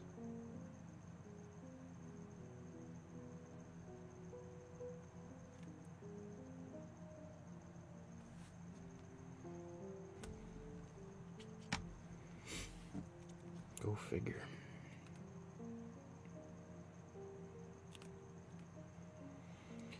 And, you know, think about times where, you know, I think about making dinner for my daughter. There's times where I've, like, been in the kitchen trying to crank something awesome out, and, you know, following some recipe. We went across town to get some fancy ingredient. Get home, you know, I'm cooking up a storm while she's tearing apart the living room. You know, every once in a while there's a big crash and a bang. You're like, what is going on out here? She's just sitting there like on the couch. I don't know. I Did you hear something? I didn't hear anything. Like a lamp on its side. Like, I don't remember the lamp being on the floor. Is that how you remember it being? Yeah, I think that's how it was, Dad. I think maybe you must be going crazy. You don't remember the lamp being on the floor? Or, I took all the curtains down and stuff. You don't? Yeah, I'm pretty sure that's how it looked last time. And then you go back and work for another 45 minutes in the kitchen. Cook up this great storm. Plate it, put it out. Nobody wants to eat it. Gross. Then you go back in the kitchen. You're like, okay, well, I'll make a grilled cheese sandwich. Maybe I'll eat that. Grilled cheese sandwich goes down in seconds. Like, seriously? You don't want any of the stuff that I spent all the... Okay.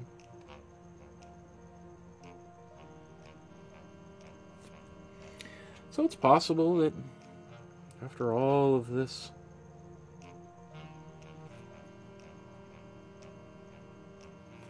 I may or may not be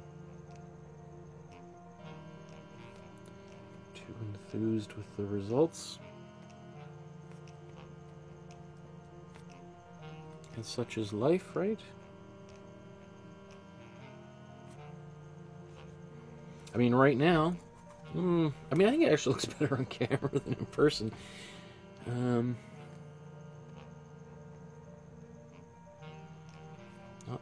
Doesn't say much though. But I think it's, again, I have the fortune of having been painting for a couple decades professionally, and that experience tells me that not to kind of lose faith because I'm not happy with it at this exact moment, because if I keep plowing ahead, often I'm usually quite surprised. This is just a stage, just like when you're cooking and somebody comes into the kitchen and tries to take a bite of, you're like, hey, it's not done. And they're like, oh, I don't know, maybe we should order pizza. And you're like, it's not, everybody just chill, okay? I'm not done. Save your comments for for when it's all done.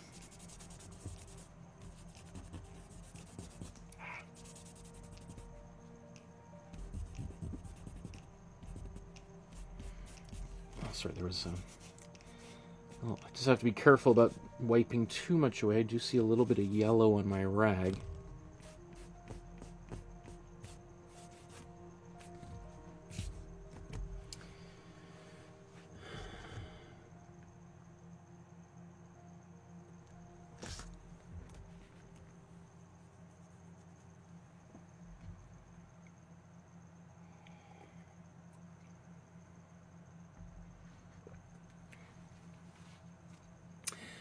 Nikki says, "Hey Michael, may I say something please?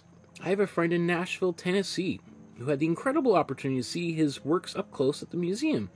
And she said that in the petals, the colors in the museum closer were layered red and yellow. It was like paint on top of paint, and she thought he used like a burnt red. Interesting fact. Because in the photos on Google with light effects, everything, it looks very different." Absolutely. That's the one. That's why it's always important to go see art in person and to see what it looks like. That paintings, like I showed, like this image that we're working from looks different than the book published by the National Gallery, where the painting lives, and yet the picture that we're working from is also from the National Gallery. So one is the version that they put out on the web, one's the version they put out in a book. And that's not surprising either, because of the colors that, as if you know anything about printing, You have RGB color space on your television monitor and CMYK in the printing process. So it's almost always that those colors are slightly different. And that's not, and then of course, you know, computer monitors could need to be calibrated. They could look different on your TV screen than on your smartphone, than on your laptop or iPad or tablet, versus seeing it in person. And then it can look different in person on different days. Like if it's really cloudy and one kind of light is coming in through the windows, if there are, a National Gallery I think has some windows. Obviously there's UV protection on any kind of skylights and stuff, but that will radically change how that painting looks. So yeah, and so that's just really important. I'm sure you've all had that experience when you've taken photographs of your own artwork and uploaded it to the Facebook group. You know, you take a photograph and you're like, it doesn't look like the original, right? And it could depend on what time of day you're photographing it, how much, you know, the natural light or the light bulbs. And so if you have that, then you know a little bit like how I feel sometimes when I'm like, oh, it looks beautiful right here, and then I look on I'm like, oh, that doesn't look so great on camera though. Whoa, what's going on? I'm like, well, which way do I want to go here? More faithful to the original so it looks better on camera, or better in person?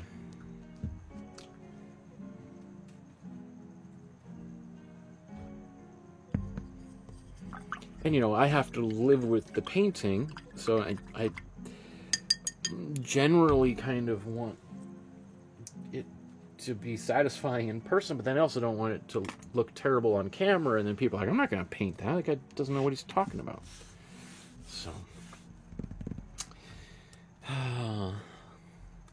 first world problems here. Okay. I think it's mostly dry. So, I'm going to come zoom back in here.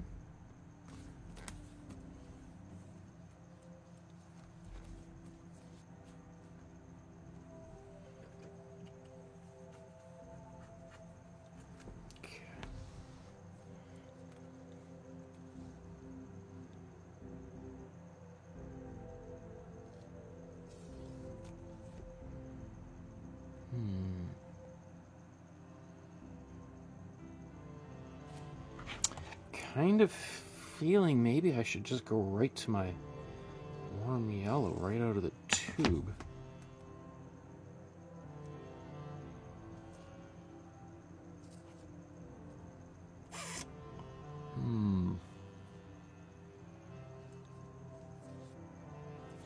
No, I think I am gonna go with my warm yellow.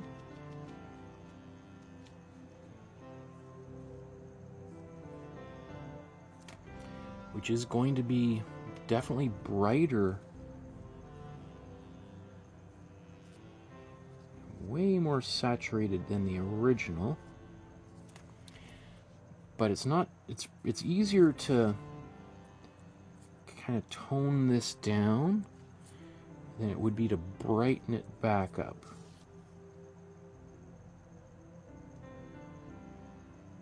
It's just like Nikki's saying, and maybe these colors are way more saturated in person anyway. So let's I'm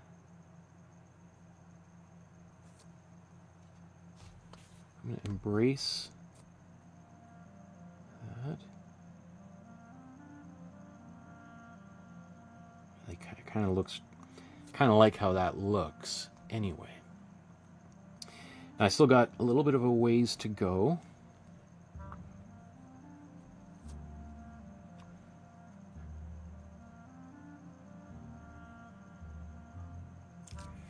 See, that's a little bit, it's a little too much, but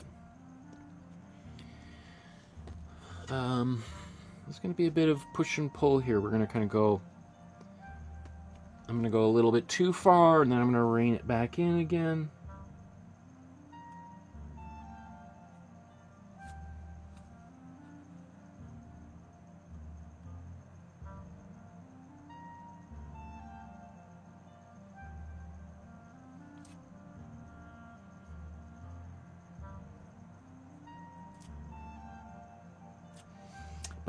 just instinctually feeling this being better already with that color. I mean,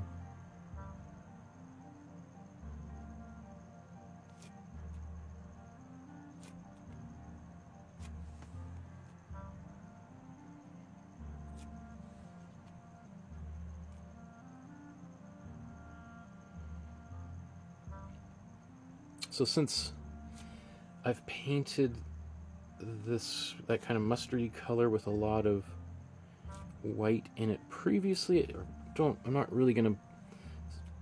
just gonna kind of go wild, painting right over top of all of it. I'm not gonna spend too long kind of comparing it to what's on the screen. I'm just gonna have kind of faith that I did a fairly good job the first time around, figuring out where these lighter colors are gonna go. And so once again, like, I think it's important to remember that, especially if one is new to painting, that it's not about getting it all right the first time.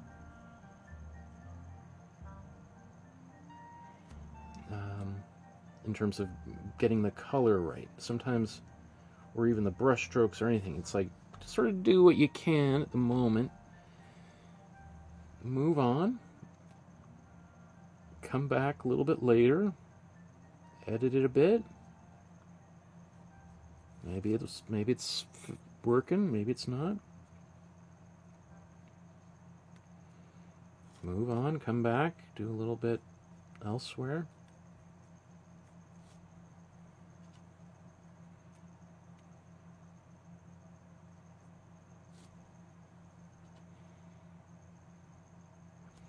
Because yeah, it's like on camera I'm not too keen on the way it's turning out, but I'm kind of jazzed as I look at this in person.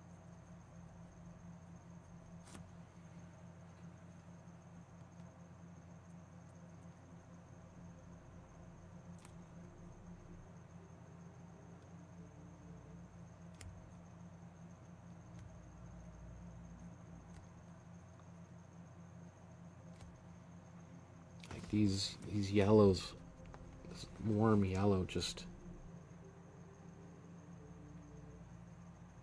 kind of glows. And that's because there's a little bit of white underneath there. If there wasn't any white underneath this warm yellow, it would be barely visible.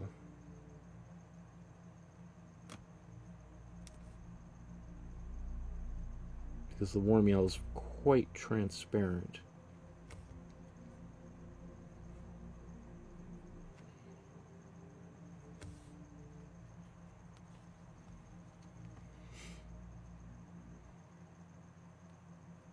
And so I'm feeling kind of a renewed sense of energy working on this. I'm like, okay, that's what the painting needed. I think I'm a little bit, not that I've felt off track. Again, I'm trying to articulate my emotions and process as we go, just so that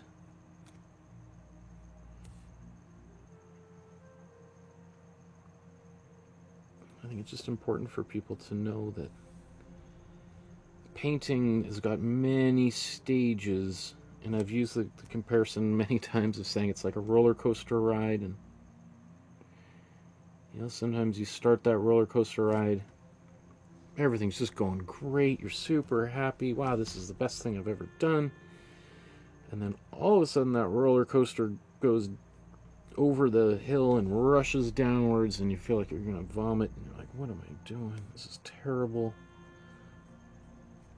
And then you're holding on for dear life.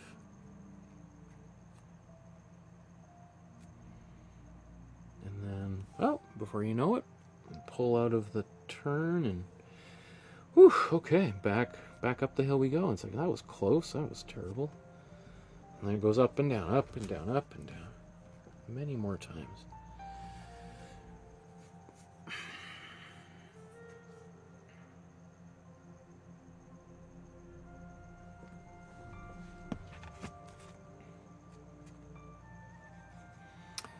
I'm going to take a bit of this color with some of more of my warm yellow. Bring a bit of that in here.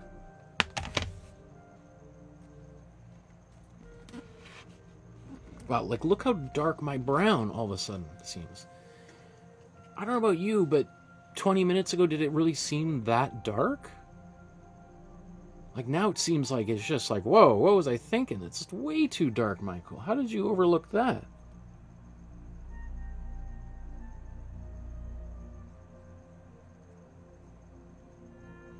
And yet I haven't touched that area in a long time, so...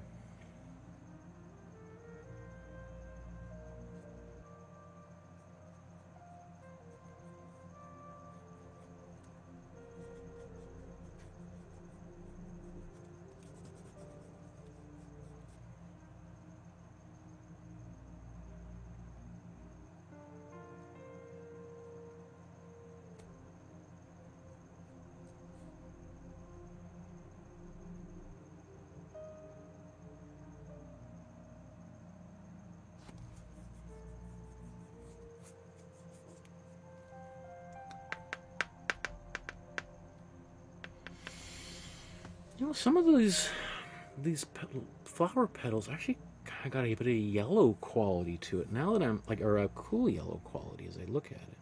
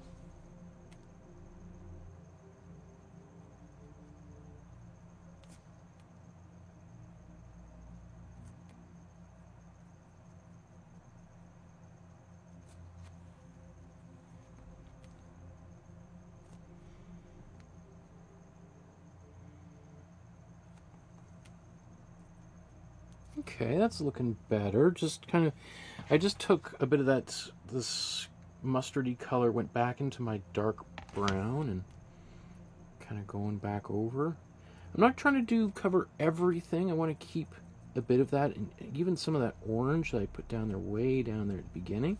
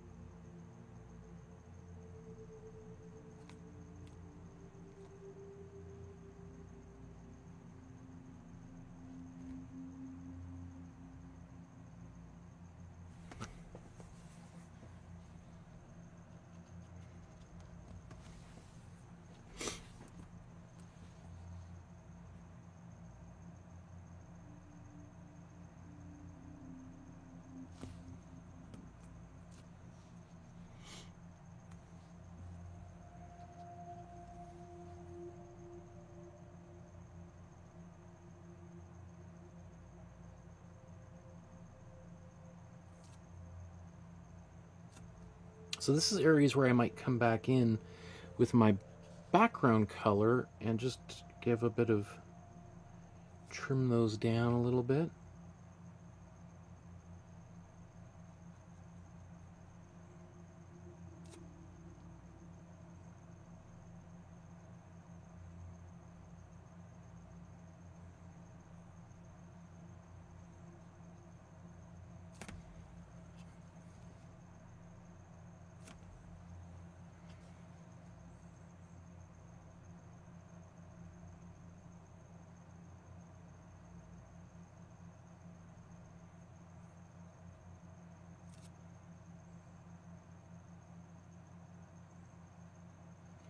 Should we try to put this potential 16th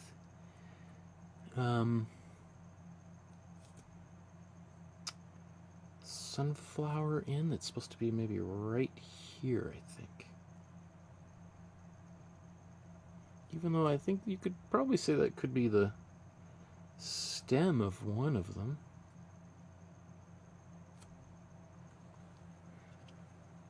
Alright, there's this claim to be by some the hidden 16th sunflower.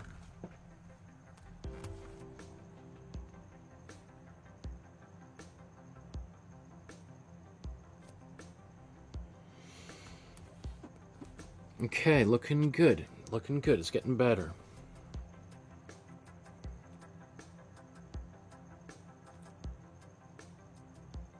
And so part of that is just like what I'm doing right now, kind of going back in, tidying things up a little bit. Just making things look a little bit more intentional.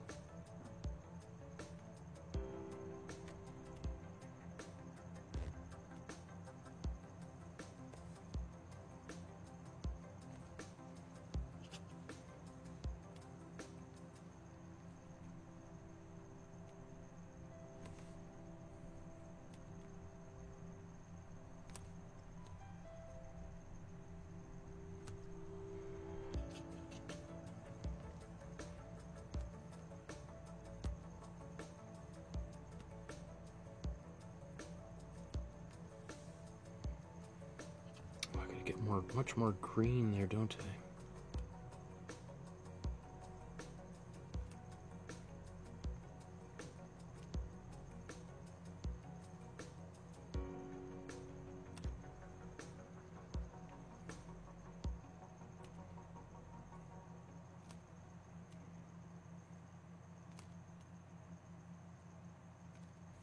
That's right.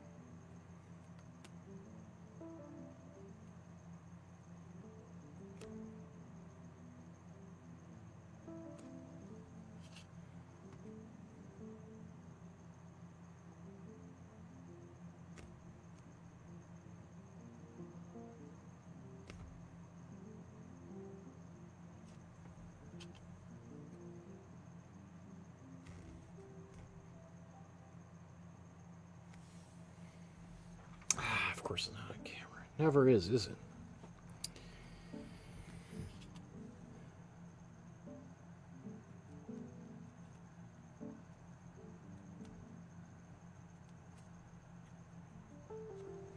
What makes, I think, this kind of painting effective is, and like almost all Van Gogh paintings, is the layering, or not layering, the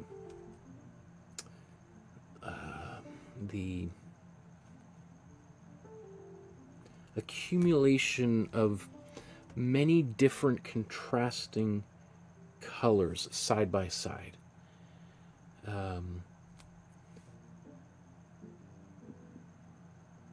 And that can really only be accomplished through time. Right? It requires some patience to try to, get all of this in. I don't think there's any other real way around it.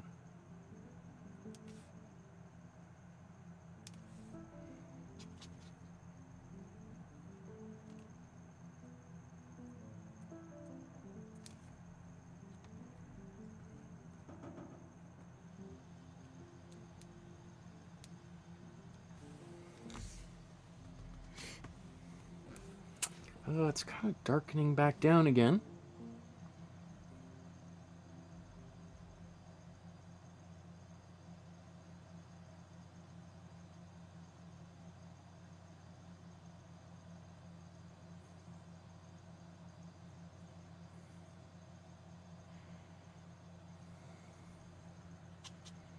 And that's a combination of me doing some of these outlines and also that warm yellow kind of drying, and as it dries it loses some of its opacity and becomes darker.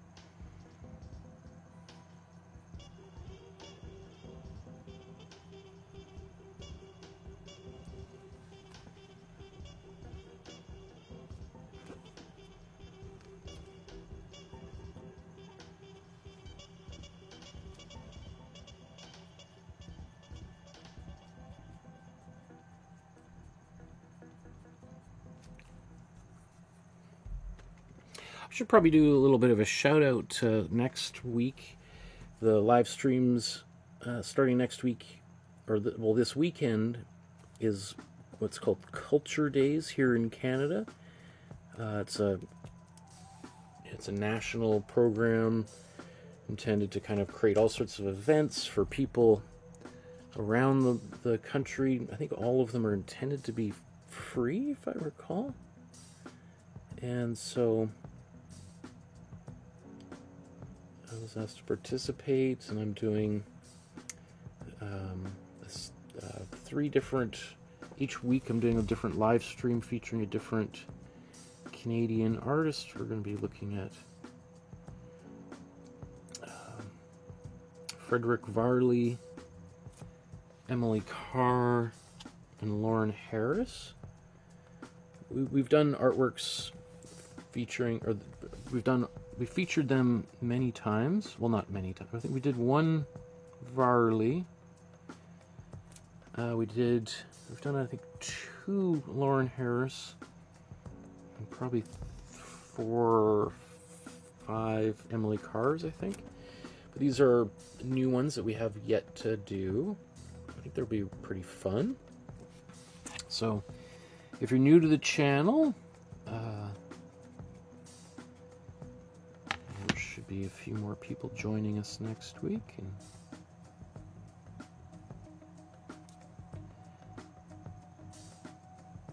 it's always exciting to have new people tuning in. Okay, let's look at this. So it's kind of swung back the other way. I was feeling pretty good about it, and now it's kind of quieted back down again.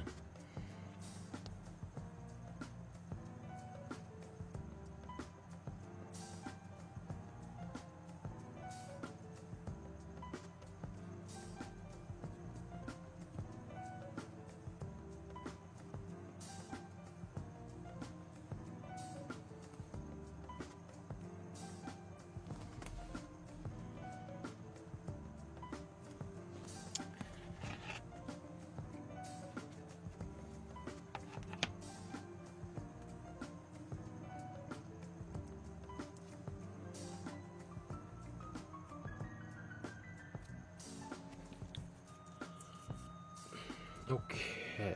I suspect actually part of what's happening is I need a little bit of blue, and I need to work on my stems a little bit more.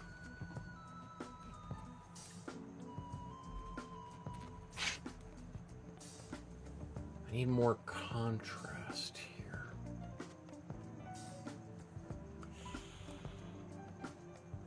So, let's do that here.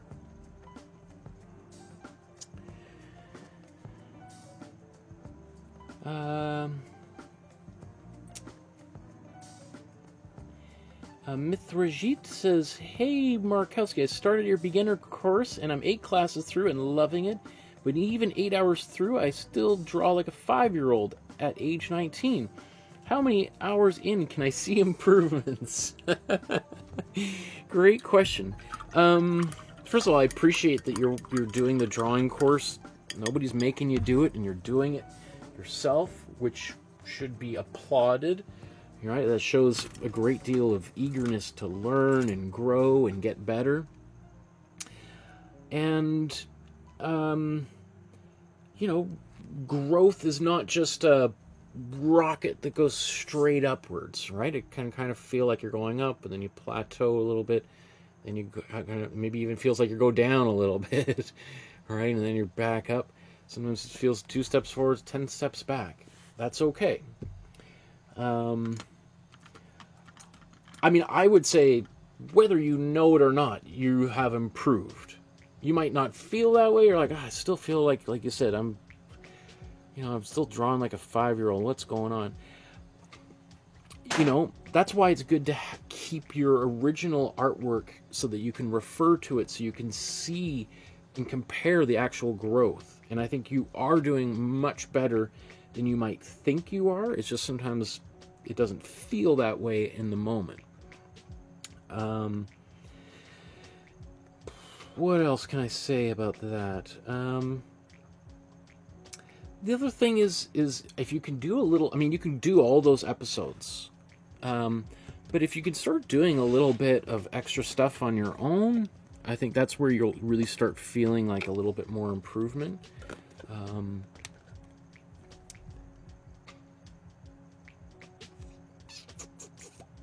Yeah, this is looking...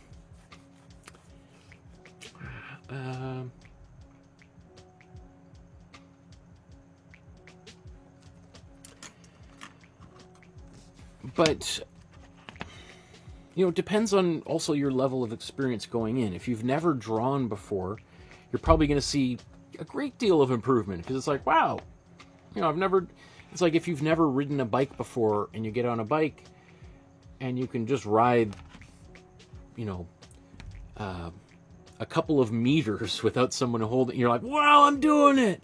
Versus if you've been able to do that for a little while, you're like, well, I don't know, I don't really feel like I'm getting any better. All right, so it really depends a lot on your level of experience when it comes to learning. Right? It's like, I mean, one of the reasons where I really like working with beginners is just as a teacher, it's very satisfying. Because they don't have to do too much in order to start showing pretty good results. Versus, you know, I teach at the best art school in Canada, Emily Carr University here in Vancouver. And, you know, I work with often people who've been painting for 10 years. You know, they've been drawing at the kitchen table since they're 5 years old. They're already pretty good, and so I make the comparison. It sort of feels like I'm fine-tuning a Ferrari, right? And it's 5% better than it was a month ago.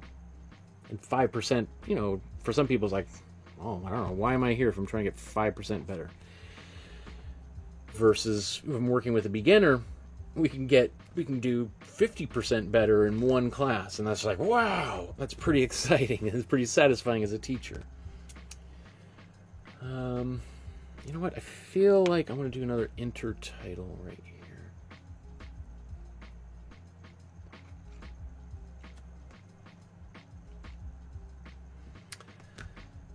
Things are going.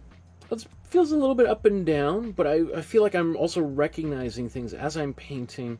I do feel like I need to put a little bit more lemon yellow into the foreground. I didn't expect that. I thought we would have mostly just cool colors in the background, warm colors in the foreground. But as I paint this, I'm like, I'm having trouble mixing the mustard that I want. And I think that's partly due to the use of a little bit more of that intense cold yellow in the foreground. The other thing is I need to go and add a little bit more darker greens into these stems, because right now they look really bright. There's a lot of white in them. They're kind of a little bit unappealing in this stage. So there's a bunch of little things here I need to take care of. And I think if I take care of those few things, painting could, knock on wood, improve dramatically. But I've been proven wrong in the past. But I'm confident things are turning the corner here. Now, so I just mixed this cool yellow and cool blue. There's a few places, and so that's just right out of the tube without any white or anything. And there's a few places where I can see where I might want to use that.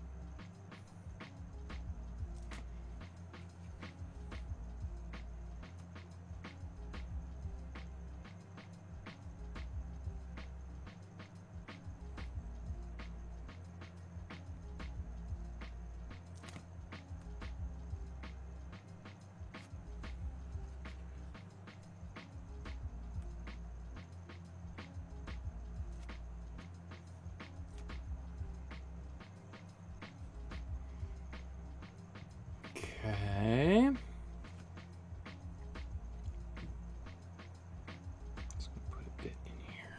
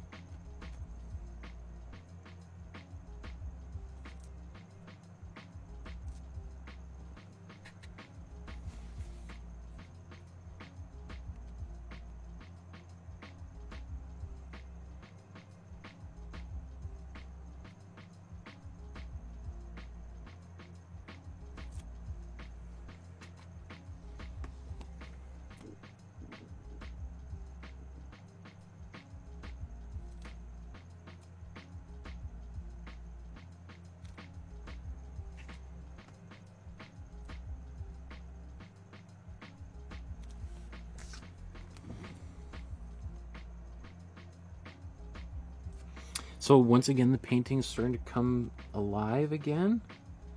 As I get this darker green in, there's this bit more saturation and also a stronger value contrast. That's going to help make things pop.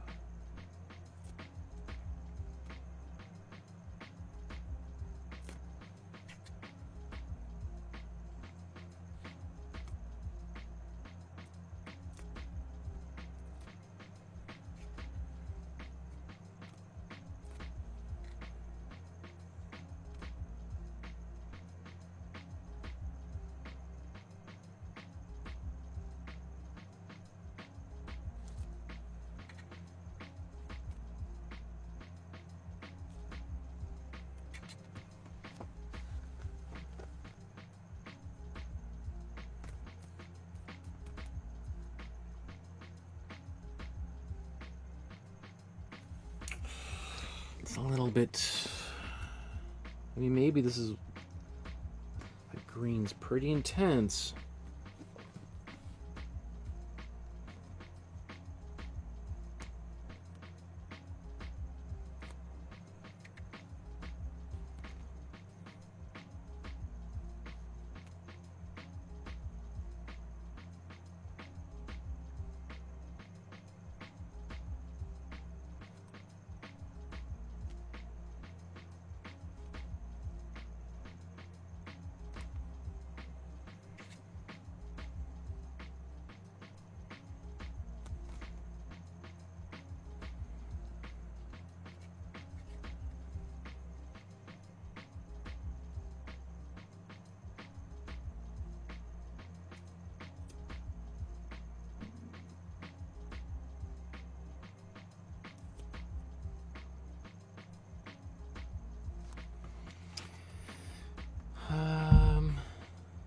Okay, now there's some white in this green here. Gives it a bit of a minty kind of color.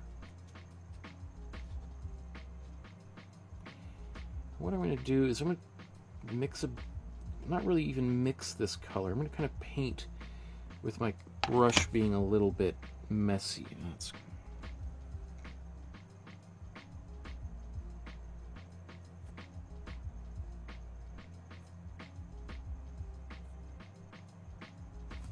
sorry.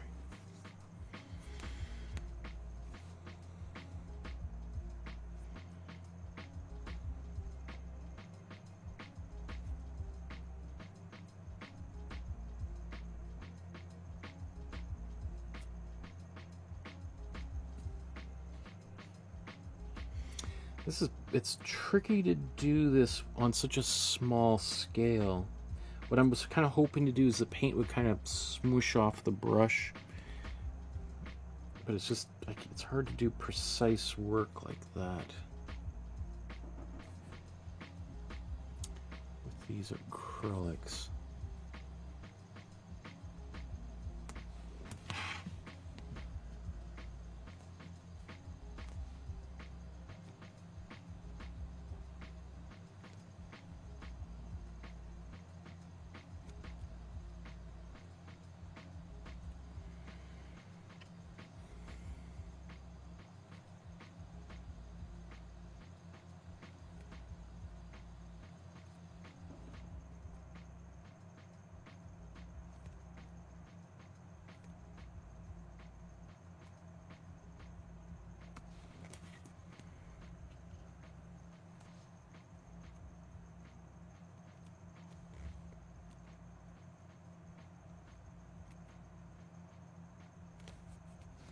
Oops.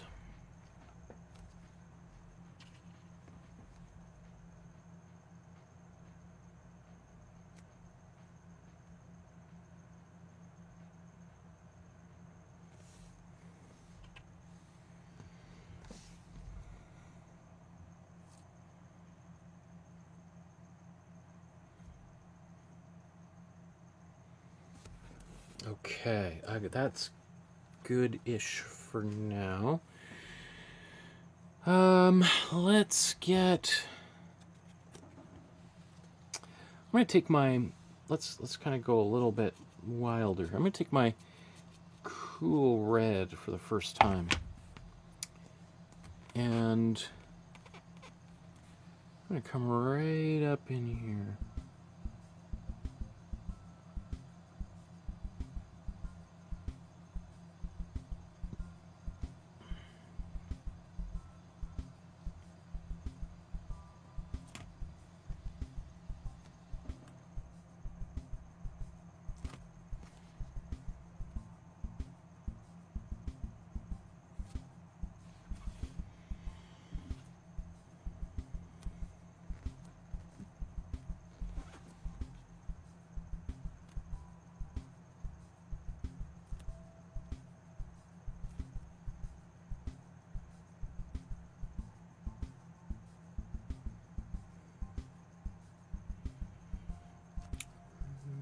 Really see that too many other places.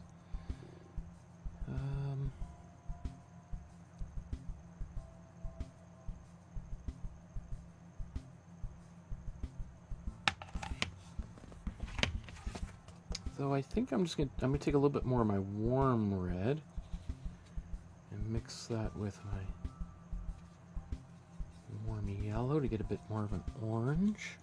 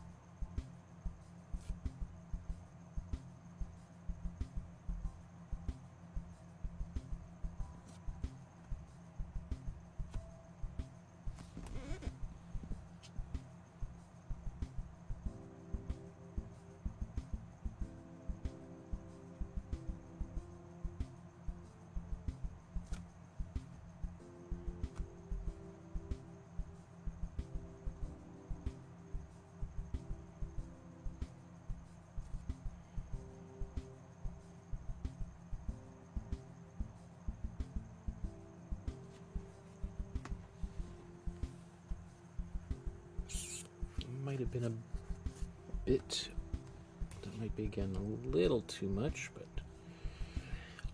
I'm going to progress.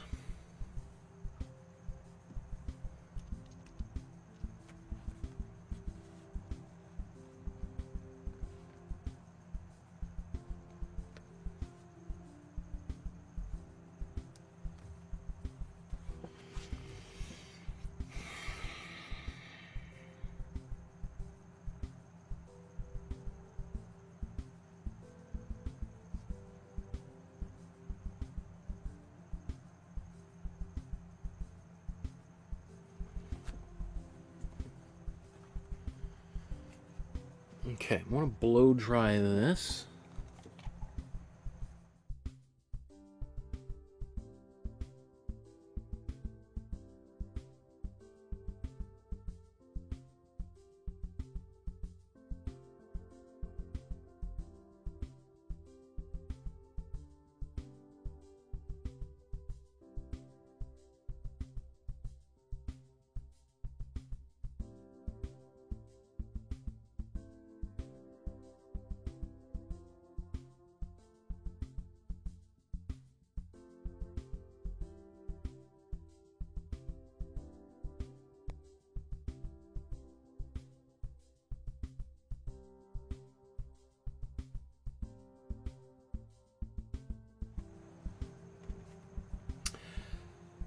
Nikki asks, what kind of product can we use to create texture and volume in acrylic paintings, please?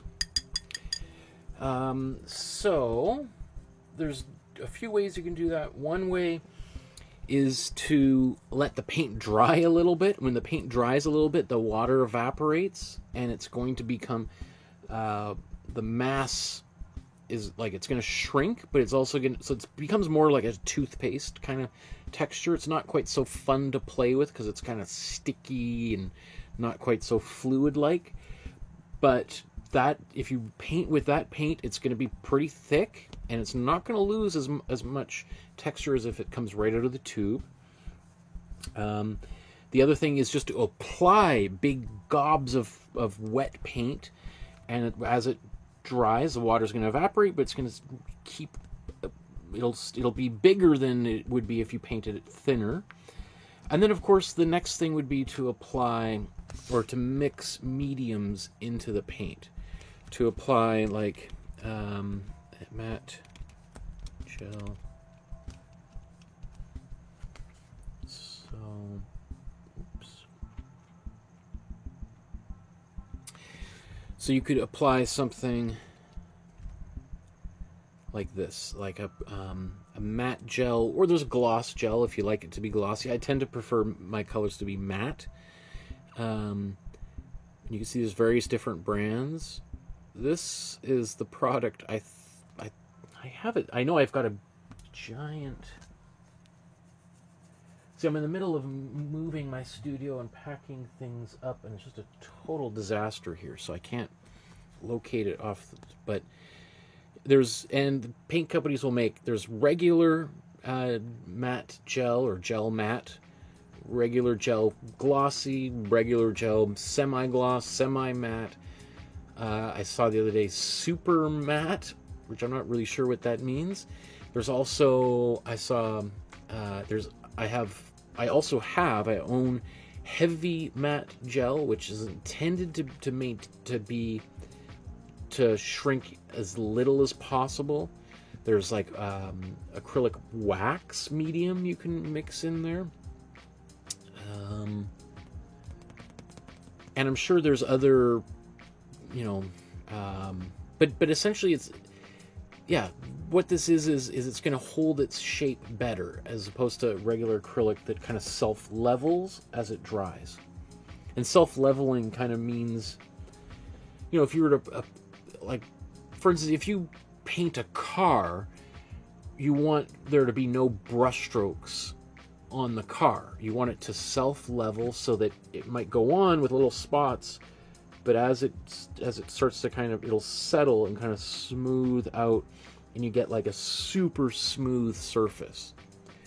This is the exact opposite. You want it to have a thickening agent in there. I hope that answers the question, Nikki.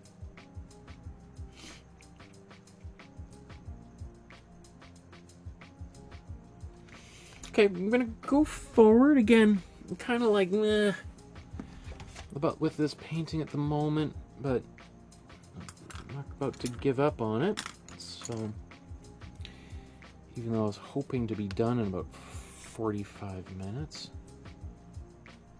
So, oops, here I'm mixing my cold red and warm blue. This gives me this really nice purple.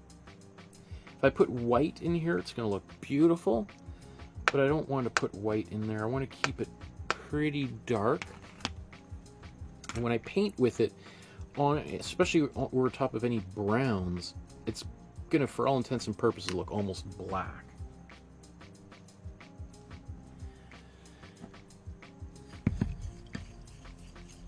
And that's what Vincent is using here for a few areas.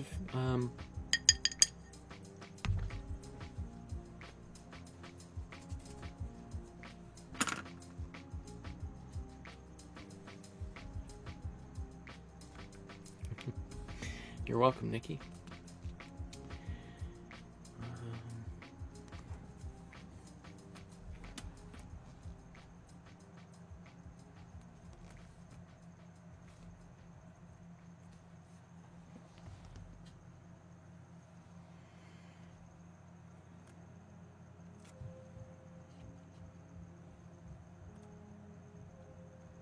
Look how transparent this is. Okay, well, I'm going to try to make it more opaque. I'm going to take a little bit of my cool blue, mix that in there. That's going to try to help get it, make it a little bit more on the black end of things.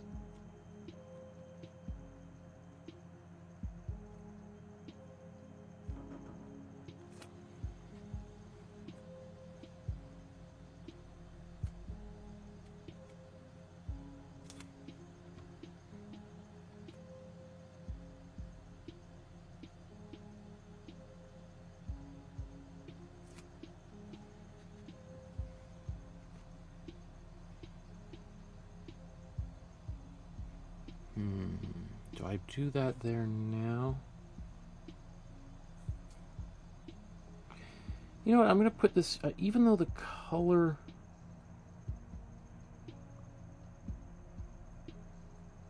isn't right, I'm just going to put it there right now, and if I want it, I can always change it or modify it.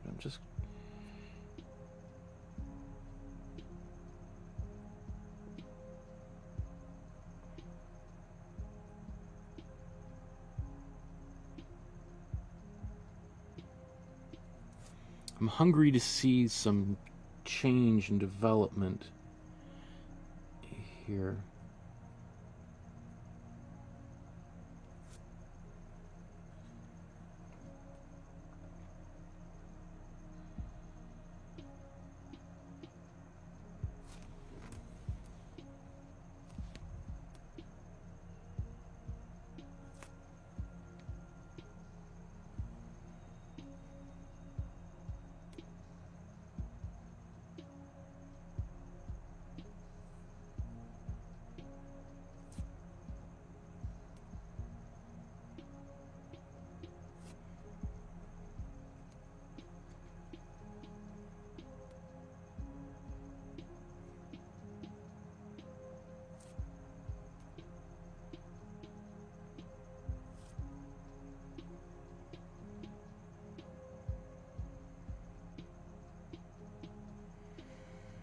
You know, if I look up here, doesn't it look like there's tiny little spots of black? Oh my goodness, now I look at, is that just shadows? I think those are, I'm just going to say those are shadows.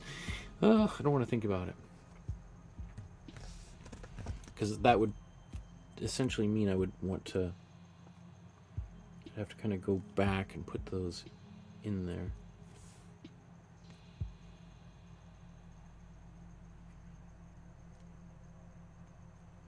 And then paint over top of them.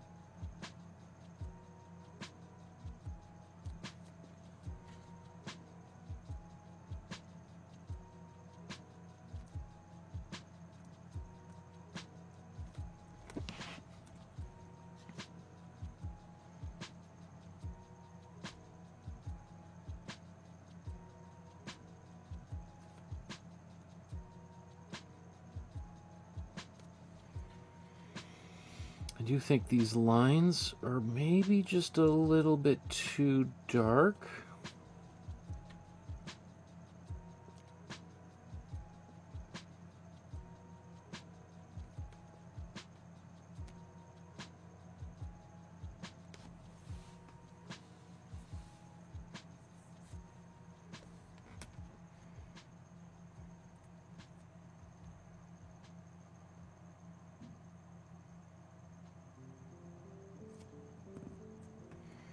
I'm going to take this color.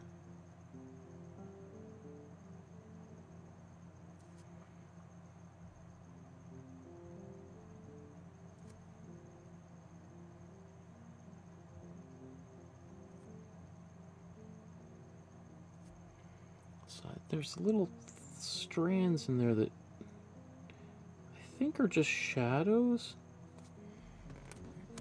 Very, very subtle, and I only see them if I've been looking at it for a while.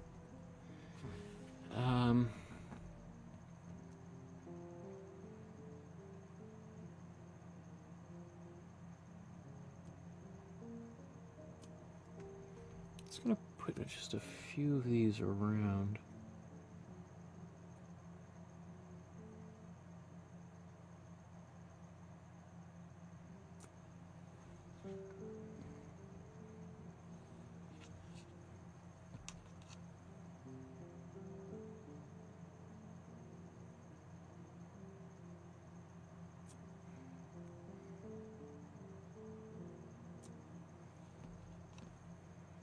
Probably going to cover some of this up a little bit. Like you see these right up there.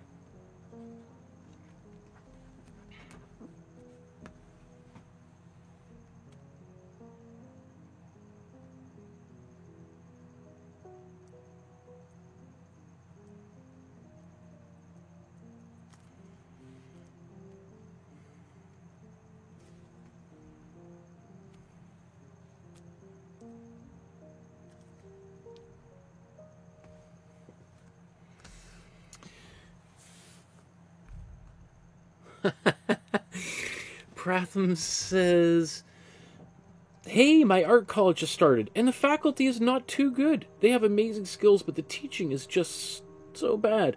So I'll have to do a lot of self-learning. Do you think that I'll cut it out? Do you think that'll cut it out?" Well, I would... Oh, great question. Well, I would say that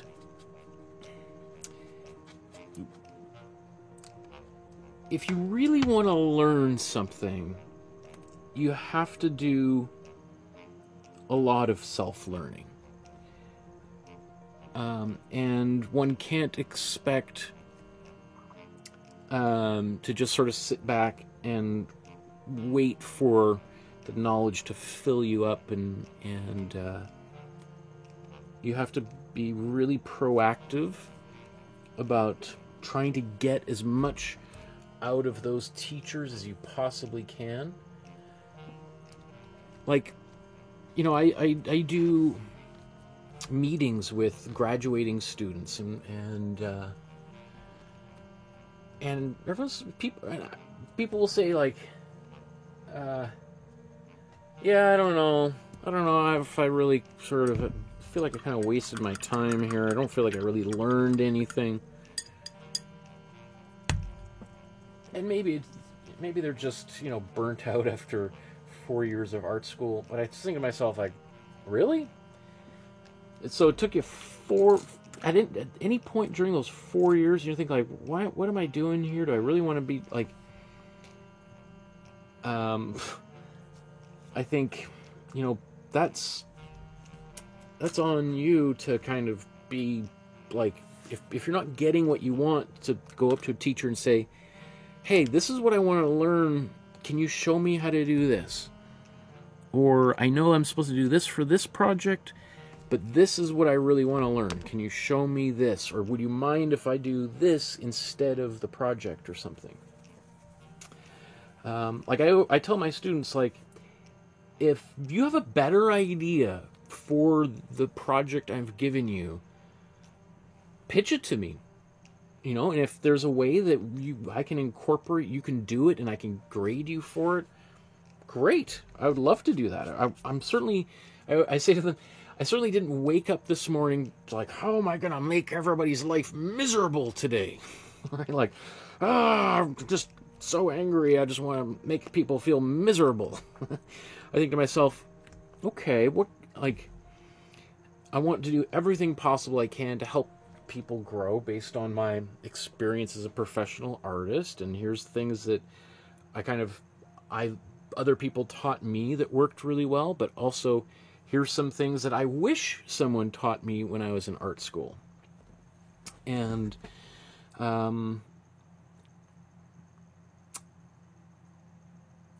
so, and sometimes people are receptive to it, sometimes people aren't. I know when I was a student in art school, I farted around a lot when I was younger. And I was just having this conversation a few weeks ago with somebody I went to art school, undergrad with, and we were sharing similar stories. Like, we're like, man, you know, we had some really good teachers, and we kind of goofed around a lot, like, you know, because he's taking some classes again. I was just like, you know, I wish had paid a little more attention to some of those people. To which I was like, yeah, I totally agree. But, you know, like, when I was like 18, 19 years old, you know, like, I'm still growing and changing, and I'm grateful for all the experiences I've had. Wouldn't change it for anything. But, you know. Okay, so what I'm doing here, I'm going to do this line on the bottom of the painting. You can notice that it's not straight across, it's a little bit crooked. If you're a little OCD and that being off angle there drives you crazy, then you may want to try to level it off, measure it with a ruler. But I think this is this is okay for me in terms of OCD here. Just trying to determine how high. So we've got one line. This is basically just my cool blue right out of the tube. In fact, I think I do need a little bit of white in here, just a tiny bit of white.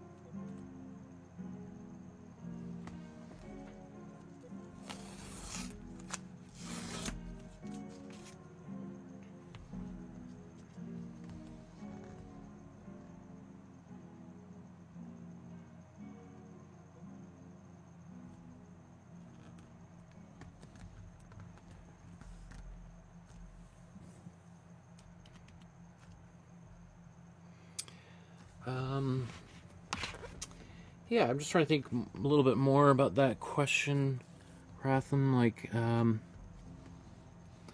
would also be. I mean, I don't know what your teachers are like, but I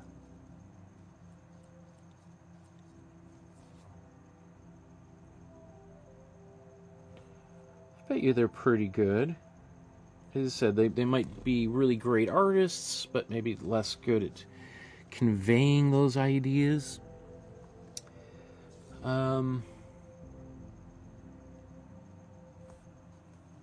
It's tricky to explain, big concepts and make them relatively digestible for people who are hearing it for the first time.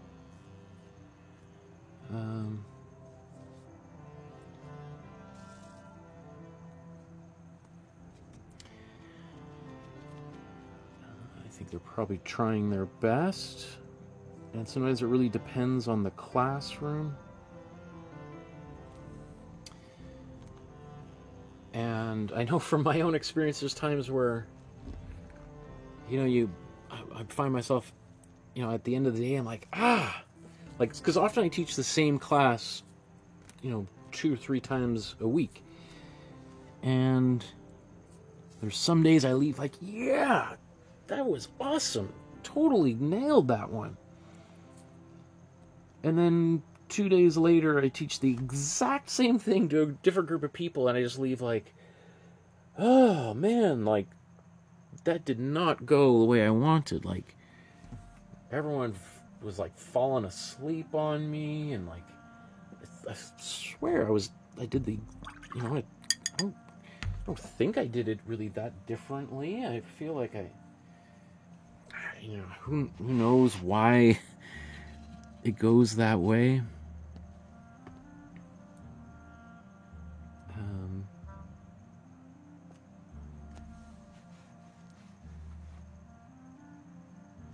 But I tell you that's super frustrating when it happens.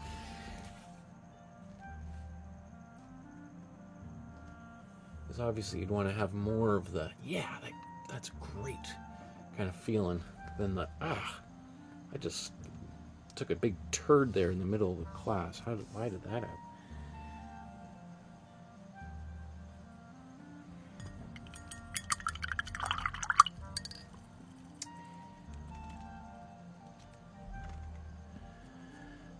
Okay, moving along. So, it appears to me that I need more cool color. First of all, I need more. I need to put some. I need some warm browns in there. I think that's what I need right now. Or sorry, warm greens. I apologize. Warm green.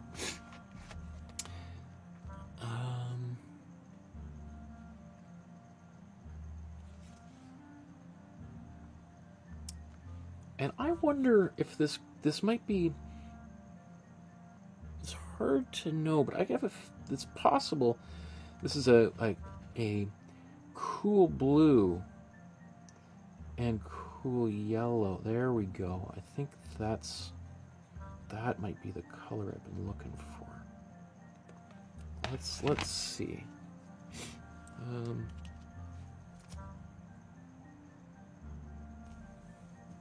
There is definitely some ultramarine blue in a few places here.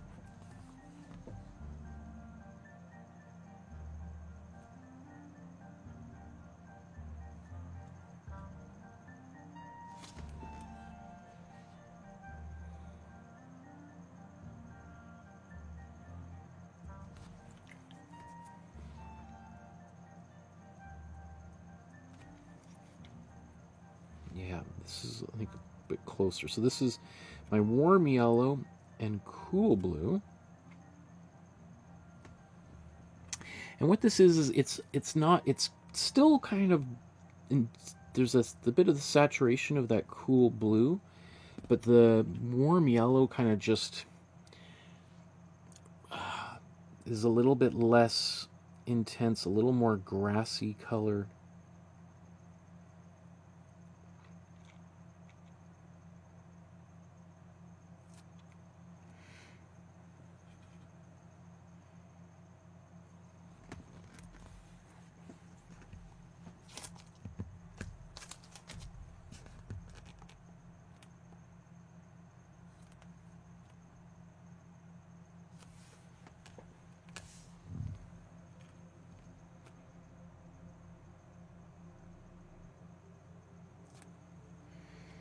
So I'm just trying to get rid of some of those really dark,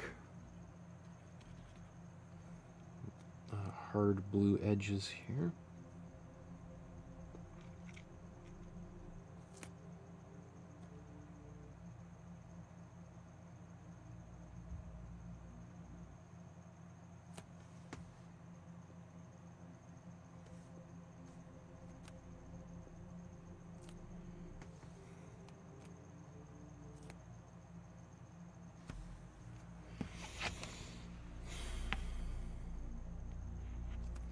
Okay, let's put more warm yellow into the same mixture.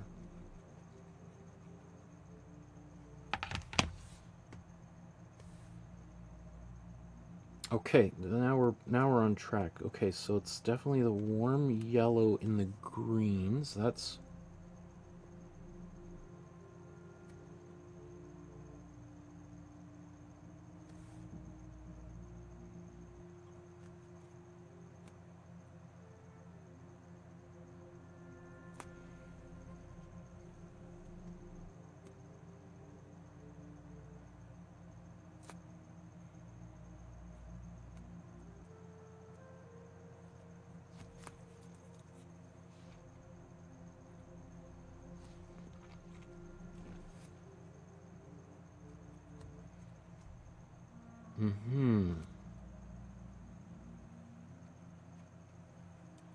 okay.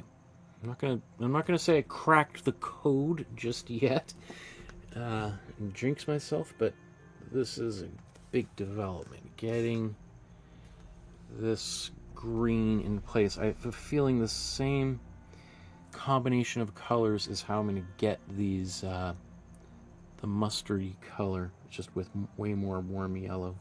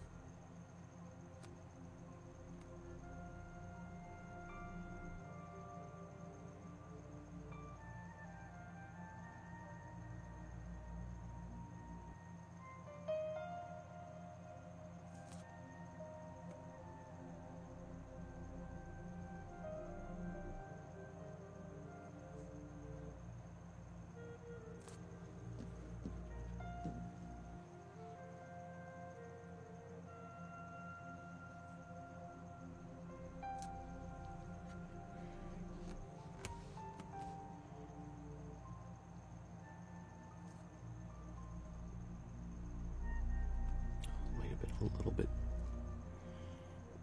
I think I need to put that color there, but oops.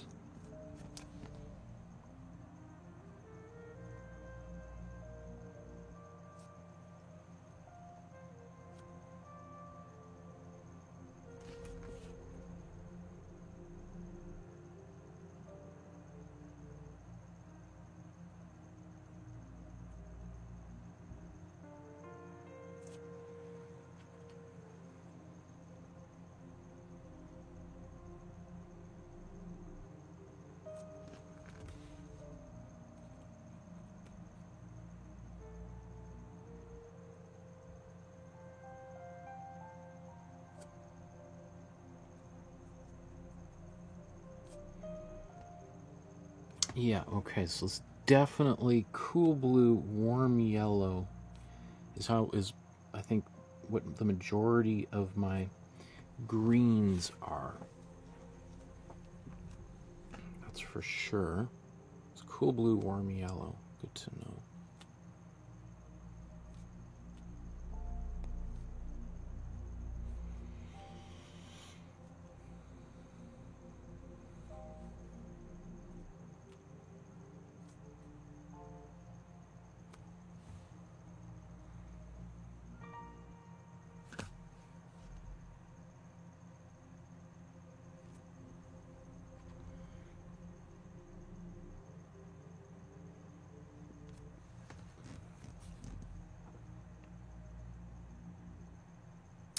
Okay, that feels way better. I'll zoom out here in just a moment so you can just see.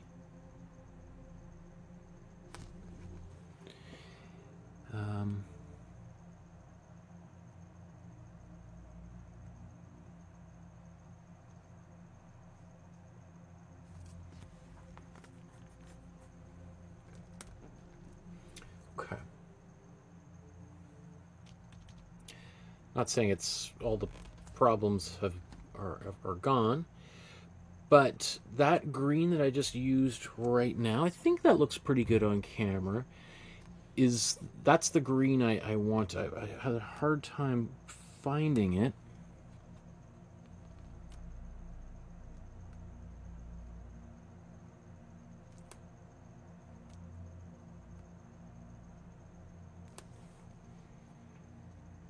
Okay. That makes sense. So that also tells me that my flower petals are probably also very related to that. This is my warm yellow and cool blue, and I think I'll zoom in.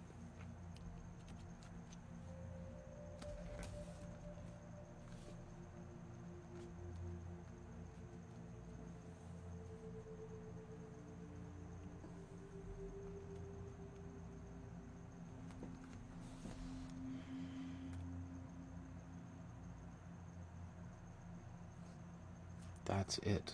That is it. Okay. Just about getting the right ratio down. But that's the color. So this is mostly it's warm yellow, cool blue.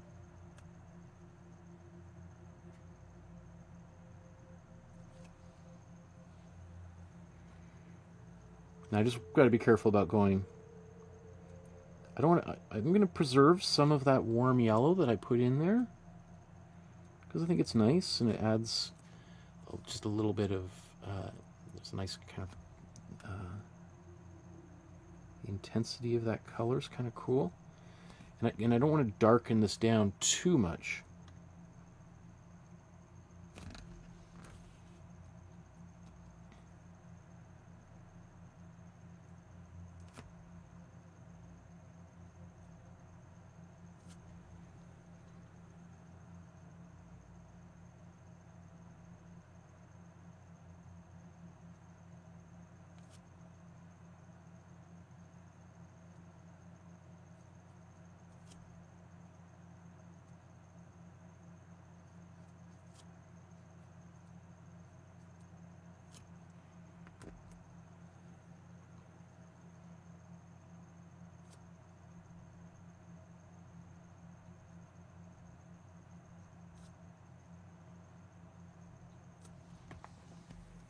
Yeah, okay.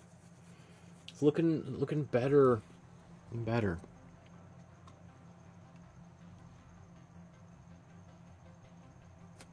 I'm not sure how it looks on camera, but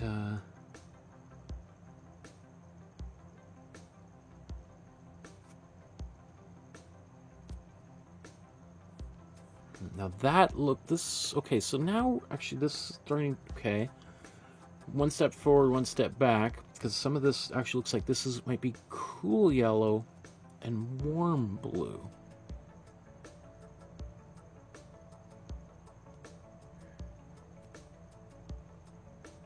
Okay, that's why I was like, don't want to start celebrating.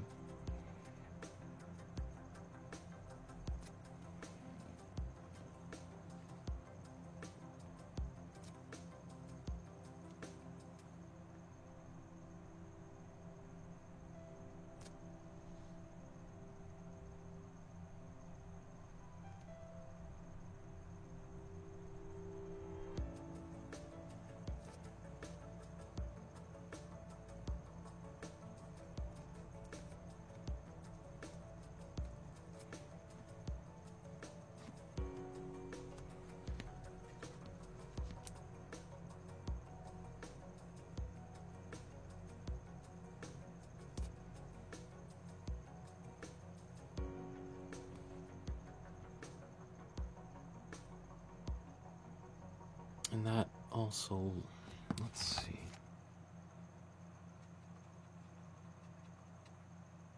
I need a little more warm yellow.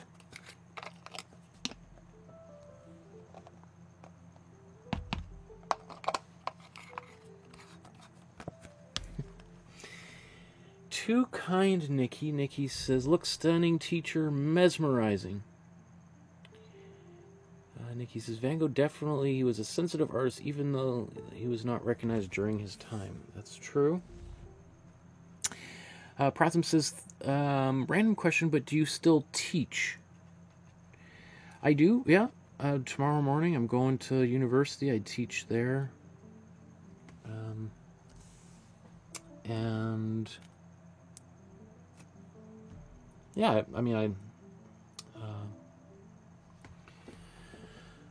been teaching there for, I don't even know how many years now. I think this is my 12th year teaching at the university.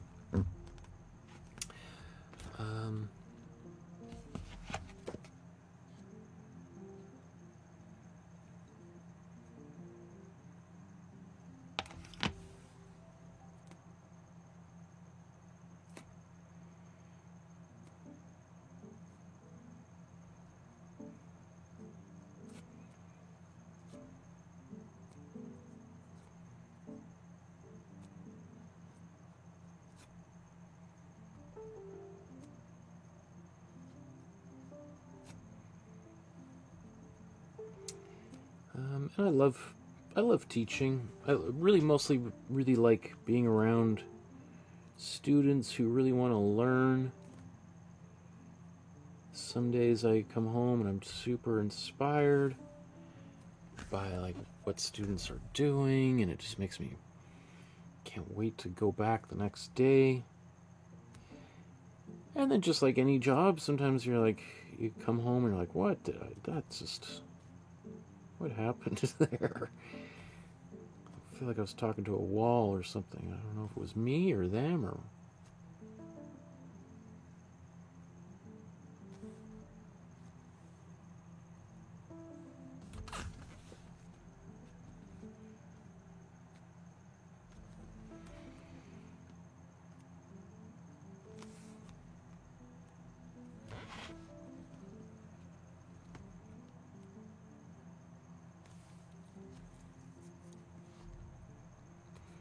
See, this yellow is almost green in comparison to the other yellows around it.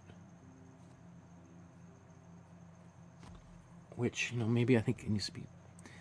That's a little bit too green. Let's bring a bit of that yellow back. Bringing yellow back. Yeah.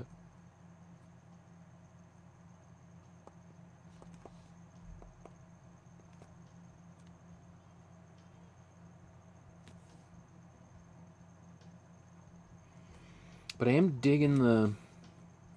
I'm digging it. I'm digging the way that this cool blue and warm red are playing off one another.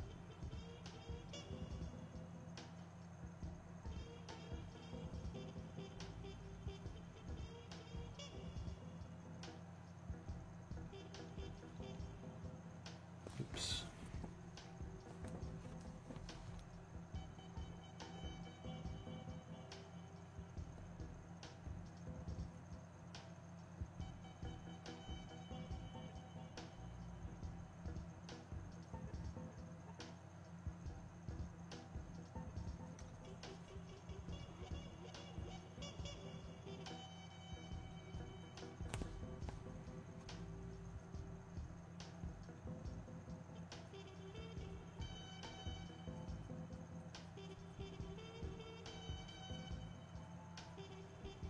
I mean, it's kind of wild how this color, on its own looks very green on my palette. I put it on here and it looks more like a brownish yellow, especially on camera there.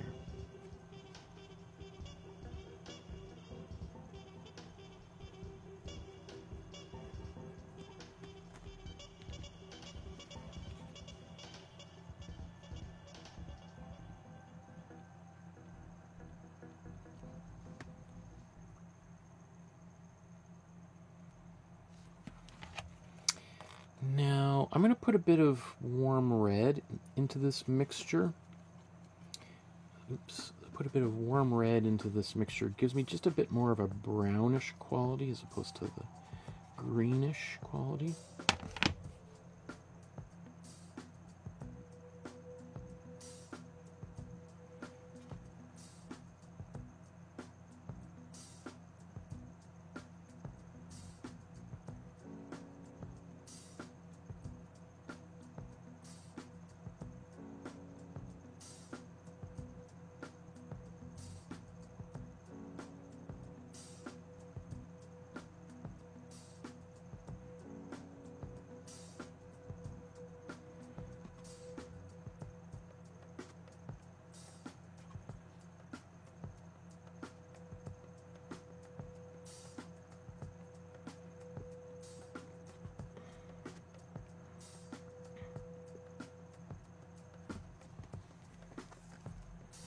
Okay, that can definitely get darker and darker.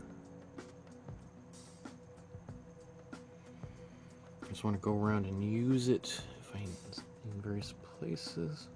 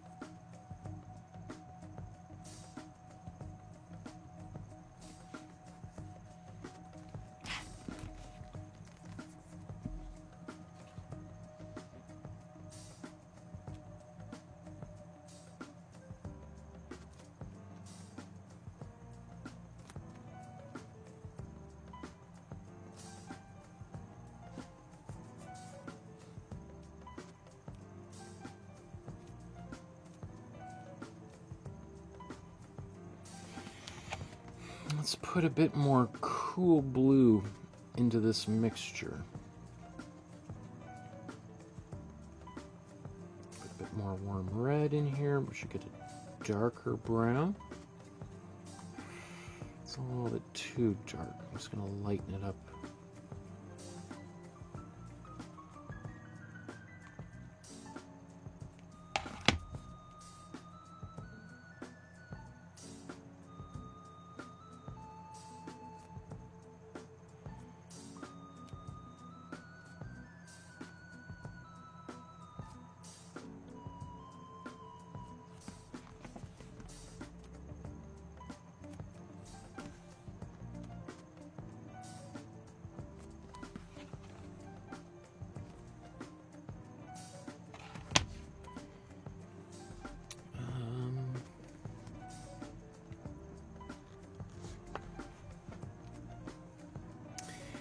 Pratham says the attention to detail is actually insane. Awesome.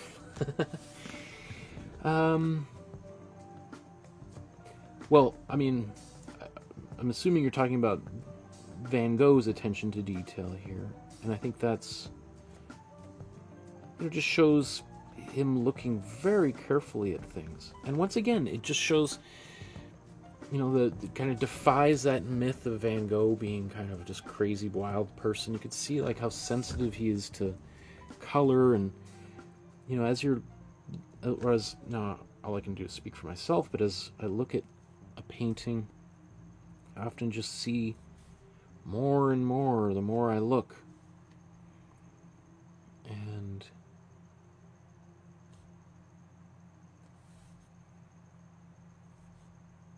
And you've seen that throughout this paint, like things were like, oh, I thought that was right the first, now it looks wrong.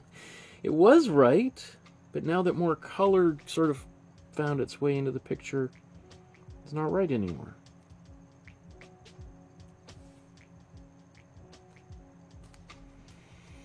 It's a mysterious thing, painting.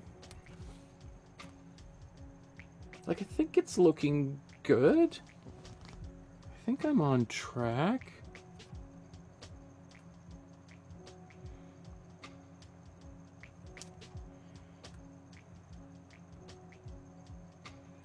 I also hesitate to get too confident because this painting's already kind of knocked me on my butt a few times today. And hopefully anybody who attempts this painting can kind of learn from my mistakes here. Or maybe not mistakes, but just my experiments with color, learning what's working and what's not. And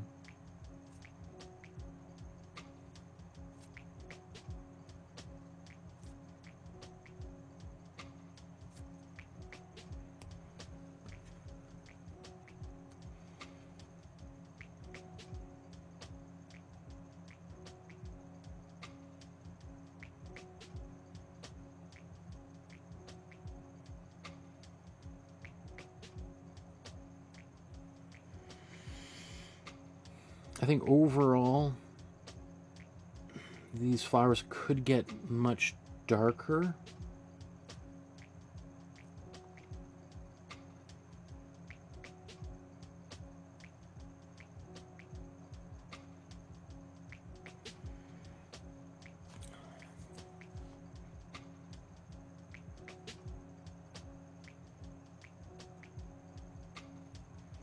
I'm hesitant to go too much further than this, though.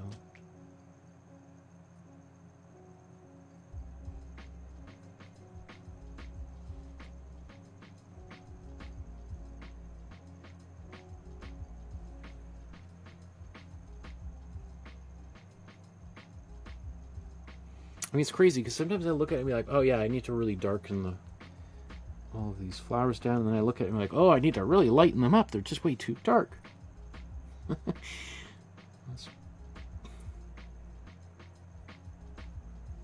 It's a never-ending push and pull.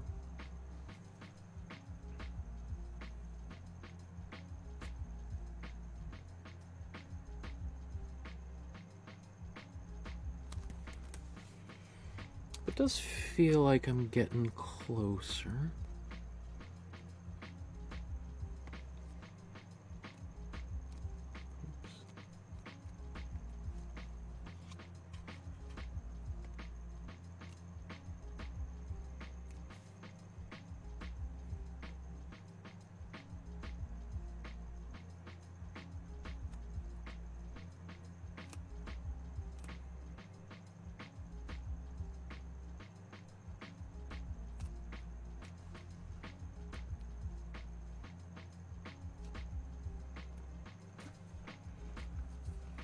Let's look again.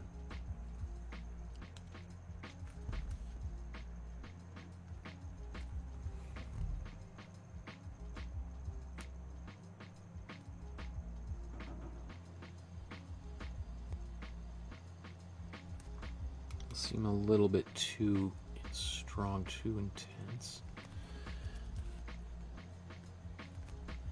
I also think I could, when I'm thinking I'm going to go back into the background here very soon.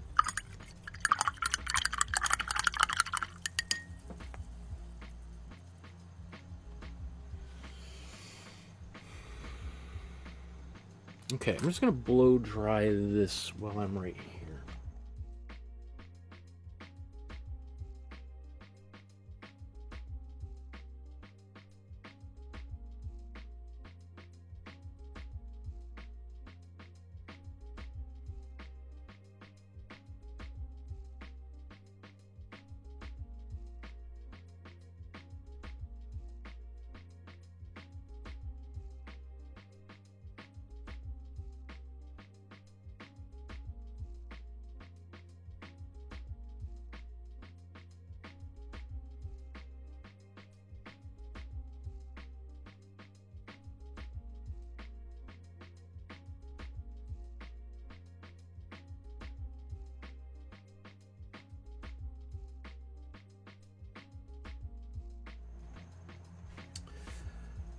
Okay, I think the next step, I think what I want to do is I want to try using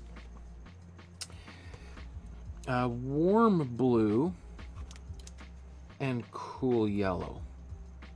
So do the opposite of what I just did. Ooh, I think this might be right. Okay, oops, that's still too much yet. Our blue. Let's.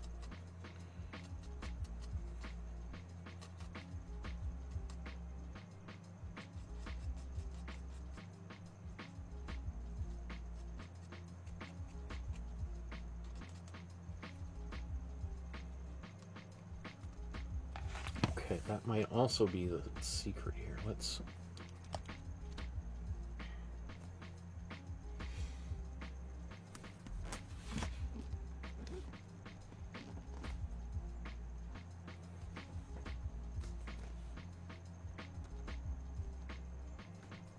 Where should I start this? I feel like.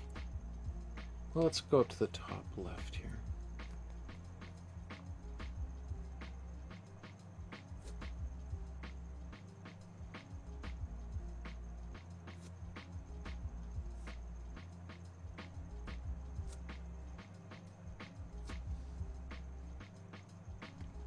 I think I'm close.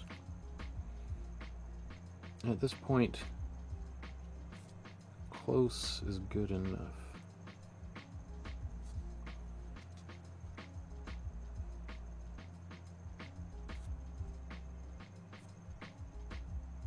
It's so hard because, you know, it looks sometimes really great on camera, and then I look at this and I'm like, ah, what did I just do?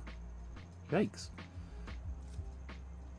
And then I make it look good on camera, and I look at it in person, and I go, oh, I don't like that at all. What was I thinking? I'm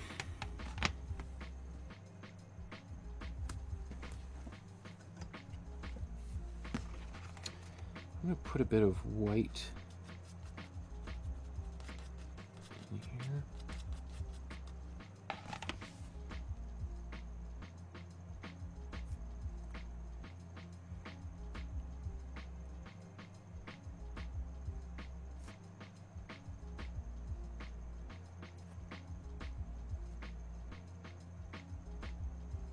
I think that might be on track down here.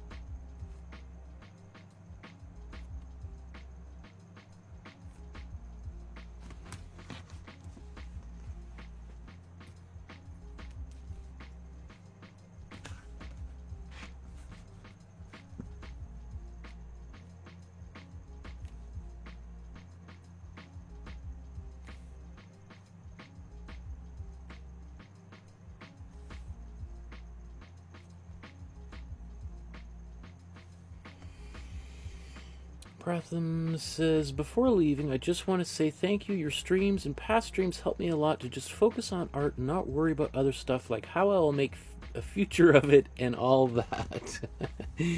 That's great. I think, yeah, I mean, it's important to kind of be mindful of how you might make a living as an artist. But, you know, especially while you're in school, kind of really trying to dedicate yourself fully to learning and being present, trying to soak up as much as possible. That's really important. And if you're really determined, you'll find a way. The thing with being an artist is there's not really, unlike being a doctor or a scientist, and there's pretty proven ways. You just do this, and you do this, and you do this, you get your degree, and then you set up your practice.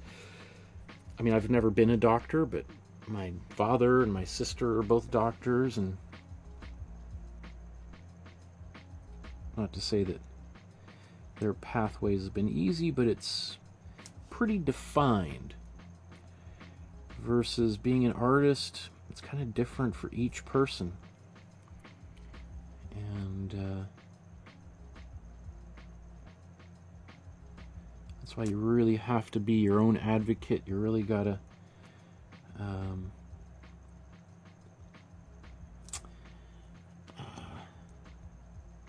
take control over your education to get what you want out of it, and not just wait for somebody to fill you up with gems and wisdom. You gotta search for it. You gotta ask for what you want.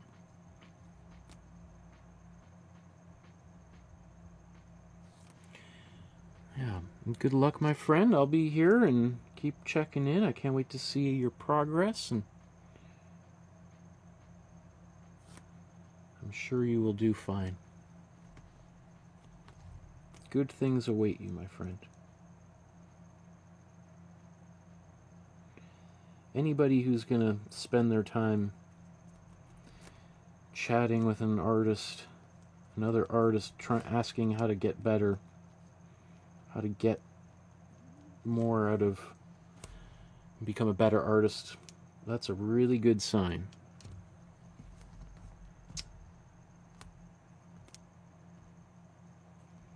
Because believe it or not, most students really don't put that much interest or investment into kind of growing and learning, and which sounds kind of insane. How could you? But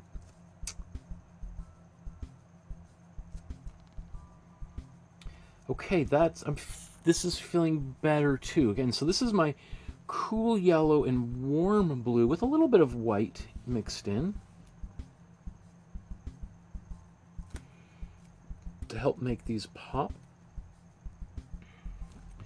But like, if I zoom back out,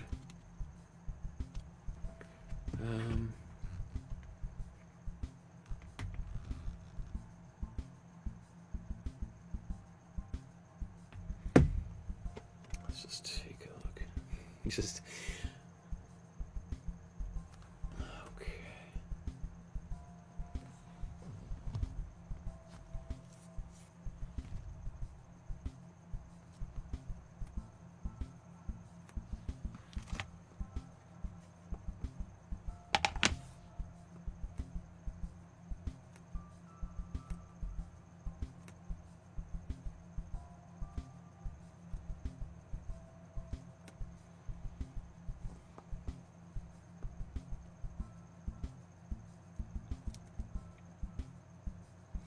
So this is my cool yellow, pretty much right out of the tube. It's, you know, it's not super clean. I didn't clean my brush. But I'm just kind of going back over top of some of these petals. And some of the paint underneath is still quite wet.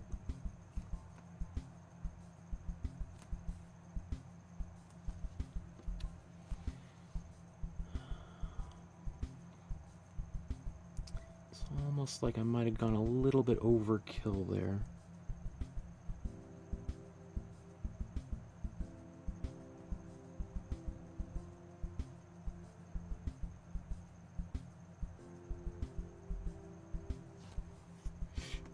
That might be too much too. Darn it. I should have quit that while I was ahead there, hey?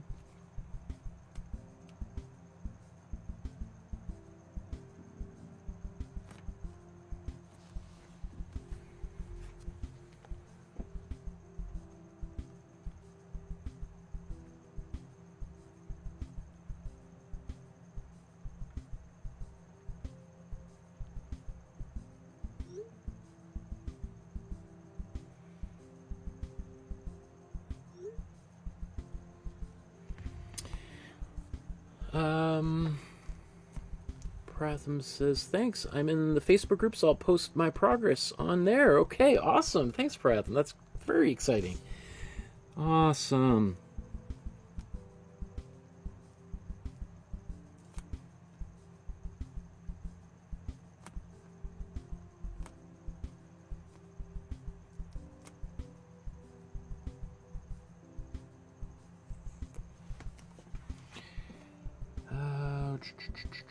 What's the best bet right here? Because I look at this. I got my warm blue. I think let's take a bit of warm red in here.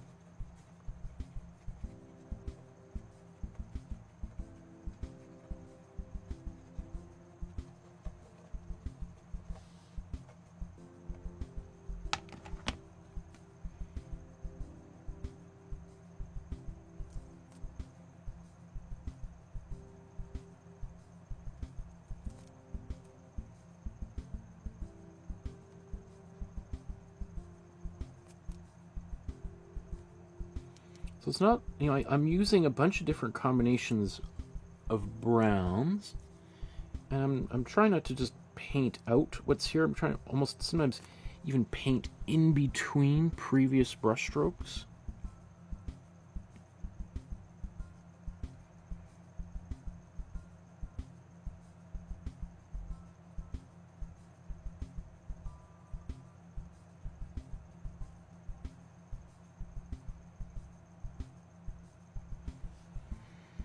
I'm also contemplating when I go back into the background here, which I think I'll do very shortly here, to maybe make it a bit more cool yellowy. It's a little bit maybe too white at the moment.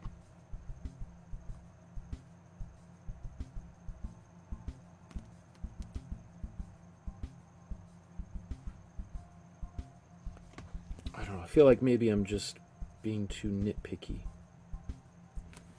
I think maybe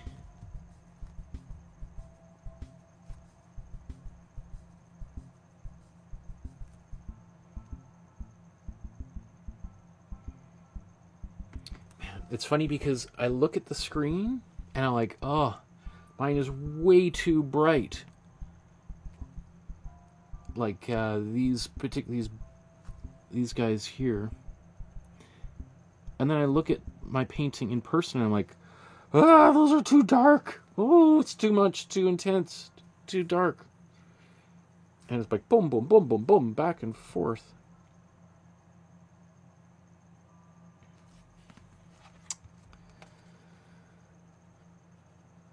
I'm going to take this, this is my warm yellow and cool blue.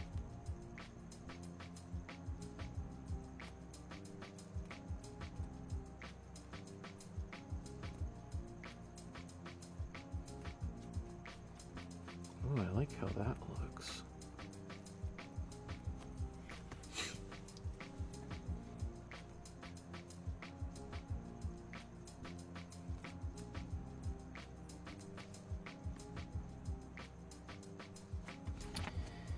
I'm going to take the same color.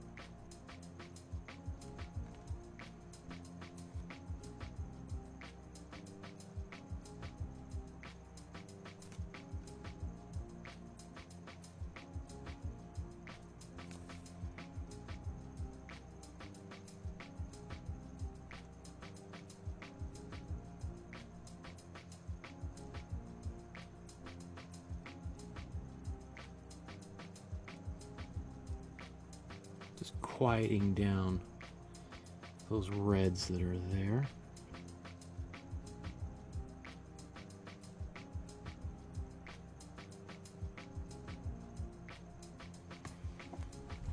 That's better.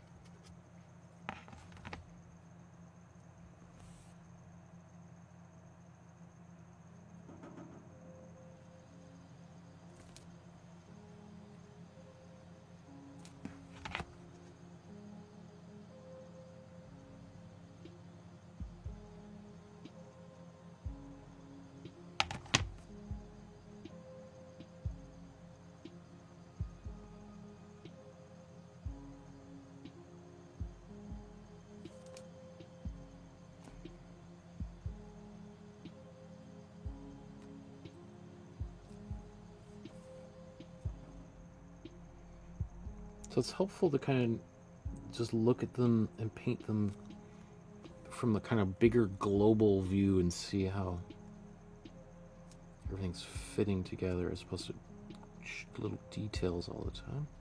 Okay, I think... Okay, there's also... Oh, this little reflection there. That looks like a bit of warm blue and white.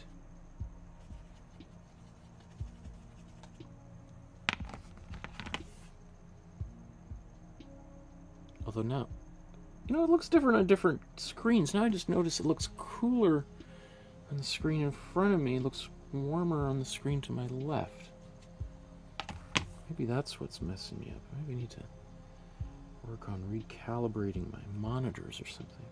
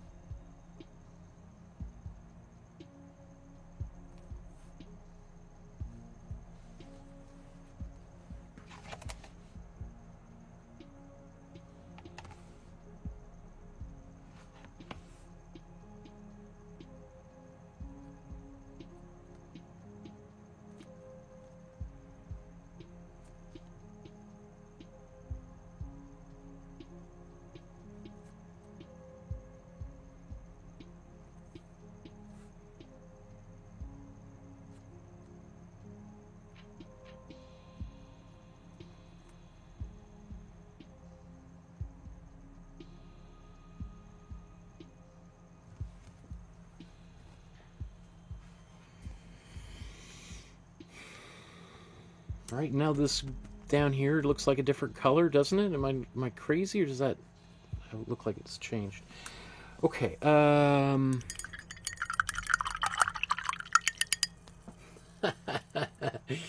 Maddie says, it's great art. I wish you don't end up cutting your ear off like Van Gogh.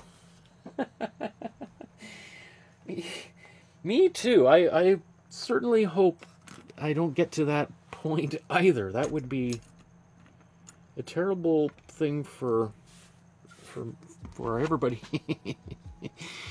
involved, for sure.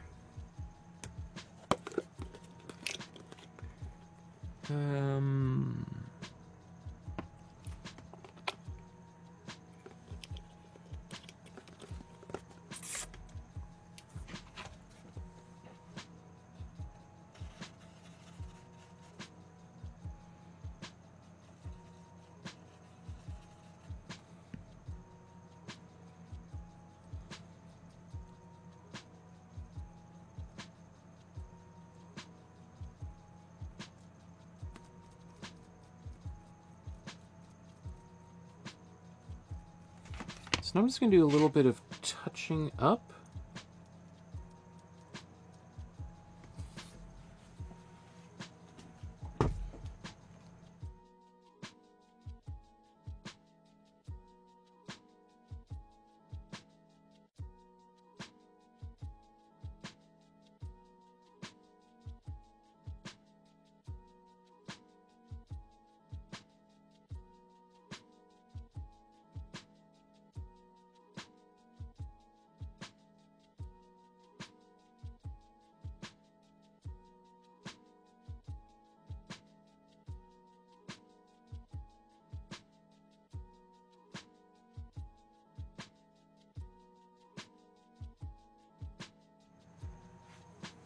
Fact.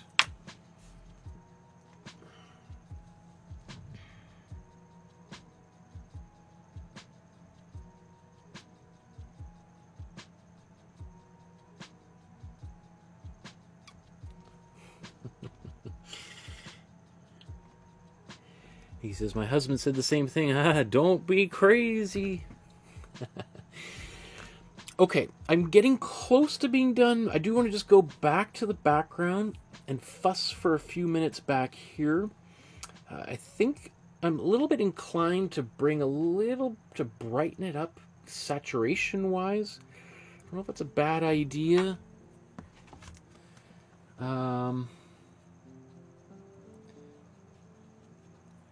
So because I'm not exactly sure if this is a good idea or not, I'm going to take some glazing fluid. This is the first time I've used glazing fluid in today's episode. Glazing fluid is like matte medium, except that it has a chemical that slows the drying time down a little bit. And so the reason I'm putting that in there, first of all, is I can get, just like matte medium, I can get a very thin layer of paint. And I can just, like, I don't know if you can see what I've just done here. I've applied that there, and it's just brightened the background up with a cool yellow, like 10%. I'm not sure that that's a good idea or not, but the one thing that's nice about glazing fluid is because it takes longer to dry, if I'm not happy with it, I have a little bit more time to kind of make some adjustments.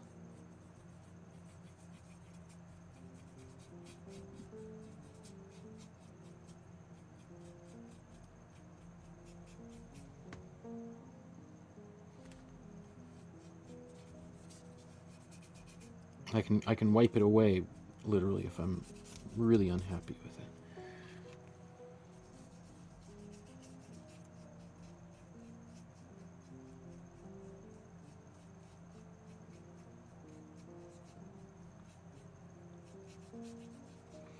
Now that's going to mean up close, unless I was originally thinking, I'm going to go around all of these little nooks and crannies and maybe repaint a little bit of the background. And at this stage, I'm like, you know what? Let's just get this thing done. Am I overdoing it? I might be overdoing it. So I'm just going to continue brushing this over. And then I think I'm going to wipe some of this away. Maybe not all of it.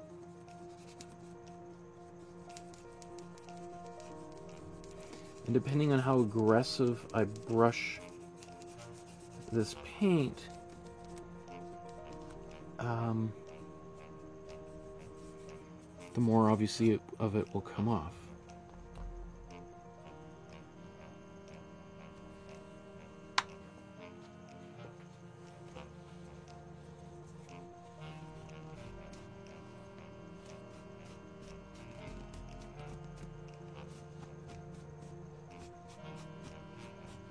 Ah! That was not a clean rag. Yikes. Okay, I don't even know if you can see that on camera there.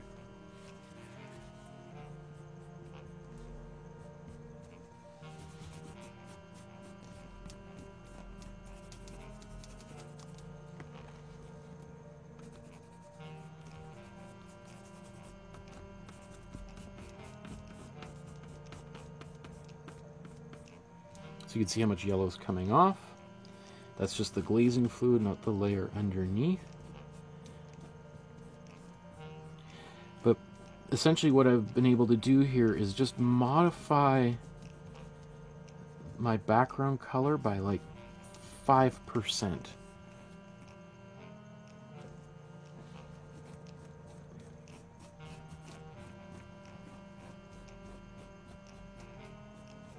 Without repainting, most importantly, the whole painting.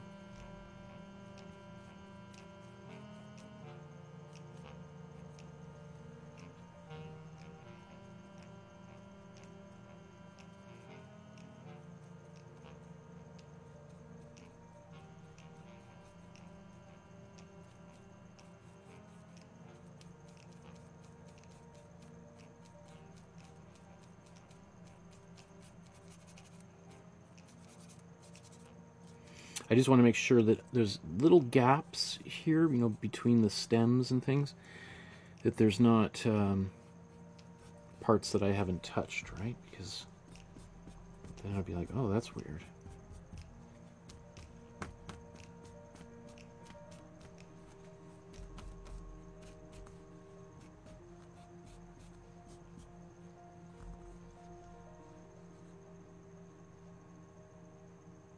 I'm a little nervous. I went a bit too far there. I'm just gonna keep going too far and do too far down here too.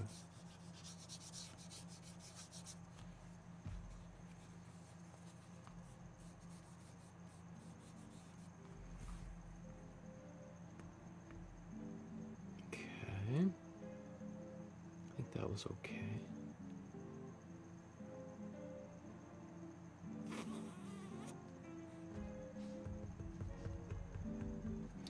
I just want to see like what this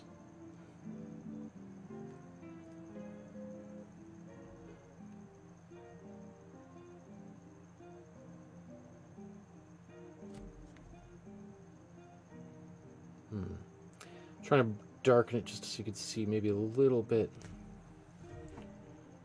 It's kind of in between those. It's a little bit darker.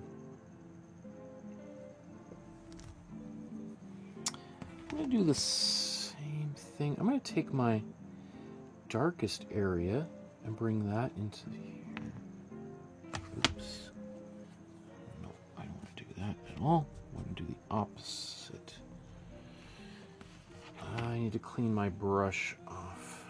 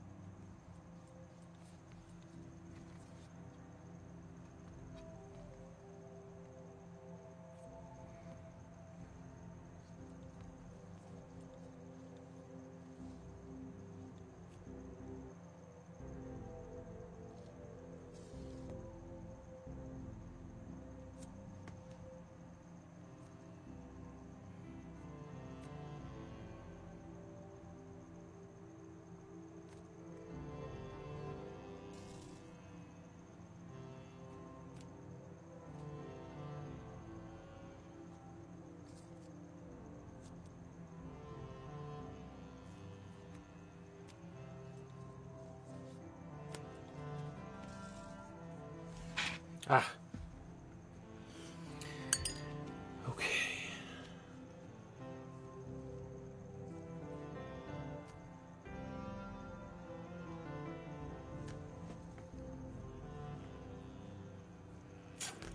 So let's do a little bit of finishing touches. I think really there's a few little details I want to take care of, but mostly it involves putting in the signature, Van Gogh's signature, on the vase itself.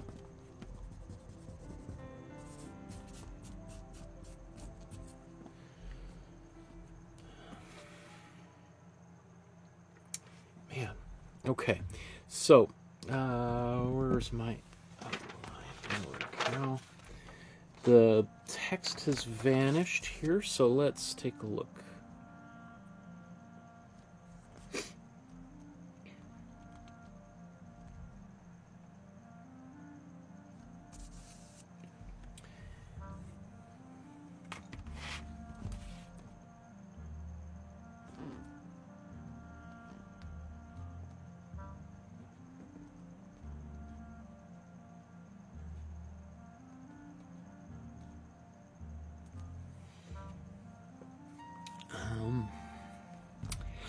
I probably should blow dry this here.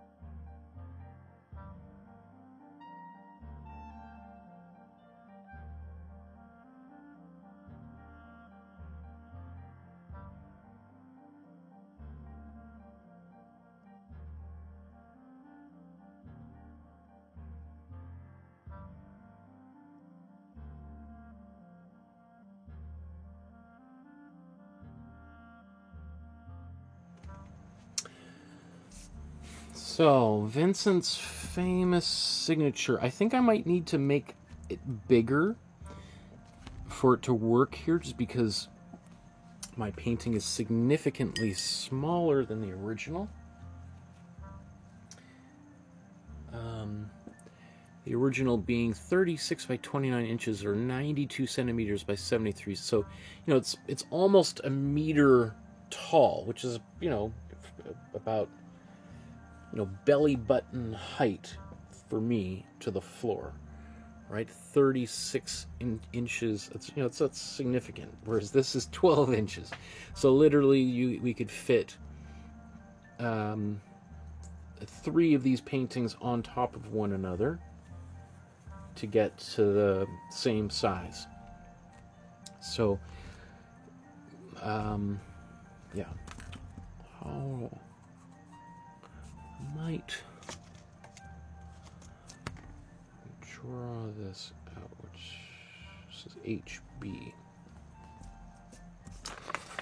I'll show you what I'm thinking about here.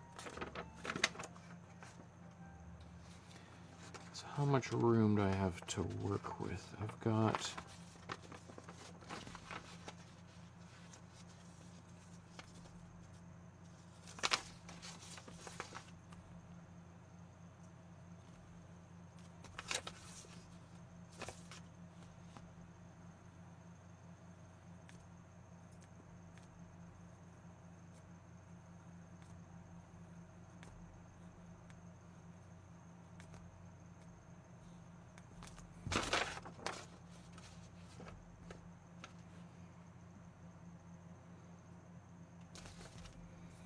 a little bit on the big side, so let's do that again. Let's do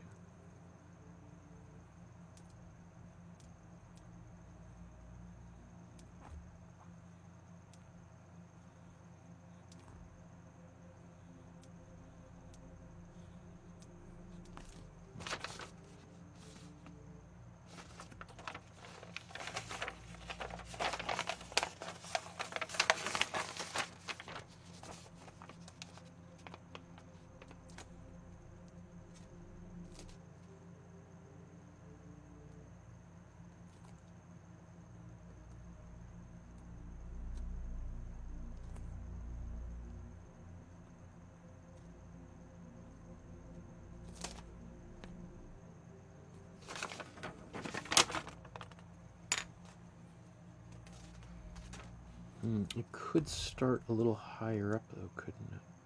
I think that's good. Oops, let's move that up a bit there. So I think this is, again, this is our cool blue. It looks quite bright right now, but as it gets on that darker, on that surface, I think it's going to darken down.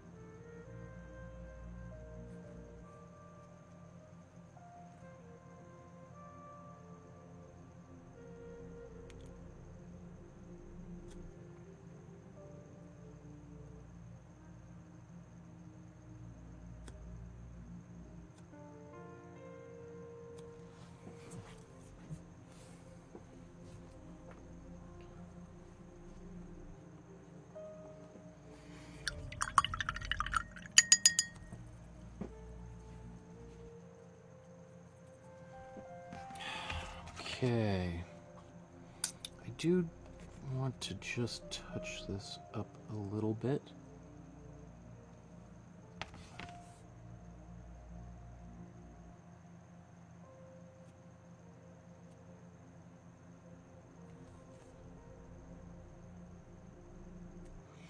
I'm just clearing a little bit of space around those letters, around the T, to avoid confusion.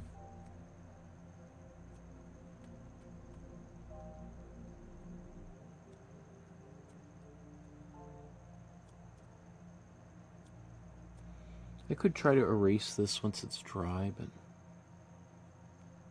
I'm kind of too impatient at the moment. And I just want this fairly thin paint so it's covering, but not totally hiding.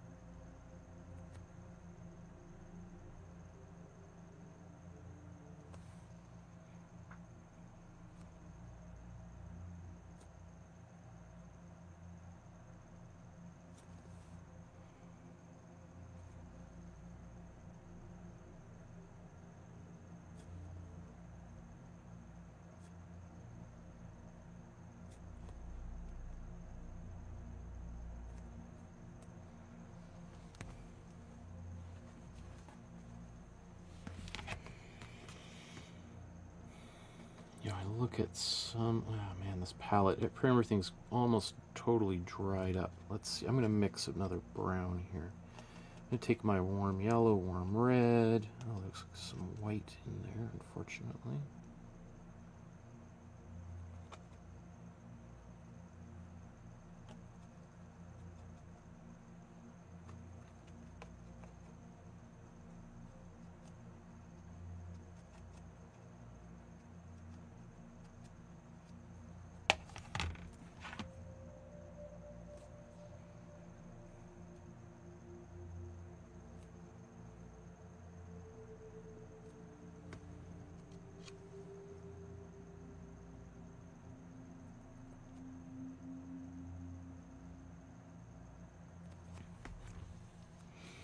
Just some of these brown brushstrokes look a little bit sloppy.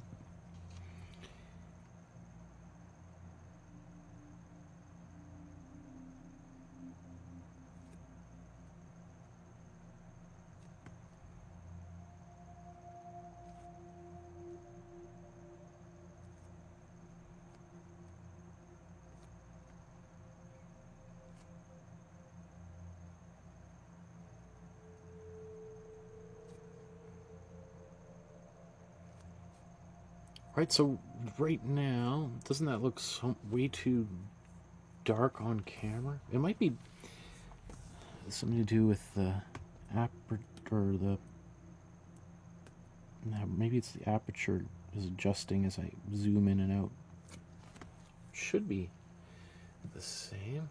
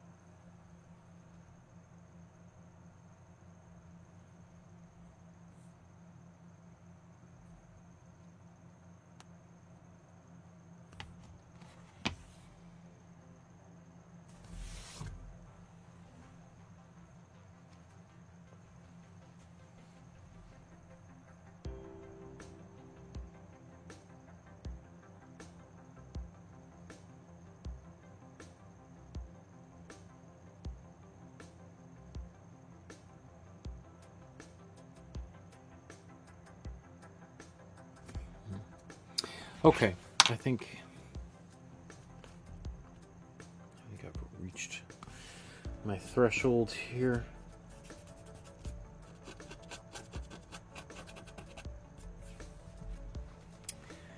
Oh, Pascal says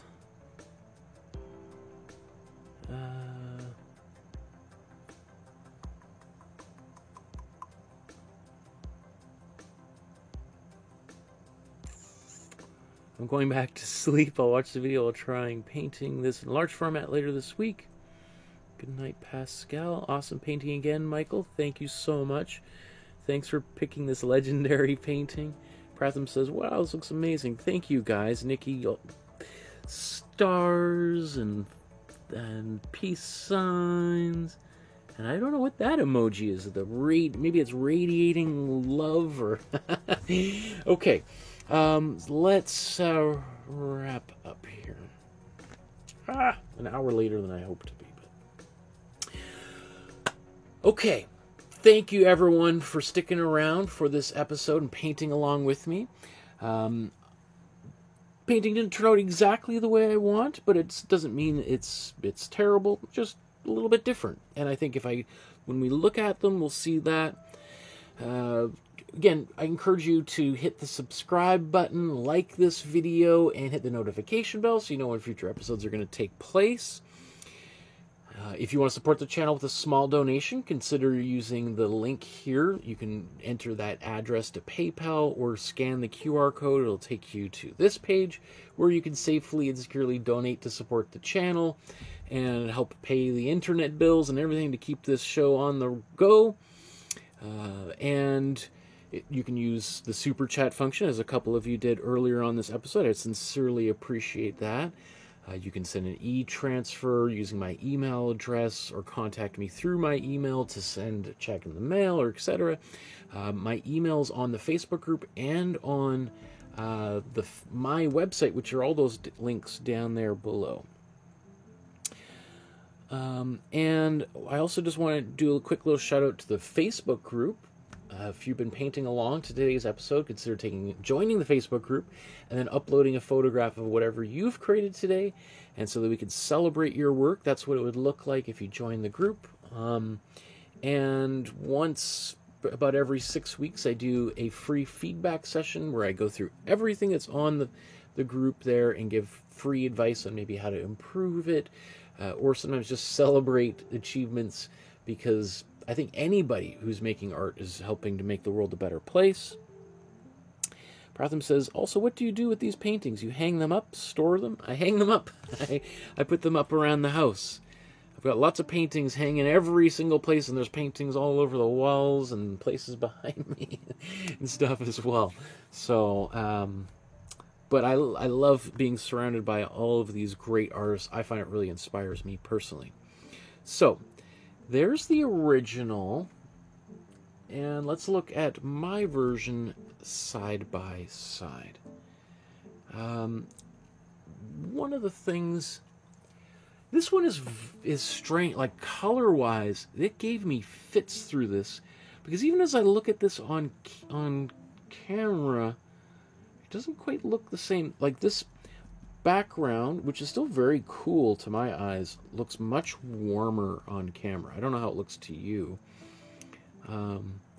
So I think, for whatever reason, this particular painting, maybe it's all the yellows in there, I don't know, but it's looked very different at different times, especially depending on where I was looking, whether I was looking at the screen or in person. I think really maybe what I could have done or should have done is just put the original away and just try to make my own painting work, rather than trying to hew too closely to the original. Easier said than done, because when I'm doing this, I'm also trying to match the colors as closely as possible to show people how they can do it at home. So I don't know how. I feel kind of like I was a little bit caught in between two worlds with this painting, and so I have mixed feelings about it here. Oh, you know what? That's, I think let me just see. No, the aperture doesn't appear to be changing. I thought it, it seems to be getting darker as I zoom in. Yeah, so that yellow, even though I glazed just a very thin amount of cool yellow with even a bit of white, it seems to have really darkened dramatically from where it originally was. It was, before I did that, it looked lighter than the original on the left there, and now it's demonstrably darker than the original, even though when I look at mine, I'm like, yeah, I think I did it. It looks great. It's exactly the right color, but something's going on here. You're probably just losing my mind. I might have to cut my ear off. Okay, so that also means that trying to get these colors right was also quite tricky, because that mustard color appears different. It appeared different each time I looked at it. And so I tried a number of different mixtures, whether that was cool yellow and cool blue, cool yellow and warm blue,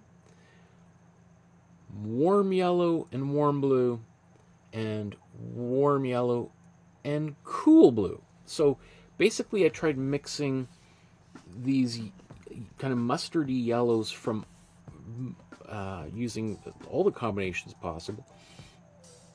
And there were times where I was like, yeah, that's it. Perfect. I solved it. And then I'd come back and look at that same area 5 minutes later and be like, know what's going on here. So I think really the strategy is just to pick one and stick with it. That's probably what I should have done quite earlier on. So that would be my advice to anybody, is to not worry so much about trying to get it to look exactly like what you've got or what the original is, because I don't think it's ever going to quite look exactly like that. Anyway, let's see if we can just evaluate how things are here. You know, obviously, as soon as I start looking at it, I just see problems. I see things that are definitely dramatically different than the original. You know, where some of these darker lines are. You know, one thing I really appreciate about Van Gogh, particularly in this painting, is it may not appear that way, but how subtle some of the contrasting colors are. You know, I didn't feel confident enough just to let these flower petals be yellow right next to this yellow background, and I kept wanting to put these dark outlines around those edges. Van Gogh's, you know, you could just be like, wow, this is bright, there's a lot of white in that background and these petals, but for whatever reason, when I was doing that, it just looked too soft of a contrast. And I don't know, part of me kind of wants to do this whole painting all over again and start it and see if I can take what I've learned here and redo it. But and that also goes for the background, right? Remember I was saying the background, I put this very thick impasto there. I think it's going to shrink down a little bit more over the next day, but it's probably going to be relatively close to where it's at right now. I think it's done most of the dramatic shrinkage. And so I was hoping and anticipating applying fairly thick brushstrokes elsewhere in the painting, and I tried to do that. I'm almost inclined to do that right now, but I'm not. I'm going to bite my lip and just call it a day, but I really should have, like, I've got quite a lot of texture in here, but what I would like to see is more texture on the blooming flowers. I think that would work well. And if I was to spend another couple of hours, I would do quite small little brush strokes in and around here, and I would take my time. Whereas right now, I feel like I kind of rushed through those kinds of things. Let's look down here.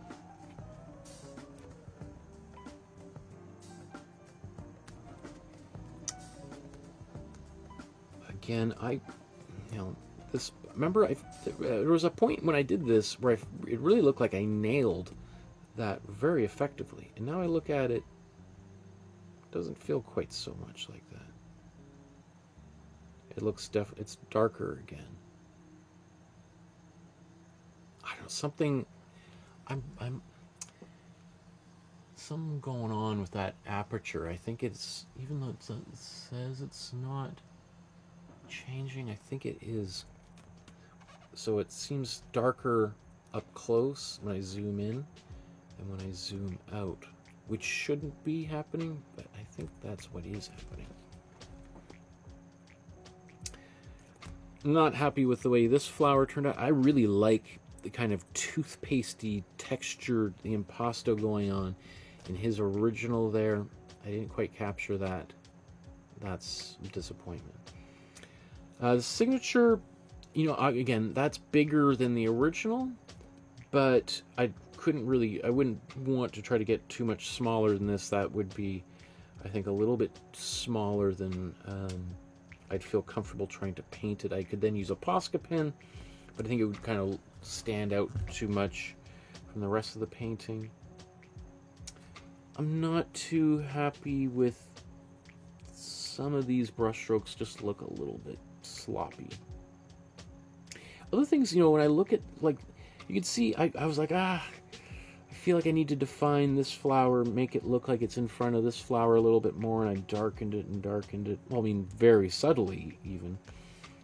And yet, when I look at Van Gogh's there, he's, like, to his credit, he's very comfortable with this ambiguity between these two flowers, and that somebody might look at that and might not even see two flowers at first and be like, oh, I didn't even see the green down here. Interesting. Whereas mine, I was like, I can't abide. I've got to articulate that a little bit more. And I feel like that happened throughout this paint, like that. That could be, that highlight's just too bright. Which is kind of ironic because, one thing we think about with Van Gogh's work is the bold contrasts between not only colors but values, but primarily colors. And yet in this painting, I think the parts that I'm least happy with are areas where I was bolder than him, and I think that's where it's kind of least successful.